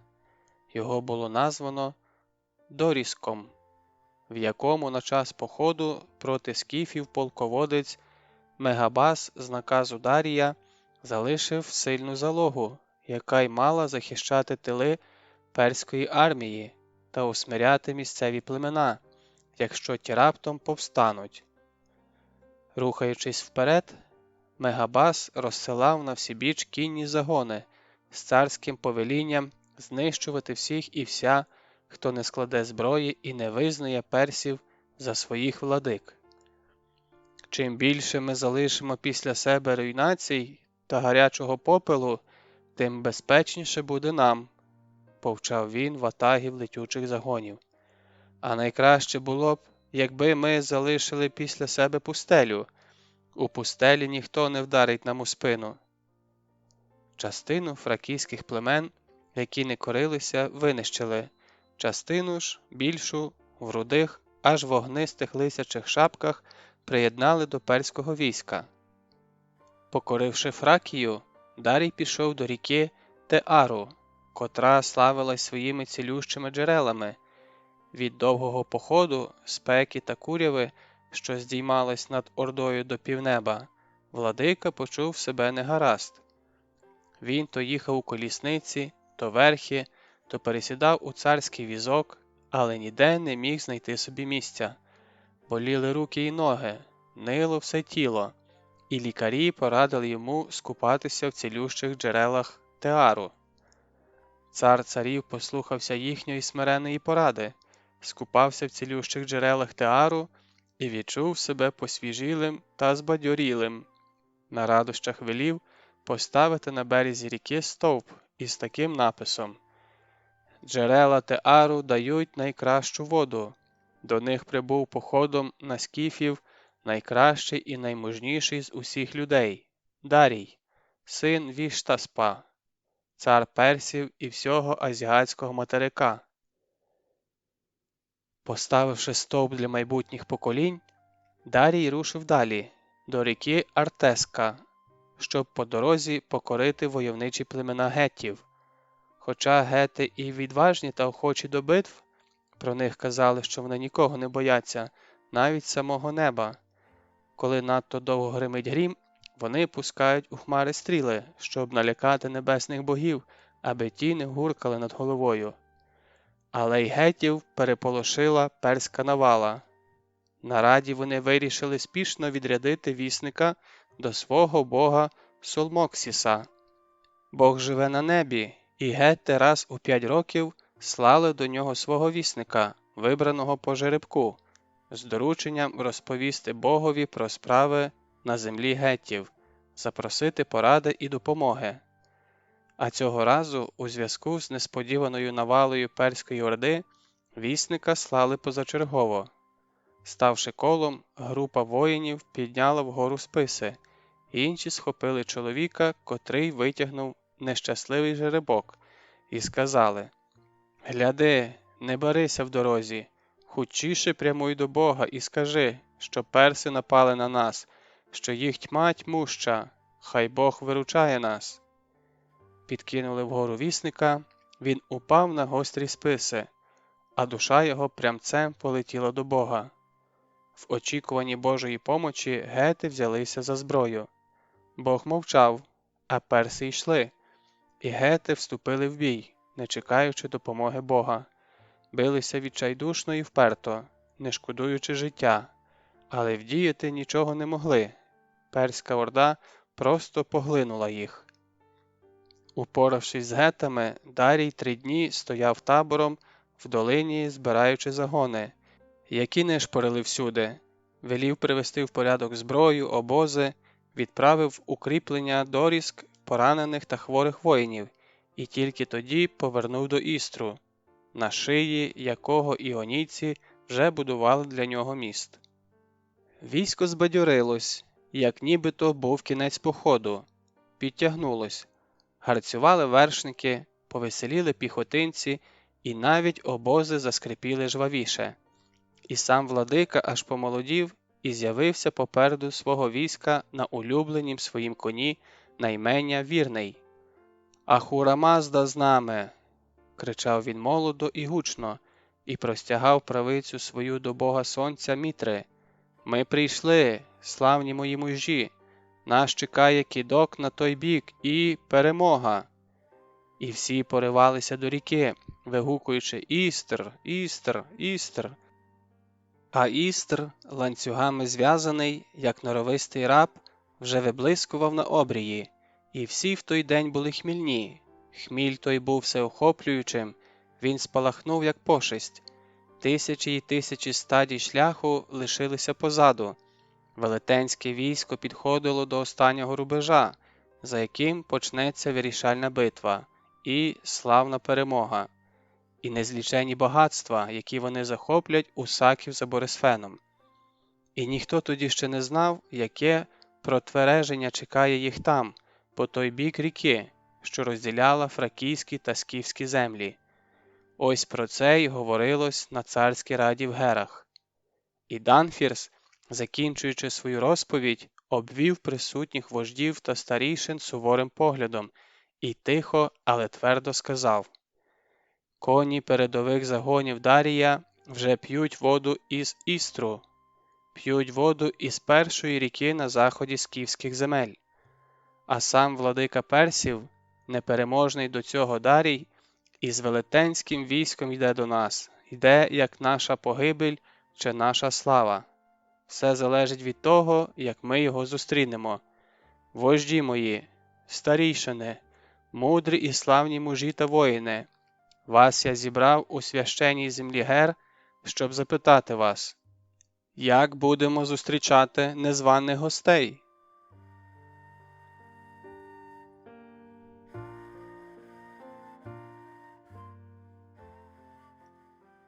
Розділ 12. Дими за рікою Істром. Чужинський воїн повільно підносив до її обличчя гострий і блискучий наконечник списа із тонким, добре відточеним жалом. Чорнобородий, дивлячись їй в очі, швидко запитав: «Чи далеко до Великої води?» «Що він має на увазі під Великою водою?» – подумала Ольвія.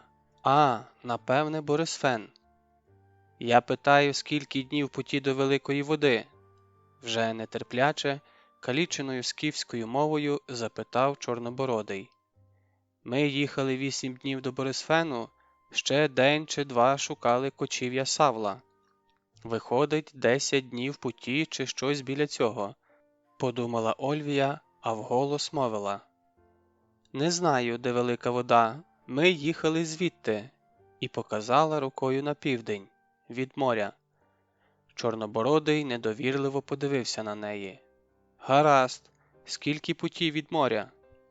«Я не рахувала дні, бо сиділа у кибитці, а в ній темно і днів не було видно. А випускали мене з кибитки тільки іноді, і то вночі», – намагаючись бути спокійною, отказала Ольвія, а сама думала: і для чого їм потрібно знати, скільки днів путі до Борисфену? Чорнобородий скривив губи. «Ти є полонянка?» «Так, мене взяли в рабство». Тут Ольвія вирішила говорити правду. і чужинці їй повірили, бо прозвучали її слова переконливо. «О, радій, жінко! Перси тебе звільнили від рабства. Ти будеш мати волю і робити, що захочеш». Перси? Де взялися у цих степах перси? І що їм треба, і що то за дими за рікою Істром? Невже там перська орда, а перед нею просто невеликий розвідувальний загін? Де поділися кібитки і два вершники? Де поділися вершники, не знаю.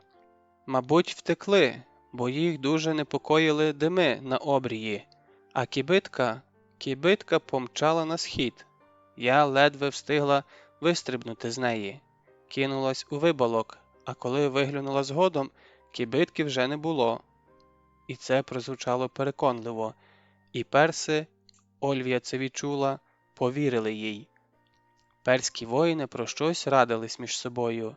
Одні показували руками на схід скіфських степів, інші на Ольвію і потім на захід, на ріку Істр. «Хочуть мене вести за Істр, до своїх», – здогадувалась вона. «А для чого?» Вони цікавились, скільки днів путі до Борисфену. Виходить, їм потрібна людина, яка б знала про шляхи дороги Скіфії. Чужинських воїнів було 10. Дебелих, рослих, у круглих повстяних шапочках, у якихось вбраннях, схожих на хітони, тільки рукава аж до пліч були вбрані в залізну луску. Таких дивних панцирів, що захищають лише руки, Ольвія ні вдома, ні у скіфів не бачила. Груди їм захищали великі плетені щити, обтягнені шкурами. За спинами висіли луки із сагайдаками. Кожний в правій руці тримав ще й списа. Говорили вони на незрозумілій їй мові. Лише старший, певно, десятник, чорнобородий здоровань із шрамом на носі, говорив із нею каліченою скіфською мовою. Все сталося негадано. На 8-й день путі від Борисфену, на захід, Ганус почав шукати кочовище Савла, котре, за його переконанням, мало бути десь тут, у цих краях. 2 дні носилися вони то вперед, то назад, то вліво, то вправо, але ні табору Савла, ні його табунів знайти не вдавалося. На заході, за рікою Істром, котра вже блищала вдалині, здіймалися дими, і вони дуже непокоїли Гануса. Він уже не дрімав у сідлі, як усі 8 днів путі від Борисфену, не мугикав про те, що подарує Савлу білолицю красуню, а все позирав на ті дими, що здіймалися хмарами, та вголос дивувався. «Ой, багато ж там мусить бути людей, коли стільки диму до неба летить. А може, то й не дим, а курява? Тоді яка орда підняла стільки пилу?» Ольвію теж почали непокоїти ті дими. «Хто там кочує?» – запитала вона. «У цих краях кочує Савл і його племена, але куди вони поділися, не знаю. Може, відкочували на кращі пастівники, а по той бік Істру живуть фракійці. Вони можуть напасти на скіфів?» «Хто, фракійці?» – зневажливо вигукнув Ганус. «Ха! Та скіфи їм відрізають кінчики носів, щоб вони не зазнавалися». Але димів на обріях все більшало і більшало, і невдовзі вони вже зайняли півнеба. «Ай, які недобрі дими!» – хитав головою Ганус і злякано озирався на всібіч. «Мені вони зовсім не подобаються». Його слуга мовчав і, здавалося, не звертав ані найменшої уваги на ті дими. «Димить, то хай димить», – говорив його вигляд. «А що за дими? Хай хазяїн ламає голову. На те він і хазяїн». «Стривайте!» – вигукнув Ганус. «Треба постояти і подумати, що нам далі чинити. Ніколи у тім краї не було стільки димів. Дивіться!» – показав він рукою на ближній кряж, над яким стрімкими білими клубками піднімався дим. «То сигнальний дим!» – аж затремтів Ганус. «Там сторожова вишка. Коли дім здіймається над сторожовою вишкою, велика біда суне на Скіфію. Давно вже, ой, давно не диміли сторожові вежі. Я ще малий був, коли там в останній раз виростав стовп диму. Біда, біда. До Савла вже не можна їхати, ще вскочимо у халепу. Савл, мабуть, уже й сам утік за велику ріку. Ось чому ми не могли його знайти. Зараз по всіх степах піднімуться дими. Треба повертати до свого кочовища і хутчіше з табунами відходити за велику ріку. Так наші діди завжди робили, коли на заході здіймалися сторожові дими.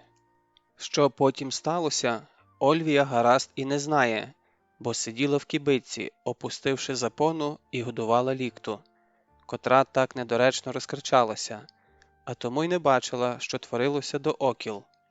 Кібитка, здається, повернула назад. Це Ольвію занепокоїло дужче, аніж тривожні дими за рікою Істром. Досі вона не полишала думки про втечу і тільки вибирала зручну мить. За її підрахунками, звідси було вже не так і далеко до понту, і вона почала схилятися до думки, що можна ризикнути, тікати навіть пішки. Днів за 3 вона дістанеться до каліпідів, а ті злі на скіфів затапурів напад, тож допоможуть їй дістатися до моря. Тому повернення назад на 10 днів путі далі від моря аж ніяк не входило у її плани. Годуючи лікту, вона з тривогою думала, що ж їй робити далі. На що сподіватися? Назад ні в якому разі повертатися не можна. Хіба, вибравши зручну мить, як Ганус та його слуга поїдуть роздивлятися дорогу, вистрибнути із кибитки і шмигнути у перший же яр чи байрак. А там, у високих травах, у яких і кінь міг сховатися, хай спробують її знайти. Чи почекати ночі, а коли вони заснуть, спробувати тікати, прихопивши коня. З конем було б надійніше, зовсім надійно. До того ж тлустий лінивий Ганус міцно спить, штани в нього стягу й не почує. А ось нелюдимий, мовчазний слуга його, здається, одним оком спить, а другий надремно слідкує за нею. Його не проведеш. На те він і слуга, щоб охороняти свого пана і виконувати доручене йому діло. Та не встигла вона й догодувати дочку, як кібитка зненацька затряслась, і її почало кидати з боку на бік. У лікте вислизнув із рота сосок материної груді, вона ображено заплакала, та матері в ту мить було не до неї. Так трясло і кидало з боку на бік, що Ольвія зрозуміла – кібитка котиться навпростець, і, мабуть, ніким не керована. Відкинула запону. Гануса і його слуги, які невідлучно день за днем їхали позад кибитки, тепер не було. Воли бігли навпрошки степом, ревіли, а спередка кибитки стирчали ноги візника. Вони стирчали неприродно, і Ольвія, не роздумуючи більше й миті, притиснула дочку до себе і вистрибнула з кибитки. Пригинаючись у високій траві, кинулась у вибалок. Кибитка, поторохтівши, зникла у високій траві.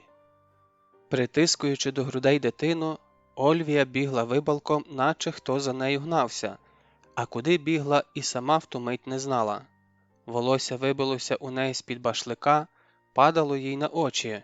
Вона нетерпляче відкидала його рукою і бігла, доки вистачило духу. Коли вже й зовсім вибилася із сил, впала. Довго віддихувалася, лежачи на боці, і не сила було навіть поколихати лікту, яка надривно плакала.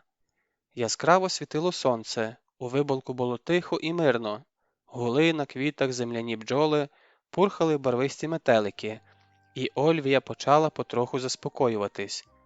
Трохи вгамувавши дихання, Ольвія по схилу виболка піднялася наверх, аби розвідати, що там діється й куди їй йти далі. Присіла у високій траві, виглянула, кібитки ніде не було видно. Осмілівши, Ольвія звелась на повний зріст, оглянулась. І тут вона побачила вершника, що мчав степом. Вершник був їй незнайомий. По тому, як він лежав у коня на гриві, обхопивши його за шию руками, а не сидів рівно у сідлі, вона зрозуміла, що з ним трапилась біда. І не помилилась. У спині вершника стирчала стріла. Переляканий кінь мчав степом навпрошки. «Ей, ей!» – крикнула Ольвія, кидаючись навперейми. «Постривай, я допоможу тобі!» Кінь, вчувши людський голос, повернув до неї голову і відразу спинився. А може, його зупинив вершник. Коли Ольвія підбігла, вершник, впершись обома руками в шию коня, намагався звестись у сідлі, але руки його тремтіли і підломлювались у ліктях, і він знову падав на шию коня. В його очах, коли він глянув на неї, вже стояв кривавий туман.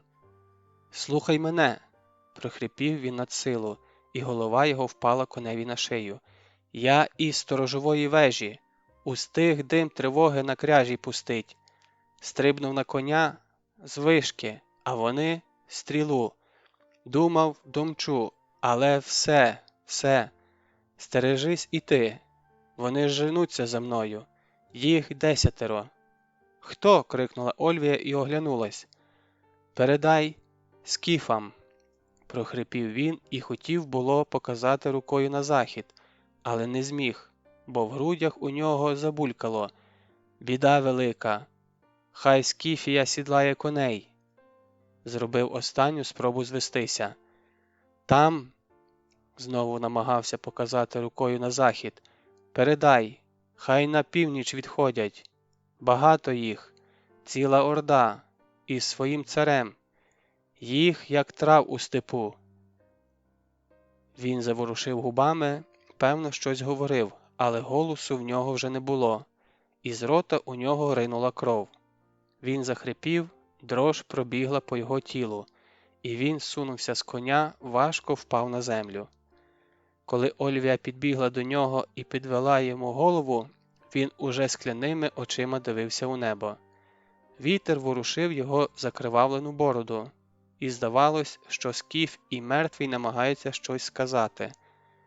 Ольвія підмостила йому під голову башлик і подумала, що так він і залишиться навічно лежати посеред степу, і ковила проросте крізь його череп, і кості, і буде віками шуміти над ним протяжно і тривожно, наче співаючи вічну пісню степу. Випроставшись, тривожно глянула на захід, де сіре громаддя диму затуляло півнеба. Куди ж тепер? Додому, до гостинного моря, чи повернути до скіфів і застерегти їх про небезпеку? Заїжджав кінь загиблого, і Ольвія схаменулась. Треба щось робити. Тихо і невміло посвистуючи, як свистять скіфи, коли хочуть заспокоїти коней, вона підійшла до коня, погладила його по шиї, ласкаво гомоніла, дивлячись у великі вологі очі тварини. «Твій господар залишиться лежати посеред степу, а нам, конику, треба застерегти скіфів від біди». Притримуючи лікту на грудях, сіла в сідло, взяла повіддя в руки і знову задумалась, куди ж повертати? І що хотів, що намагався в останню мить свого життя передати їй вершник? Хто поцілив його стрілою у спину? Від кого він утікав? А може, там суне скіфська орда? Не поладили між собою скіфські вожді, от і спалахнула війна. Таке, кажуть, у скіфських степах трапляється часто. Але чому дими здіймаються на півнеба? Ольвія тихо їхала, все ще міркуючи, у який бік їй повернути коня і де шукати скіфів. Більше всього на сході, чи біля Борисфену. Оглянулась. Ліворуч неподалік здіймалась висока могила. «Вийду на неї, обдивлюся обрій», – подумала і тільки но рушила, як пронизливо закричав птах. Стих раптово. Вона довго прислухалась, і кінь тремтів, нашорошуючи вуха, але всюди було німо. Все ж їй здалося, що десь неподалік пирхнув кінь, брязнули вудила. Серце неспокійно забилося. «Скіфи?» «Ні, ні», – майнула інша думка. «Чому це скіфам ховатися у своїх степах? А може, то ховаються ті, хто поцілив вершника стрілою у спину?» Запідозрівши біду, Ольвія хотіла було повернути на схід і мчати геть подалі від цього тривожного місця, але було вже пізно. Зненацька з гиком і свистом вилетіли за могили вершники. Не встигла вона й отямитись, як нападники схопили її коня. Ольвія шарахнулась вбік, але невідомі, вишкіривши зуби, приставили списа до грудей і до лікти на грудях. Щось крикнули на чужій, незрозумілій мові. «Застерігав же вершник», тільки й подумала вона із запізнілим каяттям. «Чому ж я барилася?» Гострий наконечник списа злегка погойдувався згори вниз. Зроби вона хоч один рух, і він проштрикне лікту і її наскрізь. Скосила очі і побачила на ребрі наконечника бурі, наче іржа, старі плями. Засохла кров минулих жертв. Здригнулась, звела очі на вершників, певно, що перед нею скіфи. Тепер вони або прикінчать втікачку, або відвезуть до Тапура на розправу. Але чи знають вони, що із заходу повзе у скіфські степи велика біда? Та яке ж було її здивування, коли побачили перед собою чужинських воїнів у повстяних круглих шапках із залізною лускою на рукавах, з великими щитами на грудях. Ось так Ольвія, негадано для самої себе, і зустрілася з чужинцями. Тепер вона розуміла, чиї то дими за Істром. Але звідкіля вони взялися, перси? Вже вкотре подумала вона, не розуміючи, як себе з ними вести і хто вони їй, друзі чи вороги. «Звідкіля ви?» – запитала вона. Чорнобородий вершник гордо вигукнув: «Ми – перси, сини персів, непереможні воїни великого царя, царя царів, царя Сходу і Заходу». Вона подумала, чи знають про персів скіфи. «Дивуєшся, що далеко залетів спис славного перського мужа?» – вигукнув Чорнобородий.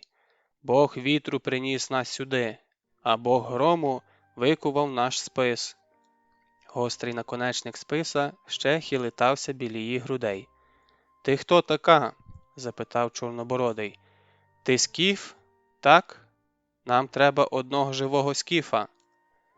Ольвія не встигла нічого відповісти, бо лікта у своєму кубельці на її грудях зайшлася вереском. Вершники з несподіванки аж підскочили і одвели од неї жахливий спис.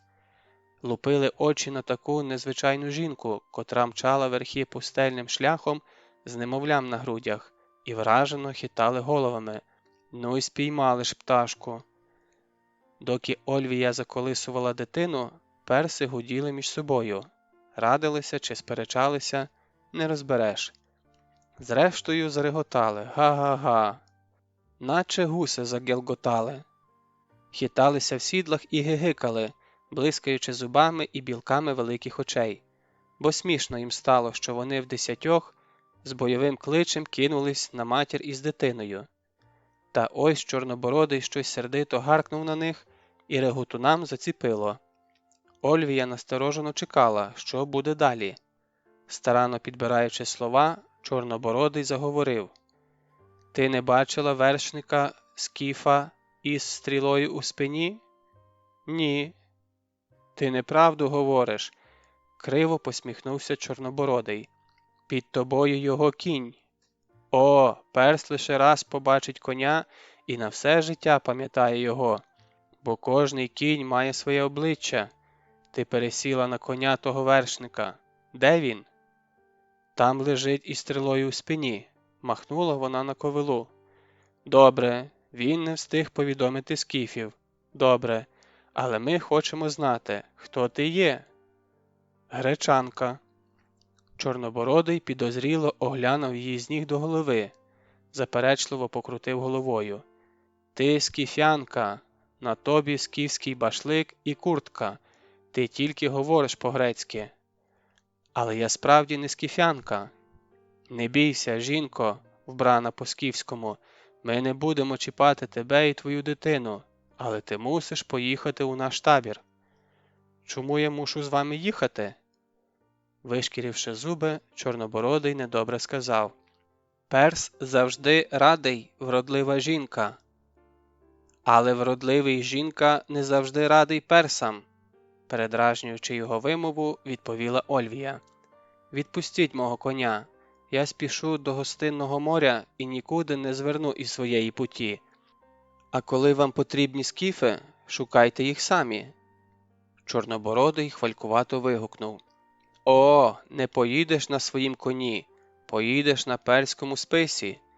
І підніс гострий кінчик списа до лиця Ольвії. «Вибирай!»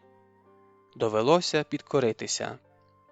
Оточивши полонянку з усіх боків гарячими кіньми, перси круто повернули на захід, до ріки Істру, що блищала на обрії широкою, наче олов'яною смугою. Повернули навстріч тим димам, що круто здіймалися по той бік ріки аж до неба, і Ольвія губилася в здогадках, куди й для чого її везуть, і чи знають про прихід персів скіфи, що потрібно персам у скіфських степах. Невже війна?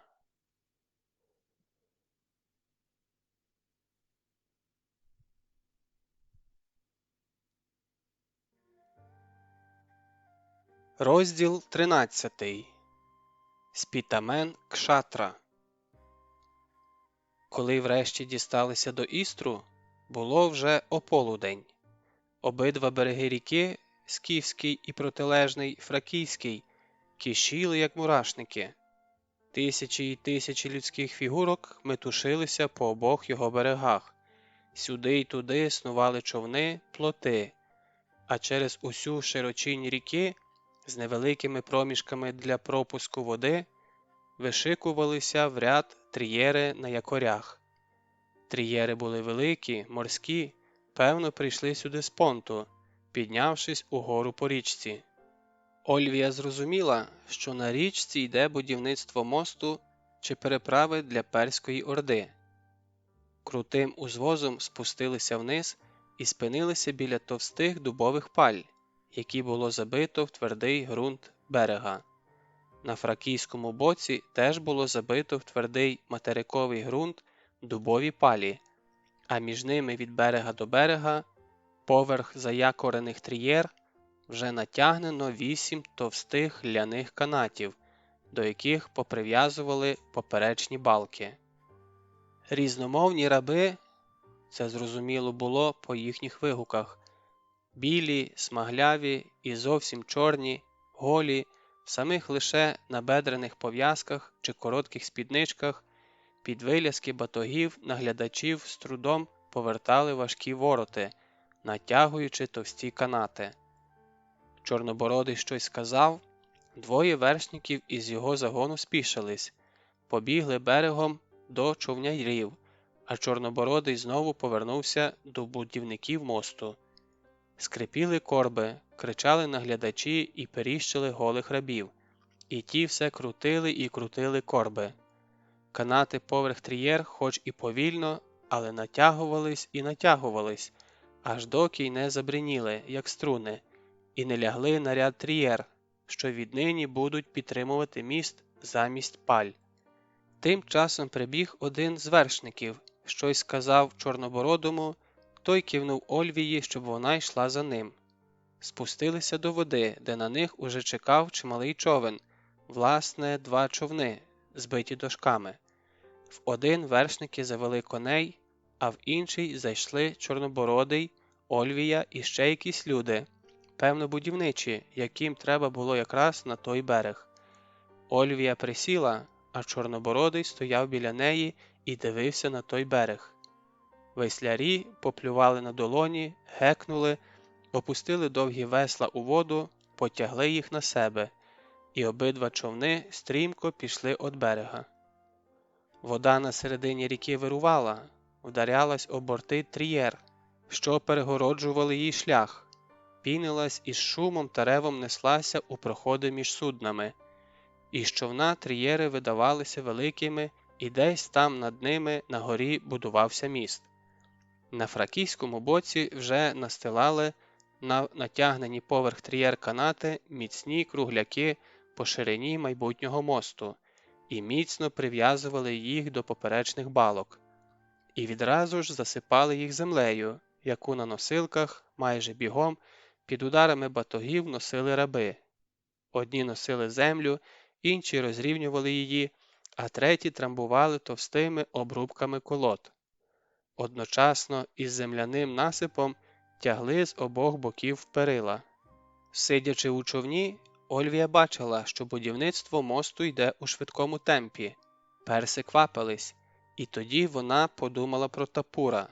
Чи знає він та його владика Іданфірс, що перси вже будують міст на землю скіфську? За якийсь десяток днів закінчать вони міст, і по ньому лавиною потече перська орда. Як застерегти скіфів? Як передати їм про цей міст? Подумала, і на душі стало важко. А чи випустять перси її свого табору? Ой, мабуть, навряд. І втекти від них теж не втечеш.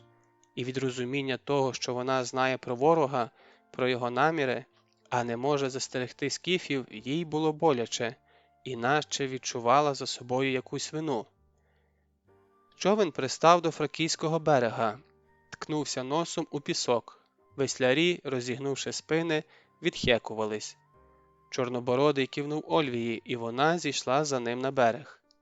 Вже не скіфський, а чужий. З другого човна зводили коней і зразу ж сідали. Сіла і Ольвія, і по знаку Чорнобородого вони рушили. На фракійському боці людей було більше. Вони снували так густо, що між ними трудно було проїхати. Все то були будівничі мосту. Носили землю, пиляли і тесали колоди для настилу. Загін Чорнобородого круто повернув у степ. І коли піднялися на узвища, Ольвія побачила далеко внизу велетенський військовий табір, над яким здіймалися дими від тисяч і тисяч багать. Вся перська орда вмістилася у тій долині, а чи тільки частина її невідомо, але долина була вщерть забита людьми і тваринами. На обріях носилися вершники, ліворуч і праворуч шляху скакали загони, на узвищах стояли сторожові пости, і Чорнобородий щось їм кричав, певно, таємне слово. І ржали коні, ревла худоба, скрипіли вози, і гул людських голосів долинав із долини, наче морський прибій. «Наші коні затопчуть ваш степ і вип'ють ваші води», звертаючись до Ольвії, хвалькувато вигукнув Чорнобородий.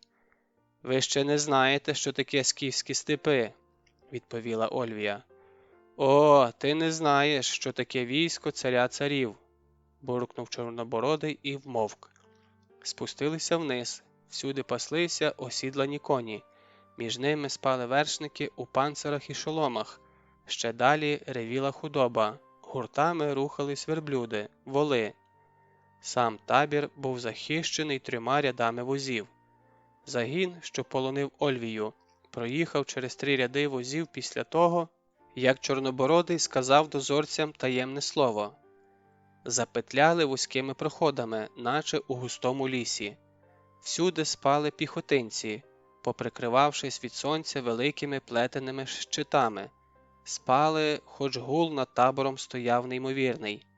Там і тут лопотіли на вітрі намети, шатра, але здебільшого воїни лежали просто неба. Блищали шоломи, панцири, кульчуги. Багато воїнів було в повстяних ковпаках, вовняних накидках. І гул, такий, що, здавалось, велетенська ріка вергала каміння в бездонну прірву. Полонений, потрапивши в такий табір, глухнув і сліпнув, втрачав волю, тяму і вже не здатний був ні опиратися, ні тим більше триматися з гідністю. Вершники Чорнобородого в'юнами завертілися, аби не наступати воїнам на голови, і повільно рухались табором. Там і тут клепали молоти, похідні ковалі лагодили зброю, ревіли верблюди, і ржали коні, кричали люди, і годі було що втямити чи збагнути. Ольвії здавалося, що потрапила вона в потойбічний світ, і тільки думала, як скіфи здолають таку орду, що заповзла у їхні степи. Середина табору, котру охороняли безсмертні, мала свій додатковий захист і була оточена 3 внутрішніми рядами возів, над якими на списах маяли кінські хвости. а за возами на просторі стояло невеличке рожеве шатро, над яким розпростер крила золотий орел. Ольвія здогадалась, що тут перебуває перський цар. Біля входу в шатро непорушно застигли зі списами, щитами й мечами на поясах 6 здорованів у сяючих шоломах і латах. Вони стояли, наче кам'яні ідоли, навіть не ворухнулися, коли загін спішився біля шатра. Тільки коли прибулі зробили вперед по кроку, списи хитнулися, спалахнули на сонці і загородили дорогу. Вершники, котрі полонили Ольвію, враз притихли і принишкли, притримуючи мечі на поясах, аби ті не дзенькнули, обережно спішились, вишикувались у лінію і завмерли, ніби їх і не було. Чорнобородий застиг попереду. Стояли довго, не сміючи навіть звести очі, тільки час від часу кліпали повіками.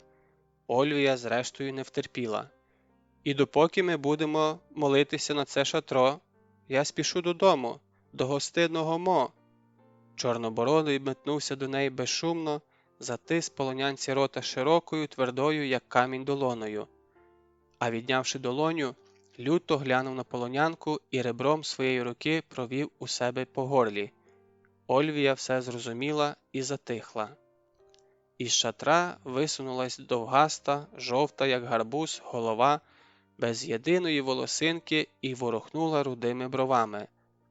Чорнобородий щось шепотом доповів їй, голова кивнула і зникла. Знову потяглися хвилини нестерпного чекання. Чорнобородий пас очима вхід у шатро, і руки його були молитовно складені на грудях. Із шатра вийшов товстий, дебелий перс у панцирі й шоломі, і, поклавши руки на шкіряний пояс, що туго впивався йому в живіт, щось тихо сказав Чорнобородому. Той догідливо кивнув головою і, повернувшись до полонянки, рухом руки показав їй, що треба йти. Ледве Ольвія зробила крок другий, як звідкілясь невидимі руки підхопили її, і вона миттю опинилася в шатрі. Злякано притискуючи до себе дитину, зробила кілька кроків поміж двома рядами воїнів із оголеними короткими мечами і опинилася під склепінням шатра. Усередині шатро було надзвичайно просторе, в парчі й позолоті, на пишних килимах, на подушках поважно сиділи в шоломах з короткими мечами на поясах стратеги і воєначальники загонів. Тиша в шатрі стояла така, що чути було, як дзвенить у власному вусі. Жодного руху, погляду, наче сиділи не живі, а якісь дивні мерці. Ольвія сковзнула поглядом далі по шатру, і біля священного вогню, що горів у великій бронзовій чаші на триніжку, під протилежною стіною шатра, на якій висів герб Персиди, соколине пір'я і всередині стрілець, що натягує лук. По-східному схрестивши ноги, сидів на подушках сам Дарій, в золотій шоломоподібній тіарі, з майстерно завитою бородою. Був він у рожевому осяйному вбранні, підперезаний широким шкіряним поясом із золотою пряжкою у формі крилатого колеса і з коротким мечем у позолочених піхвах. Він байдуже дивився на полонянку, звузивши набряклі важкі повіки. Сонна апатія, мертвотна холоднеча оповила його сухе, різке обличчя з важким підборіддям, але навіть крізь ту сонливість проступали риси вольового, жорстокого і владного царя, царя царів, як величали себе всі перські владики із роду Ахіманідів. «Я прийшла, великий царю», – сказала Ольвія, і від перших звуків її голосу стратеги хитнулись з подиву. Ще такого не було, аби якась полонянка сміла першою заговорити до того, хто є уособленням Бога на землі. «Я дуже здивована і обурена», – в мертвій, недобрій тиші говорила далі полонянка. «У тебе, великий царю, скільки того війська, що зір його не осягає, то для чого було хапати жінку з дитиною на руках? Хіба я в змозі заподіяти зло твоїй орді, великий царю?» Не встигла Ольвія й закінчити, як звідкілясь нечутно, мов кажани, метнулись до неї тіні, затисли її рота, схопили за плечі і почали гнути її до землі, намагаючись кинути полонянку на килим, до ніг царя.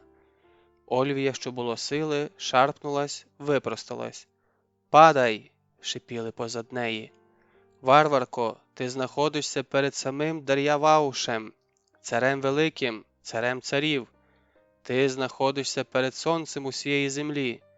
Спітамен Кшатра удостоїв тебе великої честі, аби ти поцілувала край килима у його божественному шатрі. Перед ним прості смертні лежать і бородами метуть землю. А я – жінка!» – дзвінко вигукнула Ольвія. «Я виросла у вільнім місті, де не принижували так людей». Брови Дарія злегка ворухнулися, тіні відскочили від Ольвії. І знову в шатрі запала тривожна тиша. Дарій ворухнув сухими, потрісканими від степового вітру губами. Сонна апатія почала сповзати з його обличчя, очі напіврозплющилися. Тихо, але владно цар царів запитав полонянку. «Ти хто така, красуне?»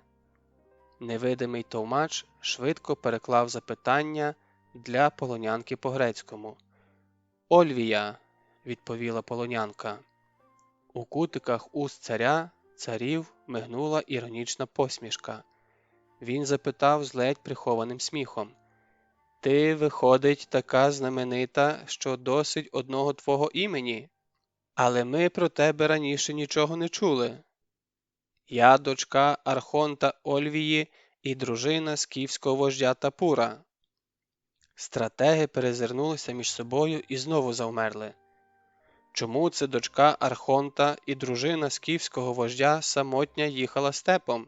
– м'яко запитав Дарій. «Я втікала від гніву свого чоловіка», – відповіла Ольвія правду. «Він буває добрим, але буває злим, як Мегера, і йому потрібний син, продовжувач роду, син Орел, про якого б загомоніли степи. А я...» – жінка тяжко і сумно зітхнула. «А я народила йому дочку. Лють полонила його і осліпила. Довелося втікати вночі на коні, бо під гарячу руку Тапур здатний на все. Він, як дикий кінь, що не терпить вуздечки. Його неможливо приборкати, допоки він сам не схаменеться». Обличчя царя царів зробилося співчутливим і добрим. «Який жорстокий твій чоловік!» – злегка похитав він головою. «Але тобі, нещасна жінко, повезло. Втікаючи від свого, як ти кажеш, незагнузданого чоловіка, ти потрапила під надійний захист, і тепер маєш змогу відомстити віроломному Тапуру. Адже ти не винна, що народила дочку, а не сина». «Так, великий царю, я не винна», – згодилась Ольвія. «Боги тому свідки, що я дуже хотіла народити сина». «Все у волі богів», – м'яко мовив Дарій і почав у ту мить навіть подобатись Ольвії. «Син добре, але й дочка теж добре. Дівчата, які згодом стають дружинами чоловіків і мужів, нам дуже потрібні, адже без них не буде дітей, не буде воїнів». І додав, злегка посміхнувшись, «Мене також народила колись жінка, і я вдячний їй, бо мій батько, славний Віштасп, ніколи б на це не спромігся». Цар був радий з власного дотепу. Полководці теж посміхнулися і враз стисли вуста, як тільки-но цар погасив свою скупу посмішку. Дарій заговорив, як і вперше, тихо та м'яко. «Радій, красуне, я веду непереможне військо персів проти непокірних і свавільних скіфів, і мене, і моє військо осяває сам Бог неба, великий Ахура Мазда. Скіфи віднині більше не мають місця на землі. Скористайся нагодою і відомсти своїм кривдникам. Більше того, я велю, і ти станеш дружиною майбутнього сатрапа Скіфії, котрого я поставлю і котрий у всьому слухатиметься мене». Ольвія мовчала. «Радість онімила твої вуста?» лагідно запитав цар царів. Бути зрадницею – невелика радість, відповіла Ольвія. Брови Дарія ворухнулися. Як розуміти дочку Архонта і дружину скіфського вождя? У мене немає зла до скіфів, бо вони нічого лихого мені не вчинили. Полонянка глянула в холодні очі царя царів. У мене немає гніву і до Тапура, йому потрібний син. То в чому ж тоді суть? Суть ось у чому, великий царю. Ольвія почекала, доки перекладе товмач, і далі говорила уже повільніше. Все, що трапилось, це наша з Тапуром справа. Скіфи тут ні при чим. Чорна тінь набігла на сухе лице Дарія. Я хочу тобі зробити добро. Коли ти, великий царю, добрий, вели відпустити мене додому, до гостинного моря, різко сказала Ольвія. А мстити Тапуру я не буду. Я люблю його.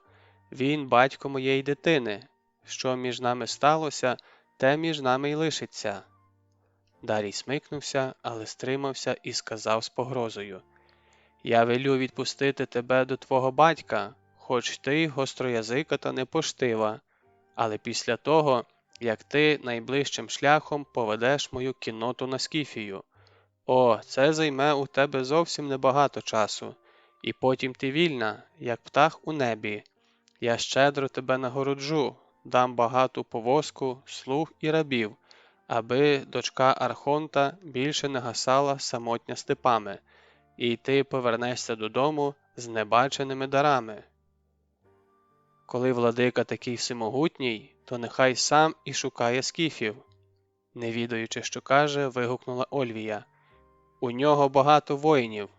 Коли вони чогось варті, то цар царів обійдеться і без жіночої зради. Дарій потемнів з виду. Гляди, щоб твій довгий язик не зашкодив твоїй ніжній шиї. Тихо, але владно мовив владика. Таких слів, які вилетіли щойно з твоїх уст, я нікому не прощаю. Я онімлюю такі вуста, але тебе помилую, зважаючи на твою молодість і вроду. Дочка грецького архонта просто не думає, що каже.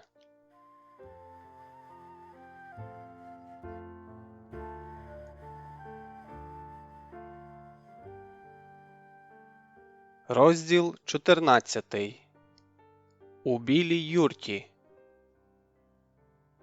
Після розмови з перським царем полонянку поштиво завели до білої юрти, чистої і охайної. Воїни, що її супроводжували, ставились до неї начеб з повагою, принаймні тримались досить ввічливо. Ольвія не могла зрозуміти, хто вона – гостя чи полонянка. Владика всіх людей від сходу й до заходу сонця, цар царів з великою повагою поставився до дочки грецького архонта, пояснили їй через товмача. Адже у білу похідну юрту поселяють тільки вибраних гостей. Щоправда, додали, і полонянка вловила у голосі неприховану іронію. Час воєнний, а навколо дикі степи, у яких нишпорять скіфи.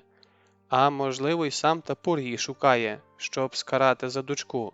А тому, аби з дорогою гостею нічого лихого не трапилось, біля входу до юрти невідлучно стоятиме варта. Ольвія стомлено опустилася на килим. Всередині юрта була заслана кількома шарами килимів, у яких грузли ноги, і тому було тихо, а попід стінами лежали оксамитові подушечки.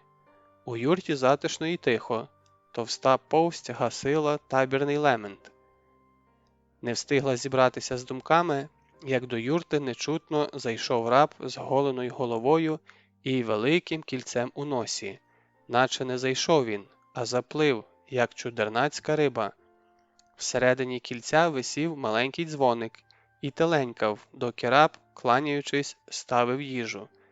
Заткуючи і подзвонюючи, раб беззвучно виплив із юрти, а Ольвії ще довго вчувався його дзвоник. У дерев'яному коритці лежало червоне варене м'ясо.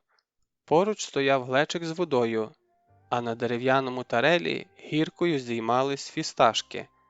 Не відчуваючи смаку і тим більше голоду, полонянка механічно пожувала трохи твердого і несмачного м'яса і з жадібністю напилася, погодувала дочку, що вже почала виридувати, перепеленала її і, колихаючи, тяжко зітхнула. Що ж далі? Де вихід із цієї юрти? Та й чи є він взагалі?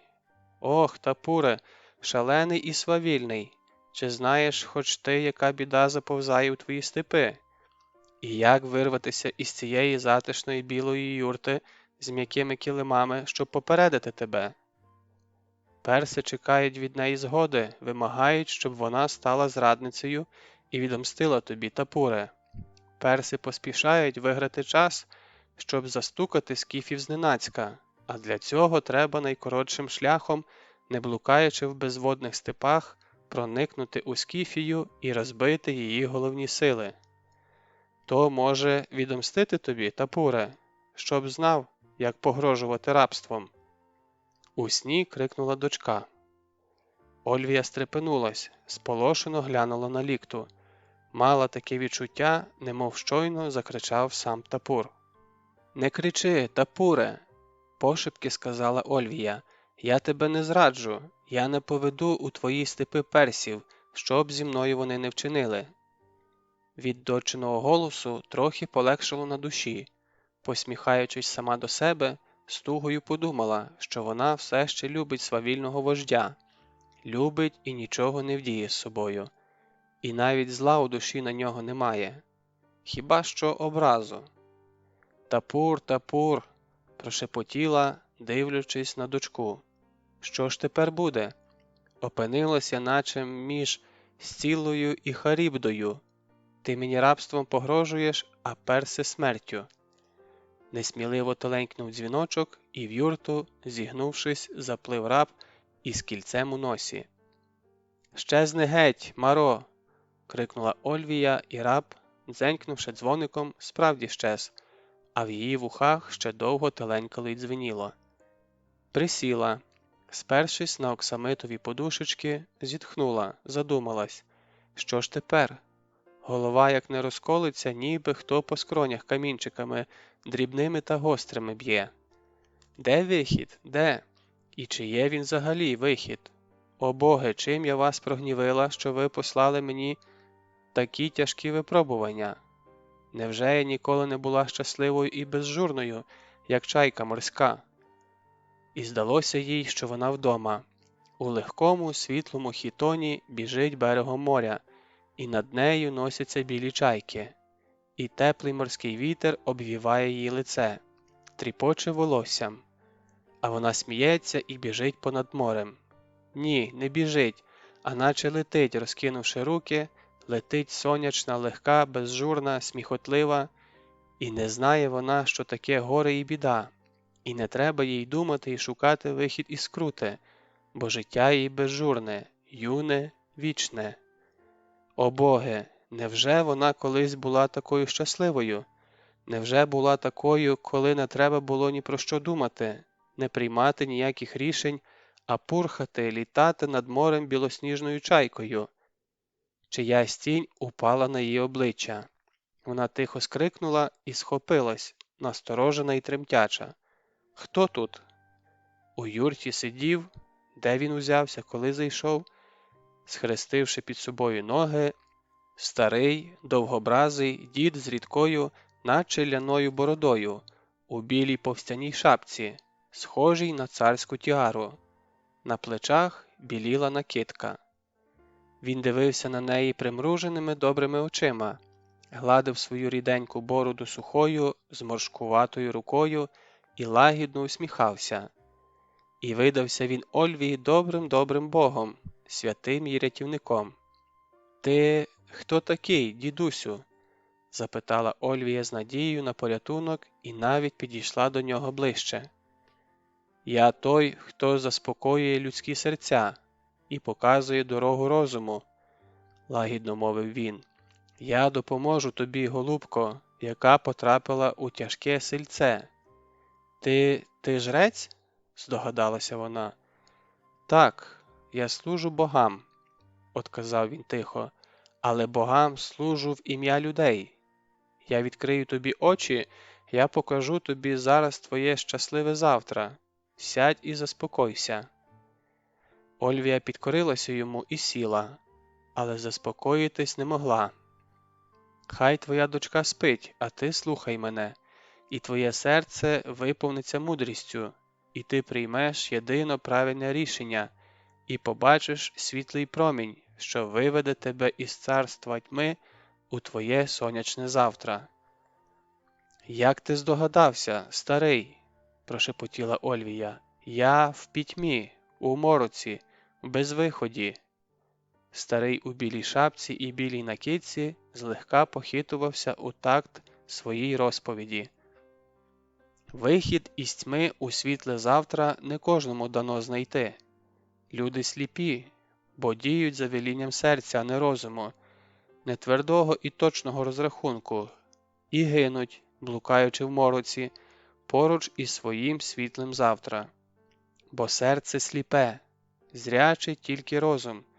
Слухай мене, голубко, і ти побачиш зараз той світлий промінь, що виведе тебе на широку світлу дорогу у твоє безжурне і багате і знатне щастя. Здійняв свої довгі, тонкі і кістляві руки, провів ними в повітря, наче щось розгрібав, і закричав: «Бачу, за мороком бачу все, все! Бачу знану на увесь світ славну столицю Ахеменідів, славетну Парсастахру, що значить сила персів. Бачу на кам'янім узвищі незрівнянно диво палац царя царів. В день весняного рівнодення на честь Ноурузу з усіх усюд персиди з'їхались сатрапи всіх областей, країн і племен, везучи царю царів славні дари. Ранній ранок. Гості йдуть мимо двох великих статуй охоронців врат. Через різні помешкання потрапляють у свята святих палацу, до зали, де за завісою знаходиться цар царів. По знаку астролога завіса відкривається, і на троні в ранкових сутінках зовсім невидимий сидить цар царів, живе уособлення самого Бога на землі. Перший промінь сонця, що сходить, пробивається скрізь маленьке віконце у стіні, відбивається у воді святого колодязя і падає точно на царський трон, і в ранкових сутінках запалює царську корону. Не всім смертним дано те побачити, а тільки кращим із кращих, достойним із достойних, сильним із сильних, знатним із знатних. В трепетнім мовчанні всі, хто прибув, ідуть у відкритий двір, де відбувається церемонія піднесення дарів. На чолі дароносців виступають правителі країн і племен. Бачу, як несуть дари із підкореної щойно Вавилонії, несуть із Мідії, Єгипту. Бачу, як ідуть ефіопи і індійці, греки із Малої Азії і араби, бактрійці, согдійці, саки, і всі несуть дорогі дари, ведуть незвичайних коней із розчесаними гривами, в золотих вуздечках. Бачу. Старий, зітхнувши, перебила його Ольвія, хоч і гарно тебе слухати, але до чого все це?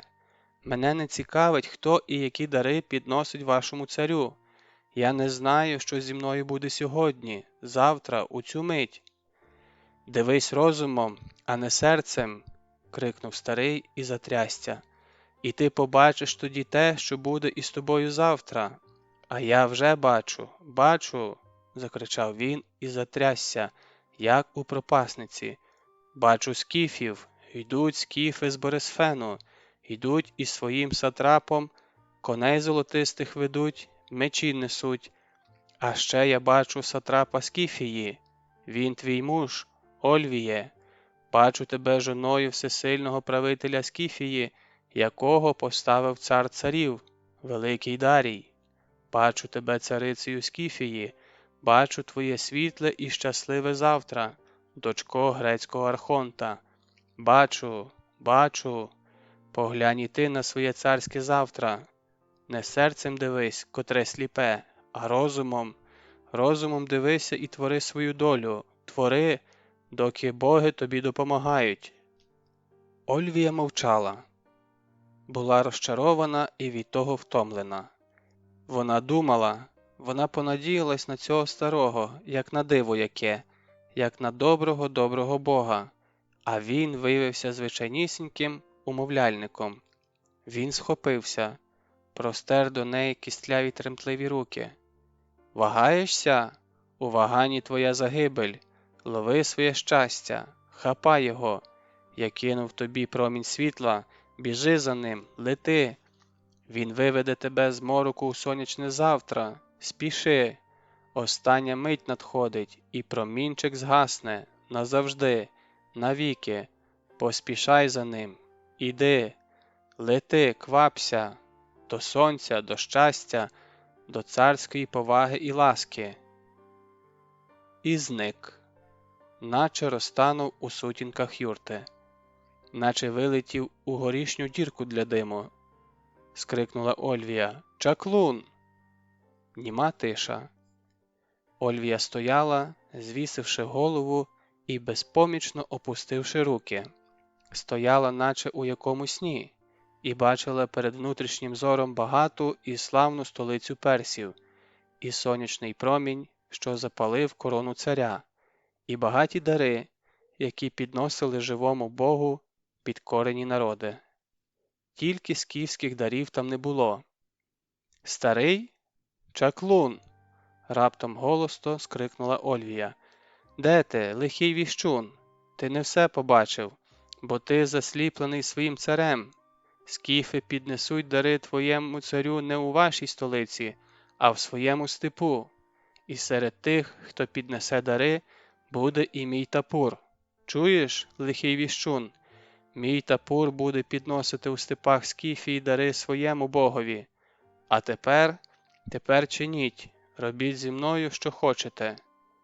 І в ту ж мить важкі і тверді руки лягли їй на плечі, здавили їх так, що ледь не хруснули кості, і почали її гнути, ставити на коліна, і вона, з останніх сил рвонувшись, гордо випросталась.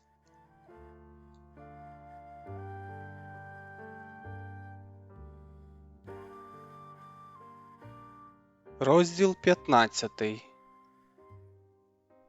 І зібралися всі чоловіки Скіфії. Скільки не було кібиток у Скіфії, чорних і білих, багатих і бідних, всі до єдиної на скрипучих дерев'яних колесах з жінками і дітьми і з домашнім скарбом вирушили на північ. Скільки не було у Скіфії табунів прудких коней, скільки не було стад корів, худоби, молочних корів та тяглових волів і биків, скільки не було отар овець, всіх, до останнього коня, корови, вола, бика та вівці, пастухи погнали різними шляхами, але в одному напрямку – на північ. Скільки не було у Скіфії вільних чоловіків, опоясаних акінаками, всі до єдиного, від найстарішого до наймолодшого, осідлавши бойових коней та виповнивши сагайдаки дзвінкими стрілами, хто з кістяними наконечниками, хто із бронзовими, хто із залізними, та, нагостривши акінаки і наконечники списів на чорному камінні, всі з'їхалися у священну землю Гер, край царських могил і минулої скіфської слави. Кожний рід прибув окремою дружиною, під власним бунчуком на чолі з десятниками і сотниками, при повному озброєнні, з торбами ячменю для коней та харчем для вершників, із запасними кіньми і, прокричавши бойовий клич роду чи племені, займав своє місце.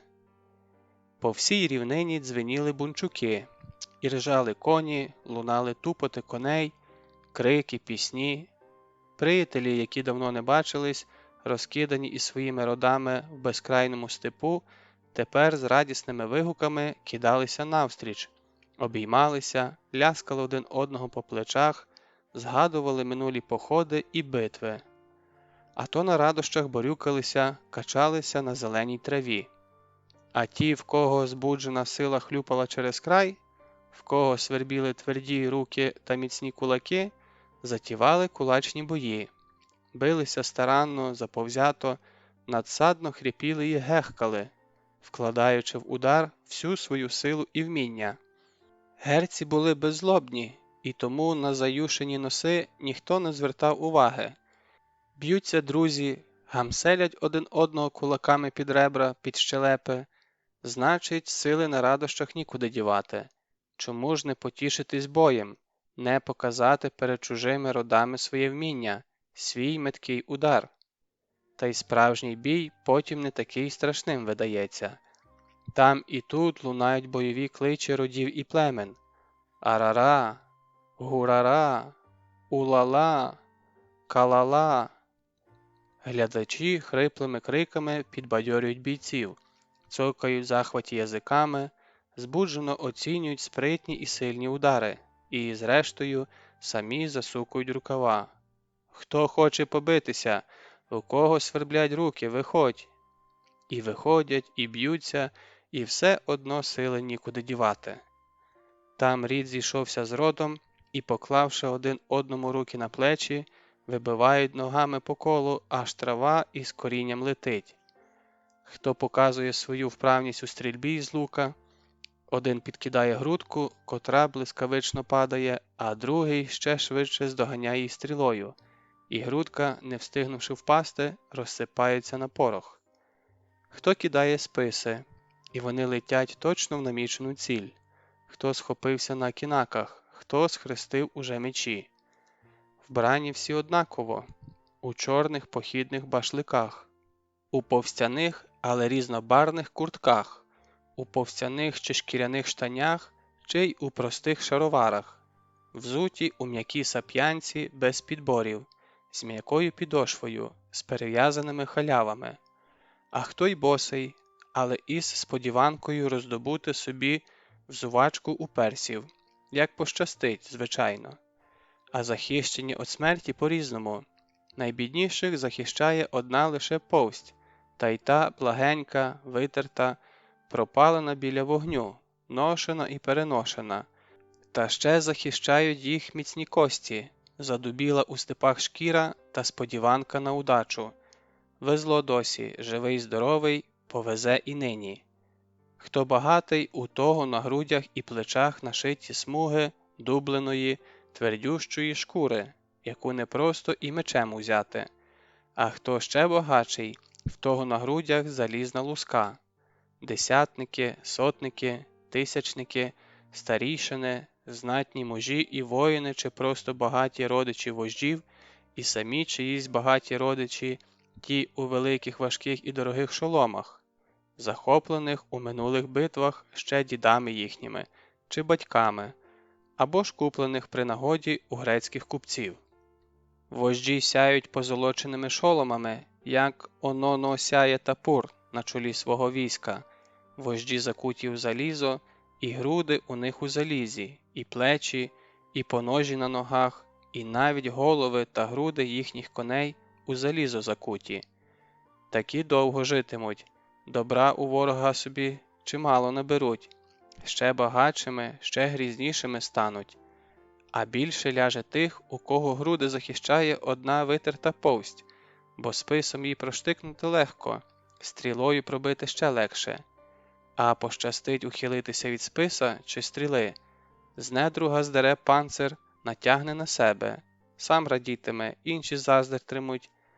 «Диви», – скажуть, – башлика немає, бідак з бідаків, а який панцир здобув. От пощастило. Тепер його у степах зватимуть не інакше, як той, у якого залізний панцир. А про смерть скіф не думає. На те й бійка, щоб хтось гинув, а хтось пив його гарячу кров. Кому повезе, той здере чуб недруга, прив'яже його до вуздечки свого коня і буде хвалитися. А схибить, що ж, у світ предків піде, інші ж славу і здобич між собою поділять. А збираються в похід всі охоче й радо, бо скільки в степу не сиди, А коли не маєш добрих табунів, нічого не висидиш. А в битві як повезе. Добро можна захопити – зброю, коня чи повозку. А що ще скіфові треба, крім доброї зброї, коня та повозки? Хіба що добру жінку? Так жінок у Скіфії вистачає. А маєш коня та повозку, будь-яка за тебе піде. А там, дивись, і табунець заведеш, як у вбитого знайдеш золото. Ха! Добре, коли похід, добре, коли війна. А перси, кажуть, багаті, всього мають. І зброю, і коней, і повозки, і іншого добра чимало в них. Як не вб'ють тебе перси, то збагатишся. Буде з чим у своє кочовище повертати, буде чим перед родом хвастати і дітям своїм розказувати. Зупинив і Данфір свого коня на узвищі, і довго-довго дивився на всіх чоловіків Скіфії, та схвально кивав білою бородою, і золотий його шолом сяйвом сліпучим спалахував проти сонця. «А добре, добре, що од вас стало тісно на рівнині», – сам до себе гомонів владика. «Ач, які завзяті таласі до перського добра, щоб завжди так густо і загрозливо гуло осине гніздо Скіфії. Буде битва, буде пожива для тих, хто вціліє, будуть перські коні іржати у наших табунах». І мчали до владики вожді й ватаги, старішини родів, колін і племен, зістрибували з гарячих коней і до землі кланялись. «Владико, хай дарує тобі Папай здоров'я сьогодні і завжди.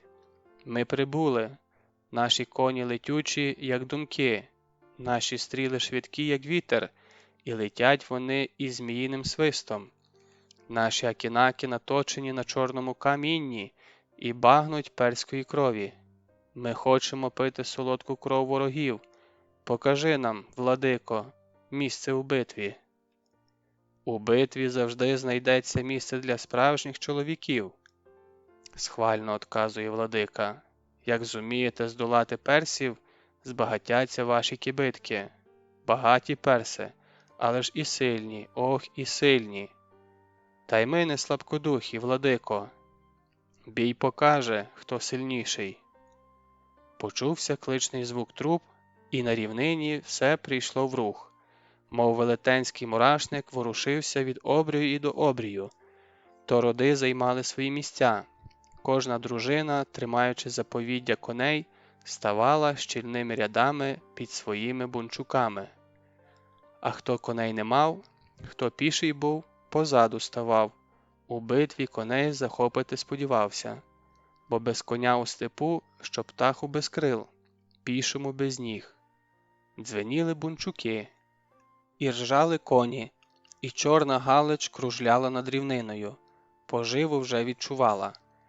І Данфірс зняв золотий шолом, і вітер куйовдив його рідке, вже вицвіле волосся, і щось гудів у вуха старому, і в голосі далеких вітрів вчувалися йому незабутні голоси. «А синів моїх і немає серед усіх чоловіків Скіфії», – думав він з гіркотою, та відразу ж і подавив у собі розпуку. «Немає, але були. В бойових кличах родів і племен я чую і їхні голоси». І велів владика: «Наймолодших юнаків відберіть і пошліть їх на північ захищати наше жіноцтво. Та й не можна дівчат лишити без хлопців. А юнаки хай ще ростуть, їхнє ніде від них не дінеться. Коли ж ми поляжемо в битвах, то юнаки і юнки, підрісши, продовжать на цій землі наші роди». І було відібрано наймолодших юнаків, і послано їх на північ. І все одно на рівнині було тісно від усіх чоловіків Скіфії. А скільки їх, того ніхто не знав. Кажуть, що давним-давно скіфський цар Аріант вирішив дізнатися, а скільки ж у нього чоловіків.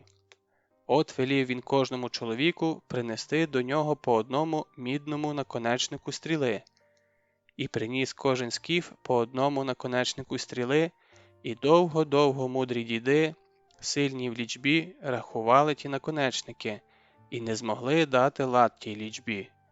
Тоді цар розпорядився переплавити всі наконечники і відлити з них мідний казан. Кажуть, вийшов той казан такий великий, що в ньому вміщалося вино із 600 грецьких амфор. І Данфірс у супроводі вождів об'їжджав війська і казав: «Скільки вас, опоясаних акінаками, я не знаю, і знати не хочу, бо немає коли вас рахувати. Та й що дасть рахунок, як у битві ваша сила подвоюється? Скільки у вас стріл, я не знаю і знати не хочу. Хай про це дізнаються на власних шкурах перси. Скільки у вас коней, я не знаю, бо вони у вас швидкі, як вітер. А хіба можна порахувати вітер? А ось скільки добра у персів, я теж не знаю. Про перське добро ви дізнаєтесь самі, як захопите його собі. Думаю, що добро ви зумієте порахувати, і лад йому зумієте дати».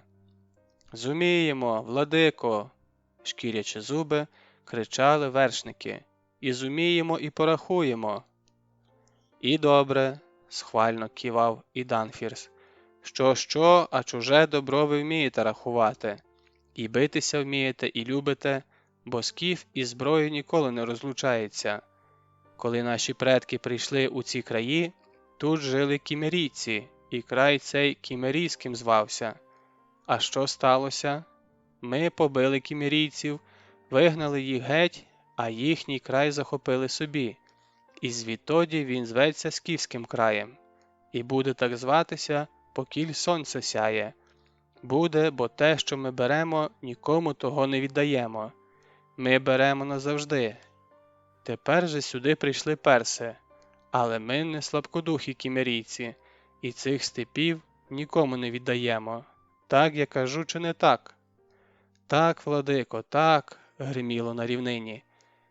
І сказав тоді і Данфірс: «Ви зібралися і стійте, а я буду говорити із батьком нашим, із самим Папаєм». «Тихо, тихо», – пронеслося рівниною, «владика з Папаєм буде говорити». Спинив і Данфірс коня біля могили, зіскочив на землю і зійшов на вершечок могили. З ним піднялися вожді, старійшини. Став і Данфірс на могилі високій, глянув у долину, у якій аж чорно було від чорних башликів, а нові все прибували і прибували. І звів руки до неба, і вітер на могилі маяв його білою бородою, і золотий шолом його спалахував проти сонця вогнями. «Батьку наш Папай!» – ще дужчим голосом гукнув він до високого неба над Скіфією. «Ми зібралися, ми, опоясані акінаками, ждемо твого знаку, великий наш захисник Папай. Я зібрав усіх, хто називає себе мужем справжнім, кого я не раз і не двічі водив на битви великі й малі. Я зібрав усіх, кому Арес поклав у десниці ясну зброю. Скіф вільний, як птах у небі, земля – його постіль, а зоряне небо – ковдра. Прудкі сонячні коні несуть його, як на крилах. Так веди ж нас вперед, батьку наш Папай, так благослови ж нас, батьку наш Папай.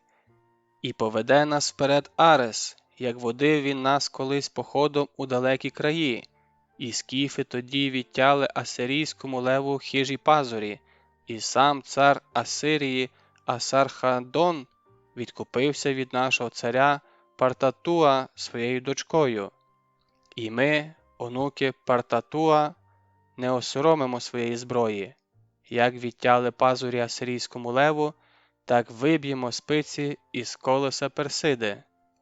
І вигукнув бойовий клич свого роду: «Арара!» І загула рівнина, сповнюючись бойовими кличами скіфських родів. Під ті кличі цар з вождями спустився з могили і ступив у велике коло, викладене з білого каміння. А навколо кола ряд за рядом стояли воїни. І приніс туди найстаріший воїн Скіфії меч Ареса, і поклав його на землю до царських ніг, і опустився на коліна. І все військо по всій широкій і великій долині в ту мить опустилося на коліна. і кожен воїн поклав на землю перед собою свою зброю. «Земле, дай силу мечам нашим грізним!» Опускаючи руки до землі, заговорив найстаріший воїн Скіфії. «Земле рідна, дай силу і лед дзвінким нашим стрілам, щоб не знали вони промаху, щоб смерть несли кожному, хто посміє тебе, земле наша, топтати». І вигукнули хором усі чоловіки Скіфії. «Ніхто не спинить політ смерті на кінцях наших стріл, акінаків, мечів і списів».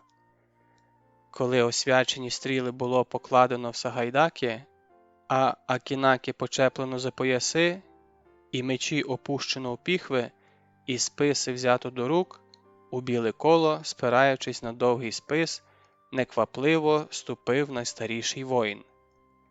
«Владико наш!» – гречно звернувся він до царя, і біла його борода маяла на вітрі.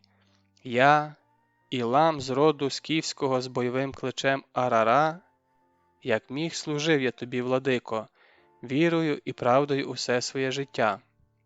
Не полічити битв, у яких мій спис пив ворожу кров. Давно то було, а був я тоді й молодим і дужим. Силу мав волячу, і жадібний мій спис наскрізь проколював ворогів. А зараз я старий став, і руки мої вже не так міцно тримають зброю, як колись. Зір мій стомився, і стріли не завжди потрапляють у ціль. Тож хочу я востаннє прислужитися тобі, і твоєму славному війську, і всьому народові нашому скіфському, і землі усій нашій. Віддаю себе в жертву богам за побіду нашу над Персидою. Вели, владико, приготувати хмиз, і я з димом полечу до Папая. Слава тобі, мужній скіфе!» – тихо сказав і Данфірс, і в шанобі схилив голову перед найстарішим скіфським воїном Іламом.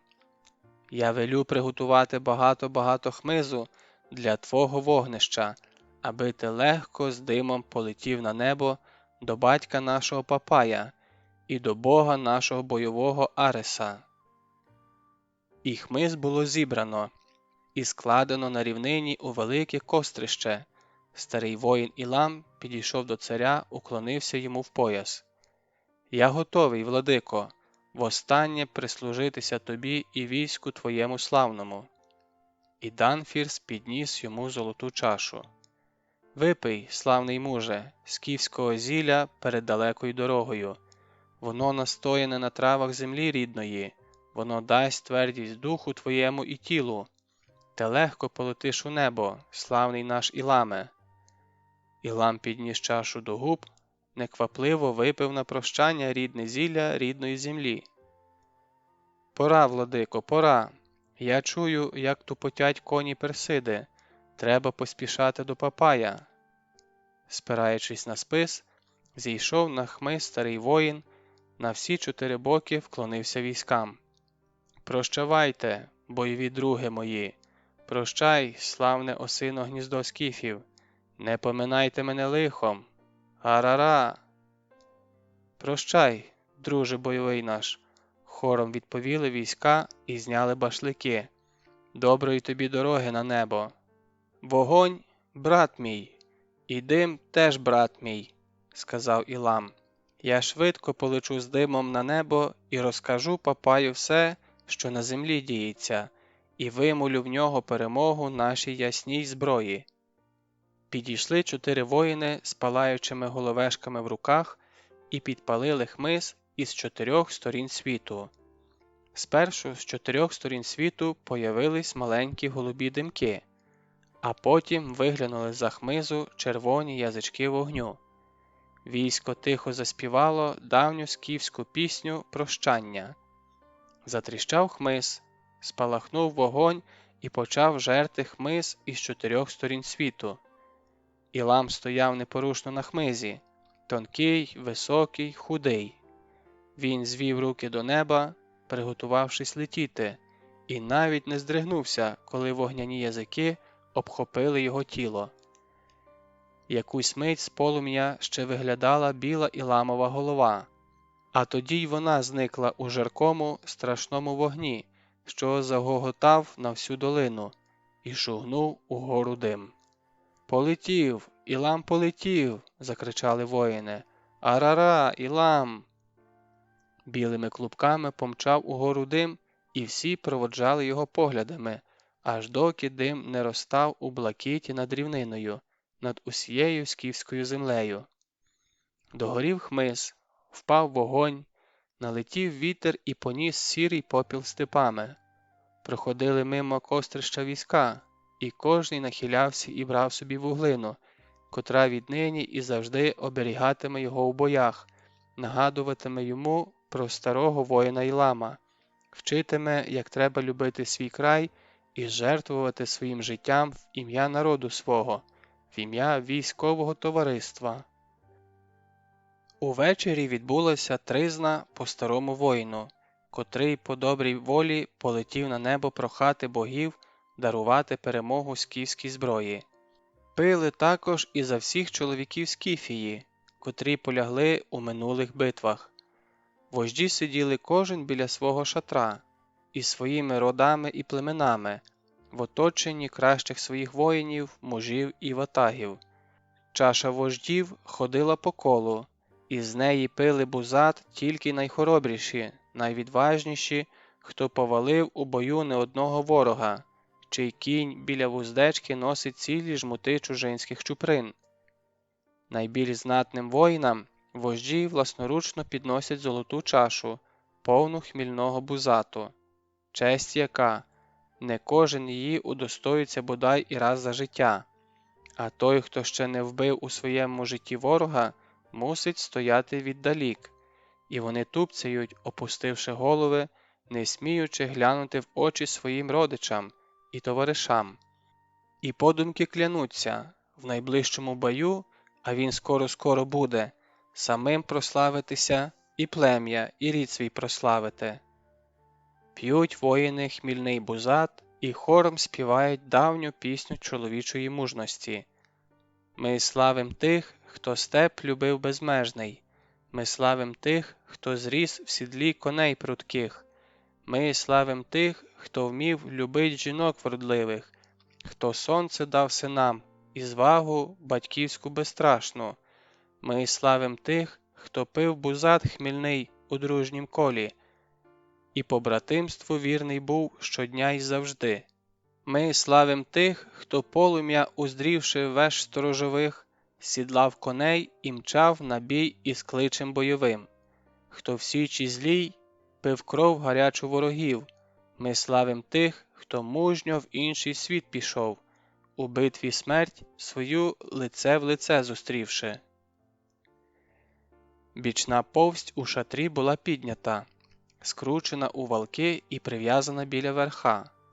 Крізь ребра лози, з якої був виплетений кістяк шатра, зазирали далекі тремтливі зорі. Іноді завіював до шатра прохолодний нічний вітер з Борисфену, приносив із собою полиновий присмак степу, ворушив пригасле вогнище у шатрі, і тоді вгору, в закіптявлену дірку для диму, кружляючи, роями злітали іскри-блискітки, наче жовто-золотисті вертляві комахи. Видно було, як біля похідного царського шатра, нечутно, наче дух померлих, походжає варта. І Данфір сидів, звично схрестивши під собою ноги, і, як завжди, дивився у вогонь. Важкий башлик його був закинутий за спину, і шишак тьмяно полискував золотом. Велетенський табір у долині уже спав. Лише на тлі неба біля далеких сигнальних веж зринали темні постаті дозорців, та варта все кружляла і кружляла навколо шатра владики. Степ дихав нічною свіжістю, десь брязкотіли повідями коні, та чути було, як у пітьмі перегукувались ближні і дальні дозорці. «Пильнуй! Пильнуй! Пильнуй!» – подумки повторив і Данфірс, і вкотре задумався, чи ж кріпко він пильнує Скіфію в лиху годину, чи все виважив, врахував, перш ніж стати на герць із всемогутньою Персидою. О, багато народів і племен, великих і малих, покорила Персида. Її колесо потрощило кості кращим воїнам світу. Чи ж вистоїть Скіфія проти такої навали царя царів? Чи ж все він урахував? І, як на духу, каже собі владика: все, врахував усе. Пильнуй, пильнуй. Пильную, думає владика, пильную Скіфію, покіль б'ється моє серце і покіль лишиться у мені хоч краплина крові. Дивився в затухаюче вогнище і бачив у вмираючих язиках вогню очі, рідні до болю очі. Сини, а може то очі не лише його синів, може то вся Скіфія триможними очима дивиться на свого владику, німо питаючи: чи ж приведеш мене до перемоги, а чи кістьми я ляжу під перське колесо? Перед внутрішнім зором владики пливло море гостроверхих башликів, у вухах гриміли бойові кличі родів і ржали коні. Він підняв Скіфію, посадив її на коня і завтра кине на бій. Ще і ще обмірковував свої задумки, зважував їх. Сьогодні ще він має час вивірити, завтра буде пізно. Зненацька вгорі, в дірці для диму, зникли зорі, ніби хто чорний і кудлатий заглянув до шатра. Загудів вітер, крізь ребра оголеного шатра видно було, як на потемнілому обрії лисицею мигнула і щезла жовта блискавиця. І тієї ж миті вдарив грім. Вдарив лунко з виляском, і Данфір здригнувся, звівши голову, закляк, прислухаючись. Чи грім гримнув, чи йому вчулося? Небо було аж чорне від грозових хмар, блискавиці вже синіми зміями вигиналися у пітьмі. Знову вдарив грім. Гуркітливою луною покотився над рівниною. І Данфір схопився на ноги і квапно вийшов із шатра. Гриміло. З усіх шатрів і юрт вибігали вожді і старійшини. Воїни, які спали просто неба, схоплювались на ноги, здіймали руки до грозового неба. «Папай!» – лунало над рівниною. «Ми чуємо твій грізний голос, захиснику і батьку наш. Ти спішиш нам на поміч, тобі все повідав Ілам. Слава Іламу, воїну скіфському слава!» І сповнилась долина бойовим кличем. Гримів грім, голос бога Папая вітав скіфське військо, і скіфське військо, потрясаючи зброєю, вітало бога Папая. Затремтів і Данфірс, звів старечі руки до чорного грозового неба, що аж палахкотіло од блискавиць і розколювалося од страшних гуркотів. І по щоках його котилися сльози вдячності. Грім – то голос Папая. Долетів до Бога на вогняних крилах старий воїн Ілам. Озвався Папай: «Я з вами, сини мої, з вами у лиху годину». По запалих щоках владики котилися сльози і змішувалися із дощовими краплями. Боги не полишали Скіфію, боги із ними, синами своїми степів цих безмежних. Клекотіла долина в громах, блискавицях і ржанні коней та бойових кличах скіфських родів.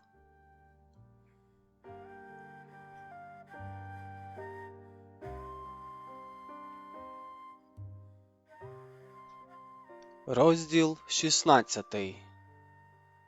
Зустріч в Чужинській Орді. Опритомніла, коли вже було темно. У юрті кволо блимав глиняний світильник, біля її ніг, зігнувшись, стояв раб з кільцем у носі. Не то дрімав стоячи, не то сумно хитав головою. Побачивши, що полонянка розплющила очі, раб, як заведений, закланявся. Дзвоник у його носі зателенькав. «Нелюди, звірі!» – прошепотіла Ольвія і кинулась на той дзвоник, наче він був всьому виною. Раб позадкував до виходу, але його знову штовхнули до юрти. «Тобі теж вправимо кільце в носа», – сказав хтось, і по хвилі в юрту просунулась усміхнена лиса голова з акуратно завитою бородою. Кожний, кому не лінь, буде смикати за кільце. Дзвоник теленькатиме і щомиті від найменшого твого руху нагадуватиме тобі, що ти рабиня. За повстяною стіною хтось реготав. Раб кланявся, дзвінок брязкотів, а усміхнена голова з акуратно завитою бородою скалила око і підморгувала їй. «Де ви поділи мою дитину?» «Вона ще жива», – сказала голова із завитою бородою, «але скоро може бути мертвою. Все залежить від тебе». І лиса голова із завитою бородою скалила око і підморгувала. «Ти поведеш нас у той край, де кочують скіфи, і де пасуться їхні табуни. У нас обмаль часу, щоб блукати степами, де немає ні води, ні дорог, а з провідником буде і швидше, і надійніше». «Я не знаю дороги». «Пригадаєш, бажано йти так, щоб вийти скіфам у спину». «Я ненавиджу зраду». «Можливо», – згодилась голова, – «але ти врятуєш дочку». «То як? Де скіфи? Де їхні табуни? Пасовиська, кочовища? Ну, швидше, швидше повертай у роті язиком». «Не знаю, нічого не знаю, бо я сама від них втікала». «Тікала, а тепер повернешся їм мстить. У мене немає до них зла». «Жаль. Віддайте дочку, коли вона ще жива». «Ти сама її погубила, але можеш ще і врятувати. Подумай, одну ніч подумай, останню ніч своєї волі, а вранці або даси згоду, або станеш рабиною з кільцем у носі, і ми віддамо тебе воїнам на утіху. Віддамо на один день, але той день для тебе буде довгий, дуже довгий день». Підморгнувши, голова зникла. Тіло її похололо, затверділо і взялося, наче кригою. І вона відчула, що все, ні лікти не врятує, ні себе. Відчула, що тут, на фракійському березі Істру, в чужинській орді увірветься її стежка. І де вона увірветься, того ніхто не знатиме, ні батько, ні Ясон. Чомусь у ту мить згадався їй Полемархів син, голубоокий товариш її дитинства. Може б, і справді була б вона з ним щасливою, коли б не Тапур. Ат, що тепер гадати? Чи не все вже одно? Щезла її мати без сліду у цім широкім білім світі, щезне так і вона. Єдине, що вона хотіла б зараз, це повернутися у рідне місто. Хай не в місто живих, то хоч у місто мертвих, у некрополь. Все ж таки легше лежати у рідній землі. Але і це щастя для неї уже недосяжне. Її просто кинуть у фракійському степу на поталу вовкам чи гайворонню. Та й це ще не страшно. Страшніше, коли її примусять жити, рабиною із дзвоником у носі. Примусять жити потаскухою для різних волоцюг. Гарячково обмацала себе, але Акінака не було. Його в неї забрав, здається, ще Ганус. Зринула в пам'яті зелена толока на березі маленької річечки, чорнява молодиця, котра годувала лікту. То було останнє добро, яке зустріло її у житті. Попереду вже добра не буде. Попереду її чекає саме лише зло і наруга. Схопилась, заметалась по юрті, шукаючи хоч що-небудь гостре. Та, крім глиняного світильника, у юрті більше не було нічого, а глиною життя собі не уб'єш. Раптом вчулося, що десь плаче дитина, і той плач гострим лезом черконув її в серце, але не вбив її, вона ще була жива, хоч і закам'яніла та закрижаніла, але десь глибоко в серці був ще біль. Та біль – то все, що лишилося в неї живого. А може й справді показати персам дорогу до скіфів? Мигнула ця думка, і на мить їй здалося, що стоїть вона голою, і всі на неї пальцями тикають. Ні, надто щасливою вона була в білому місті над Голубим морем, надто вільною, надто гордою і незалежною, щоб стати зрадницею. А дитина десь плакала. А може, їй вчувалося? І вона знову гарячково обмацувала себе, кидалася по юрті в пошуках чогось гострого, бо не сила було слухати той плач. Слухати і чекати ранку, коли її віддадуть волоцюгам. Але нічого гострого в юрті не було. Вона не вірила, що в юрті немає нічого гострого, взяла світильник і, присвічуючи собі, почала обходити юрту. А тоді нараз глянула на вогник світильника і спинилась. Є! Шукає вона свою смерть, а смерть у її руці. Не тільки залізо урве життя, вогонь теж його убиває. І від думки, що вона знайшла смерть, що та смерть у її руках і вона нікому її не віддасть, стало трохи легше. Легше, що не перси її переможуть, а вона персів, і вся їхня страшна орда буде безсилою повернути її з того світу. Вона стала посеред юрти, зняла башлик з голови, розпустила по плечах волосся. Це добре, що волосся у мене таке пишне, подумала і заспокоїлась. Горітиме яскравіше, а юрта спалахне, то й зовсім буде добре, бо ніхто вже тоді й не перешкодить піти у світ предків. «А що, царю, я тебе перехитрила», – сказала Ольвія і піднесла світильник до свого волосся. Почувся легкий тріск, то вже спалахували перші волосинки, як вогник метнувся однеї вбік, чиясь тінь лягла на її обличчя, і рука, взявши в неї світильник, поставила його біля входу на залізну триногу. Постать випросталась і підійшла до Ольвії. «Ще не все втрачено, Ольвіє!» О боги, який знайомий голос! Наче далеке-далеке, навічно втрачене дитинство озвалося до неї голосом того воїна. Вона звела голову і побачила високого воїна з тонкою талією, з білявим волоссям, що вибивалося з-під шолома, у сірому плащі. Щось шпигнуло її, вона протерла очі, але воїн не зникав. Він пильно дивився на неї сумними очима, з такою тугою і таким невимовним болем, що Ольвія, все ще не вірячи здогадці, підійшла ближче, скрикнула: «Ні, ні, це видіння!» Перед нею стояв Яссон, не хижий пес Зайда, а товариш її дитинства, блакитноокий син Полемарха. «Ти?» – видихнула вона, і на якусь мить, скороминущу мить, їй здалося, що вона вдома, на березі гостинного моря.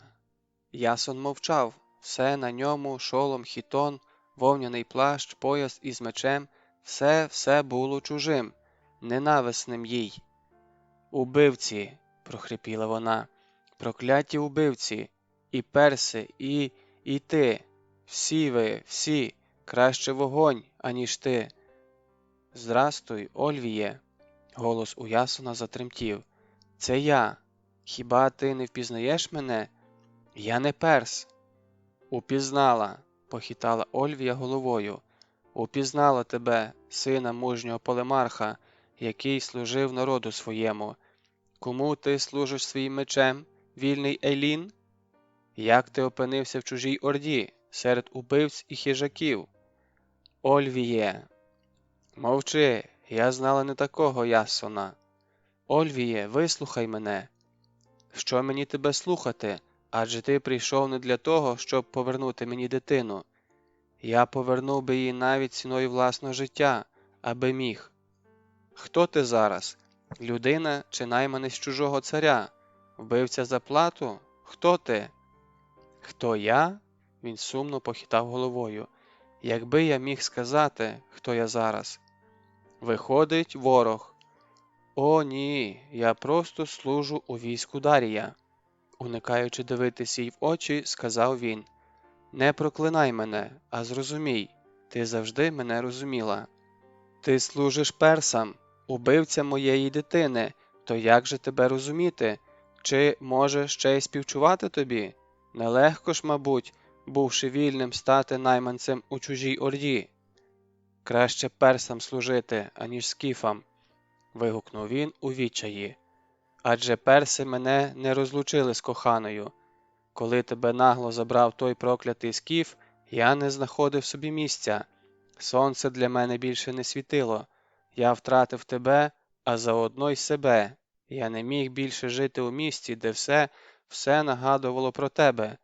Я втік із міста, поневірявся по світу, забрів на Балкани. Думав, серед чужих тебе забуду, але таке забуття було вище моїх сил. Я не міг тебе вирвати із свого серця, бо щоб вирвати тебе з мого серця, треба було вирвати саме серце. І тоді я подумав, чи не ліпше знайти свою смерть, коли ти втрачена назавжди. Я шукав смерті, аж тут прийшли перси. Мені було все одно, і я найнявся у їхнє військо, аби знайти свою смерть. Воїни гинуть у боях з ворогом, сказала Ольвія, а так, як ти, роблять тільки... Мовчи, крикнув Ясон. Боїшся? Кого й чого? Своєї совісті? Не будь жорстокою до мене, Ольвіє.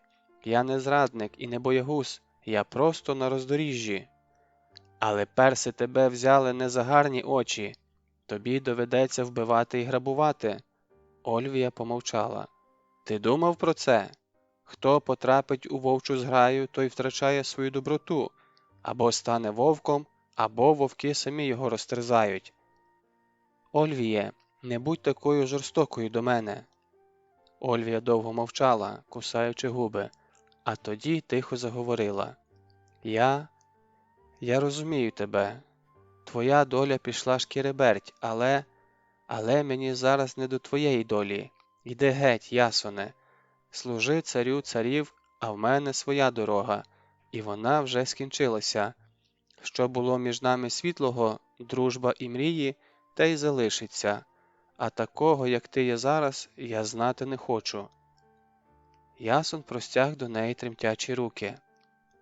Благаю тебе, не проганяй, я тільки щойно дізнався, що ти у персів. Аби побачити тебе, напросився в охорону. З одним персом стоїмо на чатах. О, доле! Тільки вигукнула Ольвія. Хто б міг подумати, що ти колись будеш мене охороняти в чужому таборі?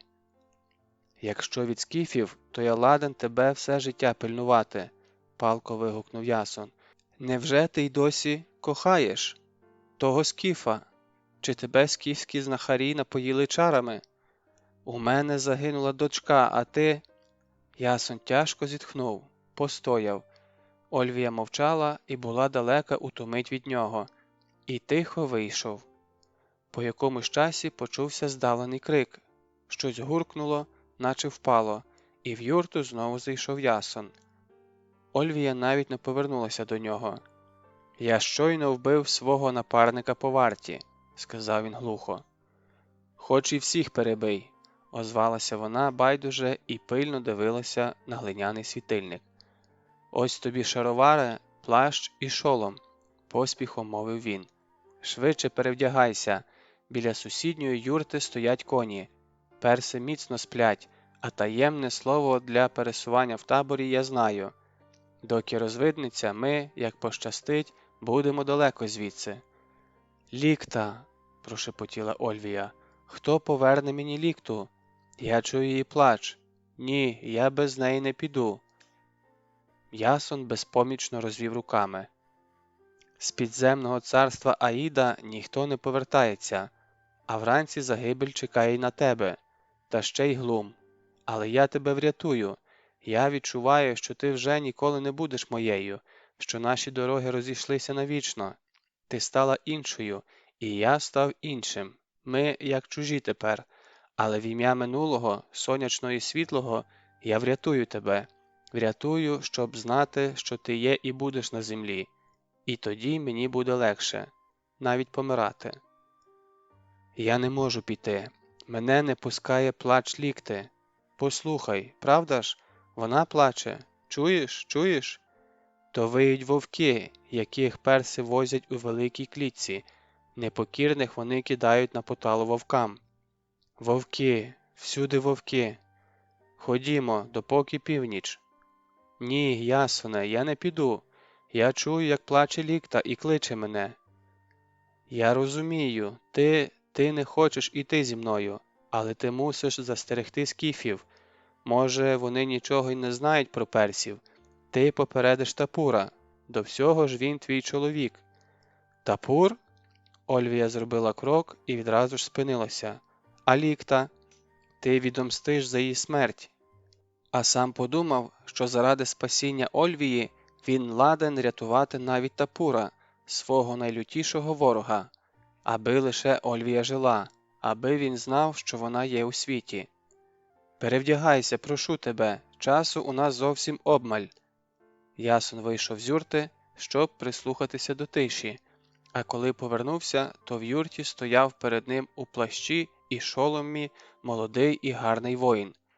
Тенькнуло в Ясона серце, але він стримав себе і сказав нарочито безбарним голосом, навіть дещо аж сердитим. «Слухай мене уважно. Ти мовчатимеш всю дорогу, говоритиму я. Коли що, будеш видавати себе за німого. І ще одне. На виході з табору нас зустріне дозор. Нічим себе не видавай. Я знаю таємне слово. Ну, а решта як повезе. Щастя нам, доле. Коли судилося ще жити, поживемо».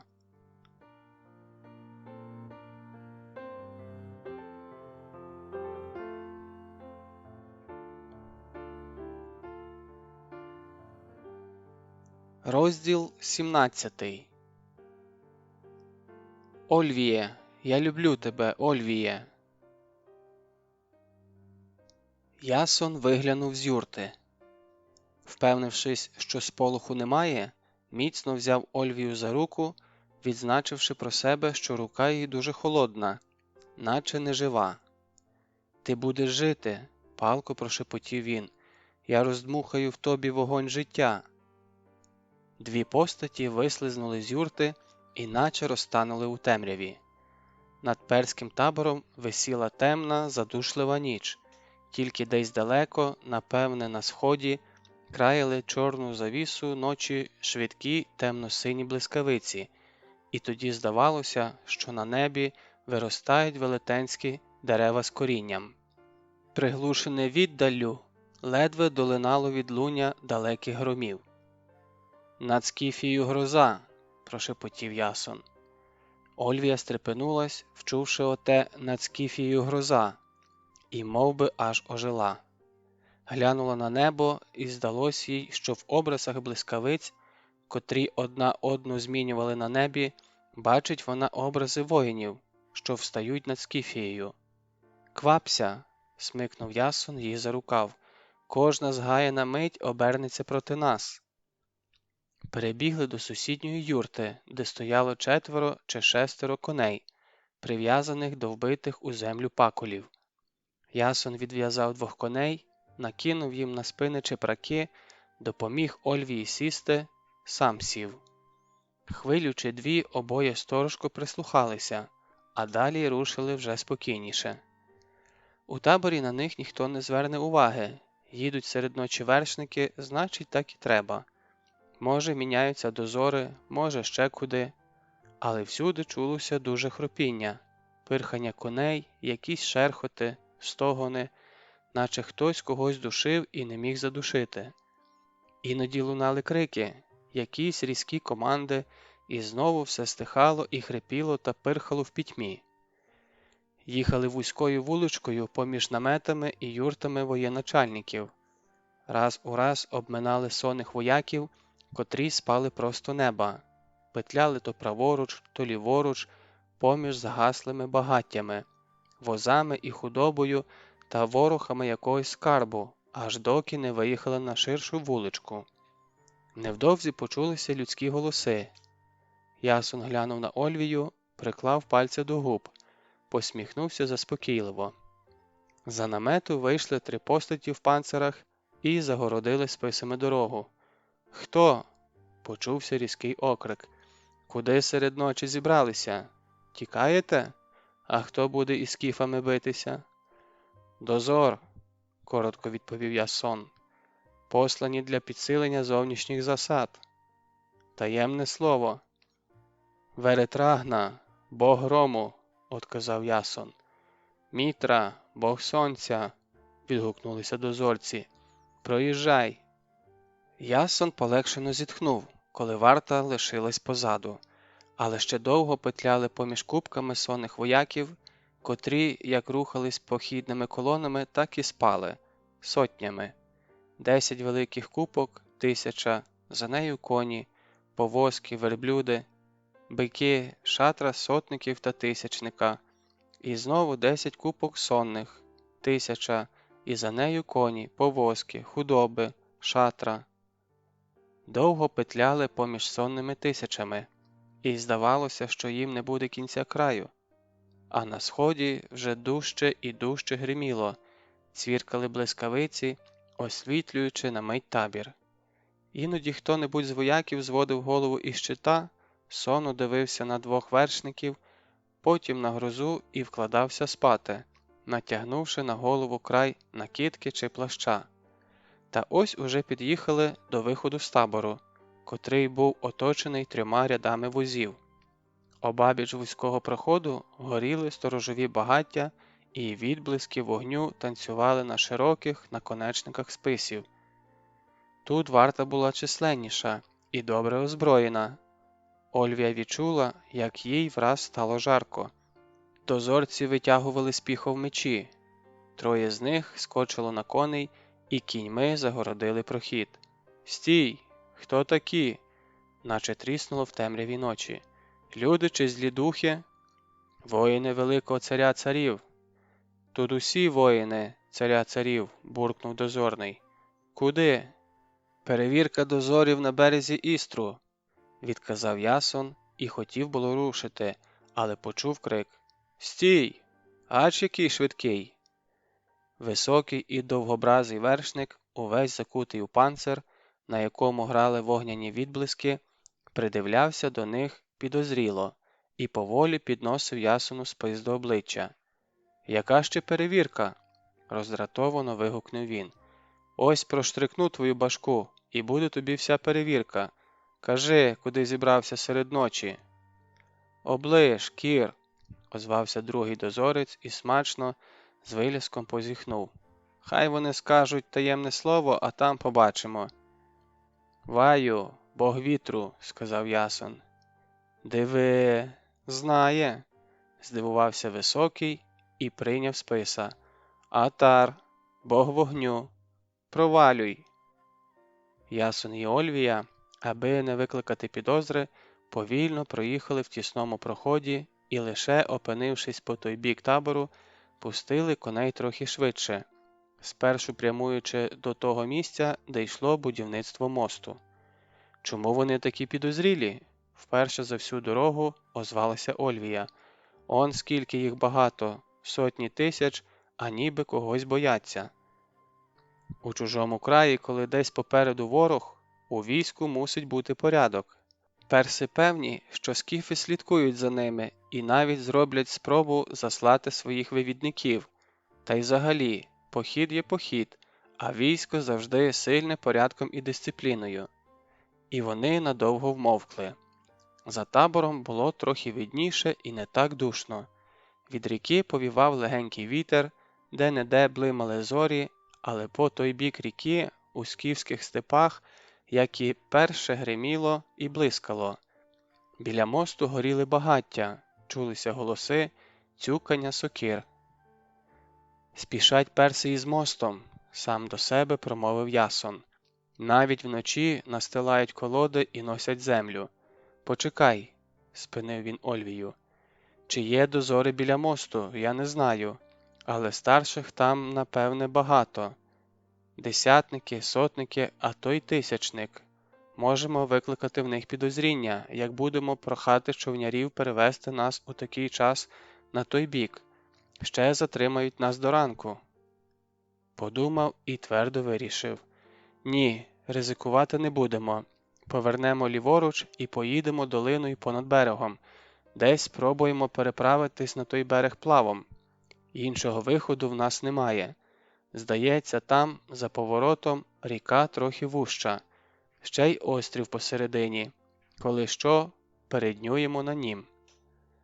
Далі помчали трав'янистою м'якою низинкою, де пітьма була особливо густою. «Ми вже на волі?» – озвалася Ольвія. «І так, і ні», відповів Ясон досить бадьоро. Де саме понад рікою дозори, я не знаю, але чув, що вони є. Чув краєм вуха, тому й сказати нічого певного не можу. Очевидно, вони сидять у засадах ще з вечора. На випадок, якщо скіфи спробують послати розвідувальні загони на Фракійський берег. А я думала, що ми вже на волі, зітхнула Ольвія. А хіба таємне слово нам не допоможе? Втім, то й лихо, що таємного слова поза табором я не знаю. Це велика таємниця, і не кожному її дано знати. А може, якось обминемо ті засади? Може, згодився Ясон, але впевненості у його голосі не було. Можливо, пощастить прошмигнути непоміченими. А коли що, будемо тікати. Коні швидкі, а ніч темна. Шуміла ковила. Тихо, одноманітно, сумно. Ольві вчувалося, що в ковилі плаче дитина. Іноді дитячий плач так ясно до неї долинав, що вона поривалася зіскочити з коня. Ясоне, хтось плаче. Ось, послухай. Плаче дитина. То вітер завиває, і скіфії жене до нас чорні хмари. Вітер? Ой, ні. Вітер, Ольвіє, вітер, він несе грозу із скіфії. Але чому він плаче, як моя дочка? А ти сама, поплач. Я чув, що жінкам легше від сліз, бо слова утіхи тут зайві, та й чим вони тобі зарадять? Я розумію, горе у тебе, та що вдієш, людина для того й живе, щоб радіти і страждати, сміятись і плакати. Жаль тільки, що одним людям чомусь страждань випадає більше, а іншим радощів. Як він змінився відтоді, як мене забрав Тапур, подумала Ольвія, наче іншим став, змужнів і вже нічим не схожий на того соромливого юнака, якого я знала. Той і говорити до пуття не вмів. Повернути б оце коней до понту, у відчаї думав Ясон, і забути про все, і про персів, і про скіфів, тільки б вона була зі мною поруч, а життя можна і заново почати. Ольвіє, зважився він, звідси так близько до гостинного моря, днів зо два вниз понад річкою, та днів два трохи вбік, і вдома. Я мушу повернутися до... Ольвія запнулася, бо трохи не сказала «додому», маючи на увазі кочовище Тапура, але швидко поправилась до скіфів, щоб сказати їм про персів. А тоді, швидко запитав Ясон, повернешся додому чи... Не знаю. Я нічого не знаю, і жити мені не хочеться. Я все вже пізнала, радість і горе, щастя і біду, і дуже стомилася од усього. Спершу я спішила додому, до гостинного моря, а тепер, коли почула про персів, побачила їх, тягне до скіфів. Але ти все одно думаєш про нього. Думаю. Клятий Тапур, подумки проклинав Ясон ім'я свого найзапеклішого ворога. І давній гнів спалахнув у його душі. Ти викрав моє щастя, ти зруйнував моє життя. Як я ненавиджу тебе, дикий скіф. О, як я ненавиджу тебе і твоїх брудних кочівників. Я міг би тобі жорстоко помститися, бо їздив з купцями у твій табір і знаю туди дорогу, і привів би персів, щоб насолодитися помстою. Дякую, що люблю Ольвію, що вона для мене свята. Молися на неї, заради Ольвії милую тебе, мій проклятий враже. Будь ти проклятий, зненацька вихопилося в Ясона. Ти про нього? Тихо озвалася Ольвія.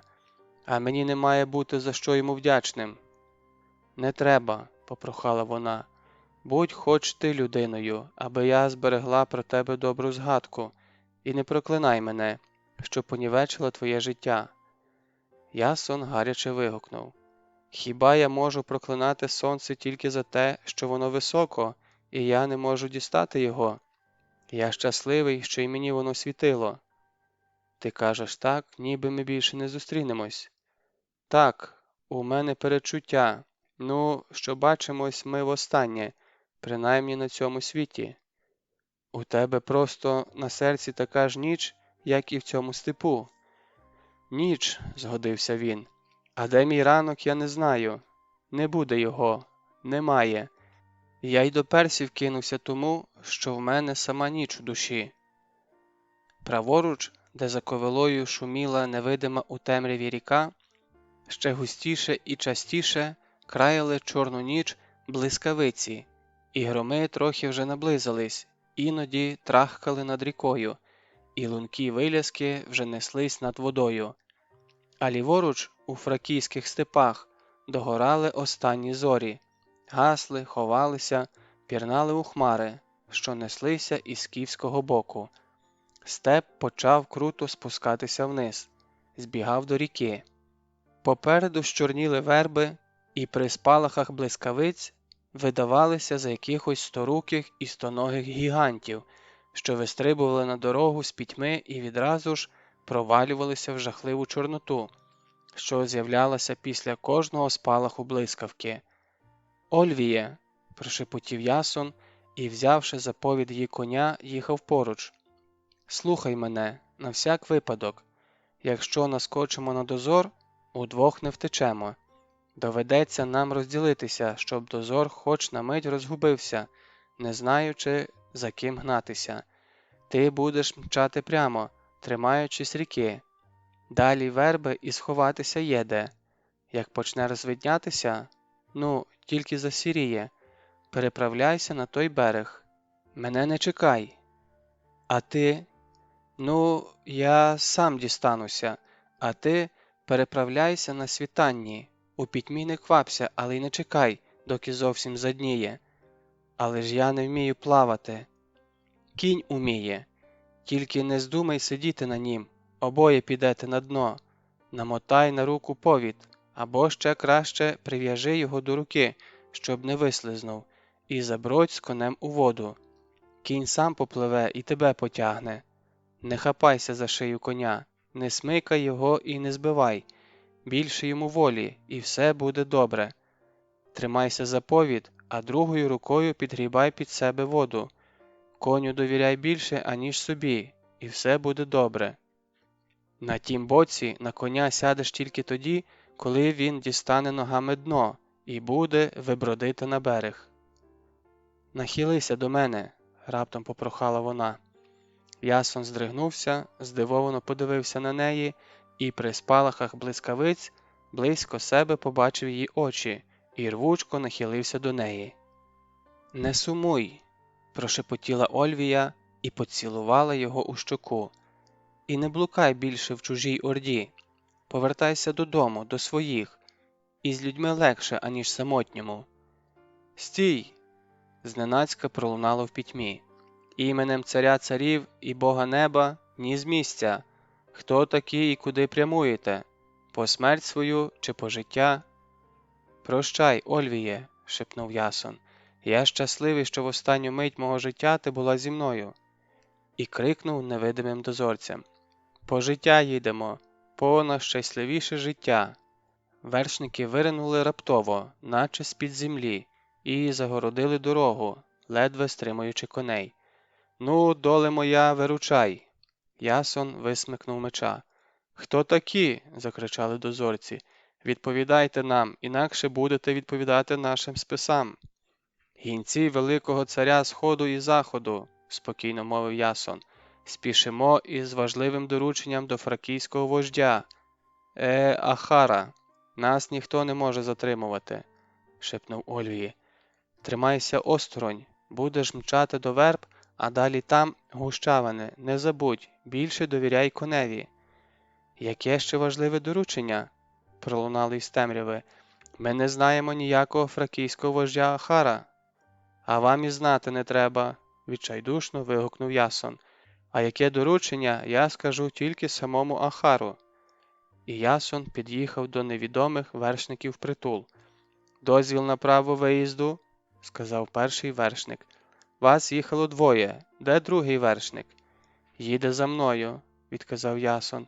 «Але прошу нас не затримувати, бо ми спішимо із дорученням царя царів».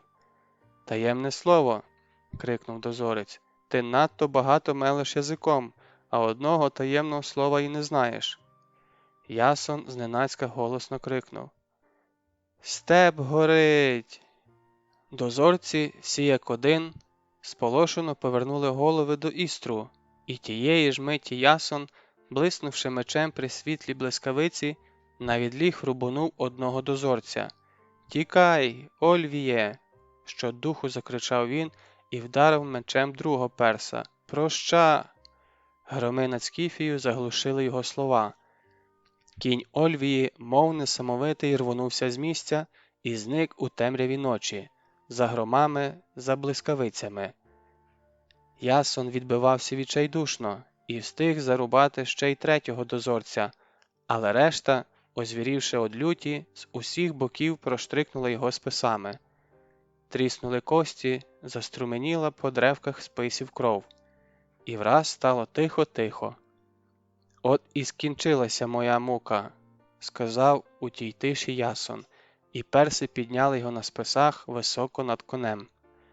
Загриміло на тім боці, над Скіфією, тріснуло, гуркнуло, наче небо розкололося навпіл, і здалося, що хтось, закутий у залізо, на залізному коні прогуркотів степом, і все стихло. «Ольвіє, я люблю тебе, Ольвіє!» пронеслося нічним степом, затихаючи, завмираючи, доки й не вмовкло назавжди. А на скіфському небі рясно вставали блискавиці, і залізні вершники на залізних конях мчали степами.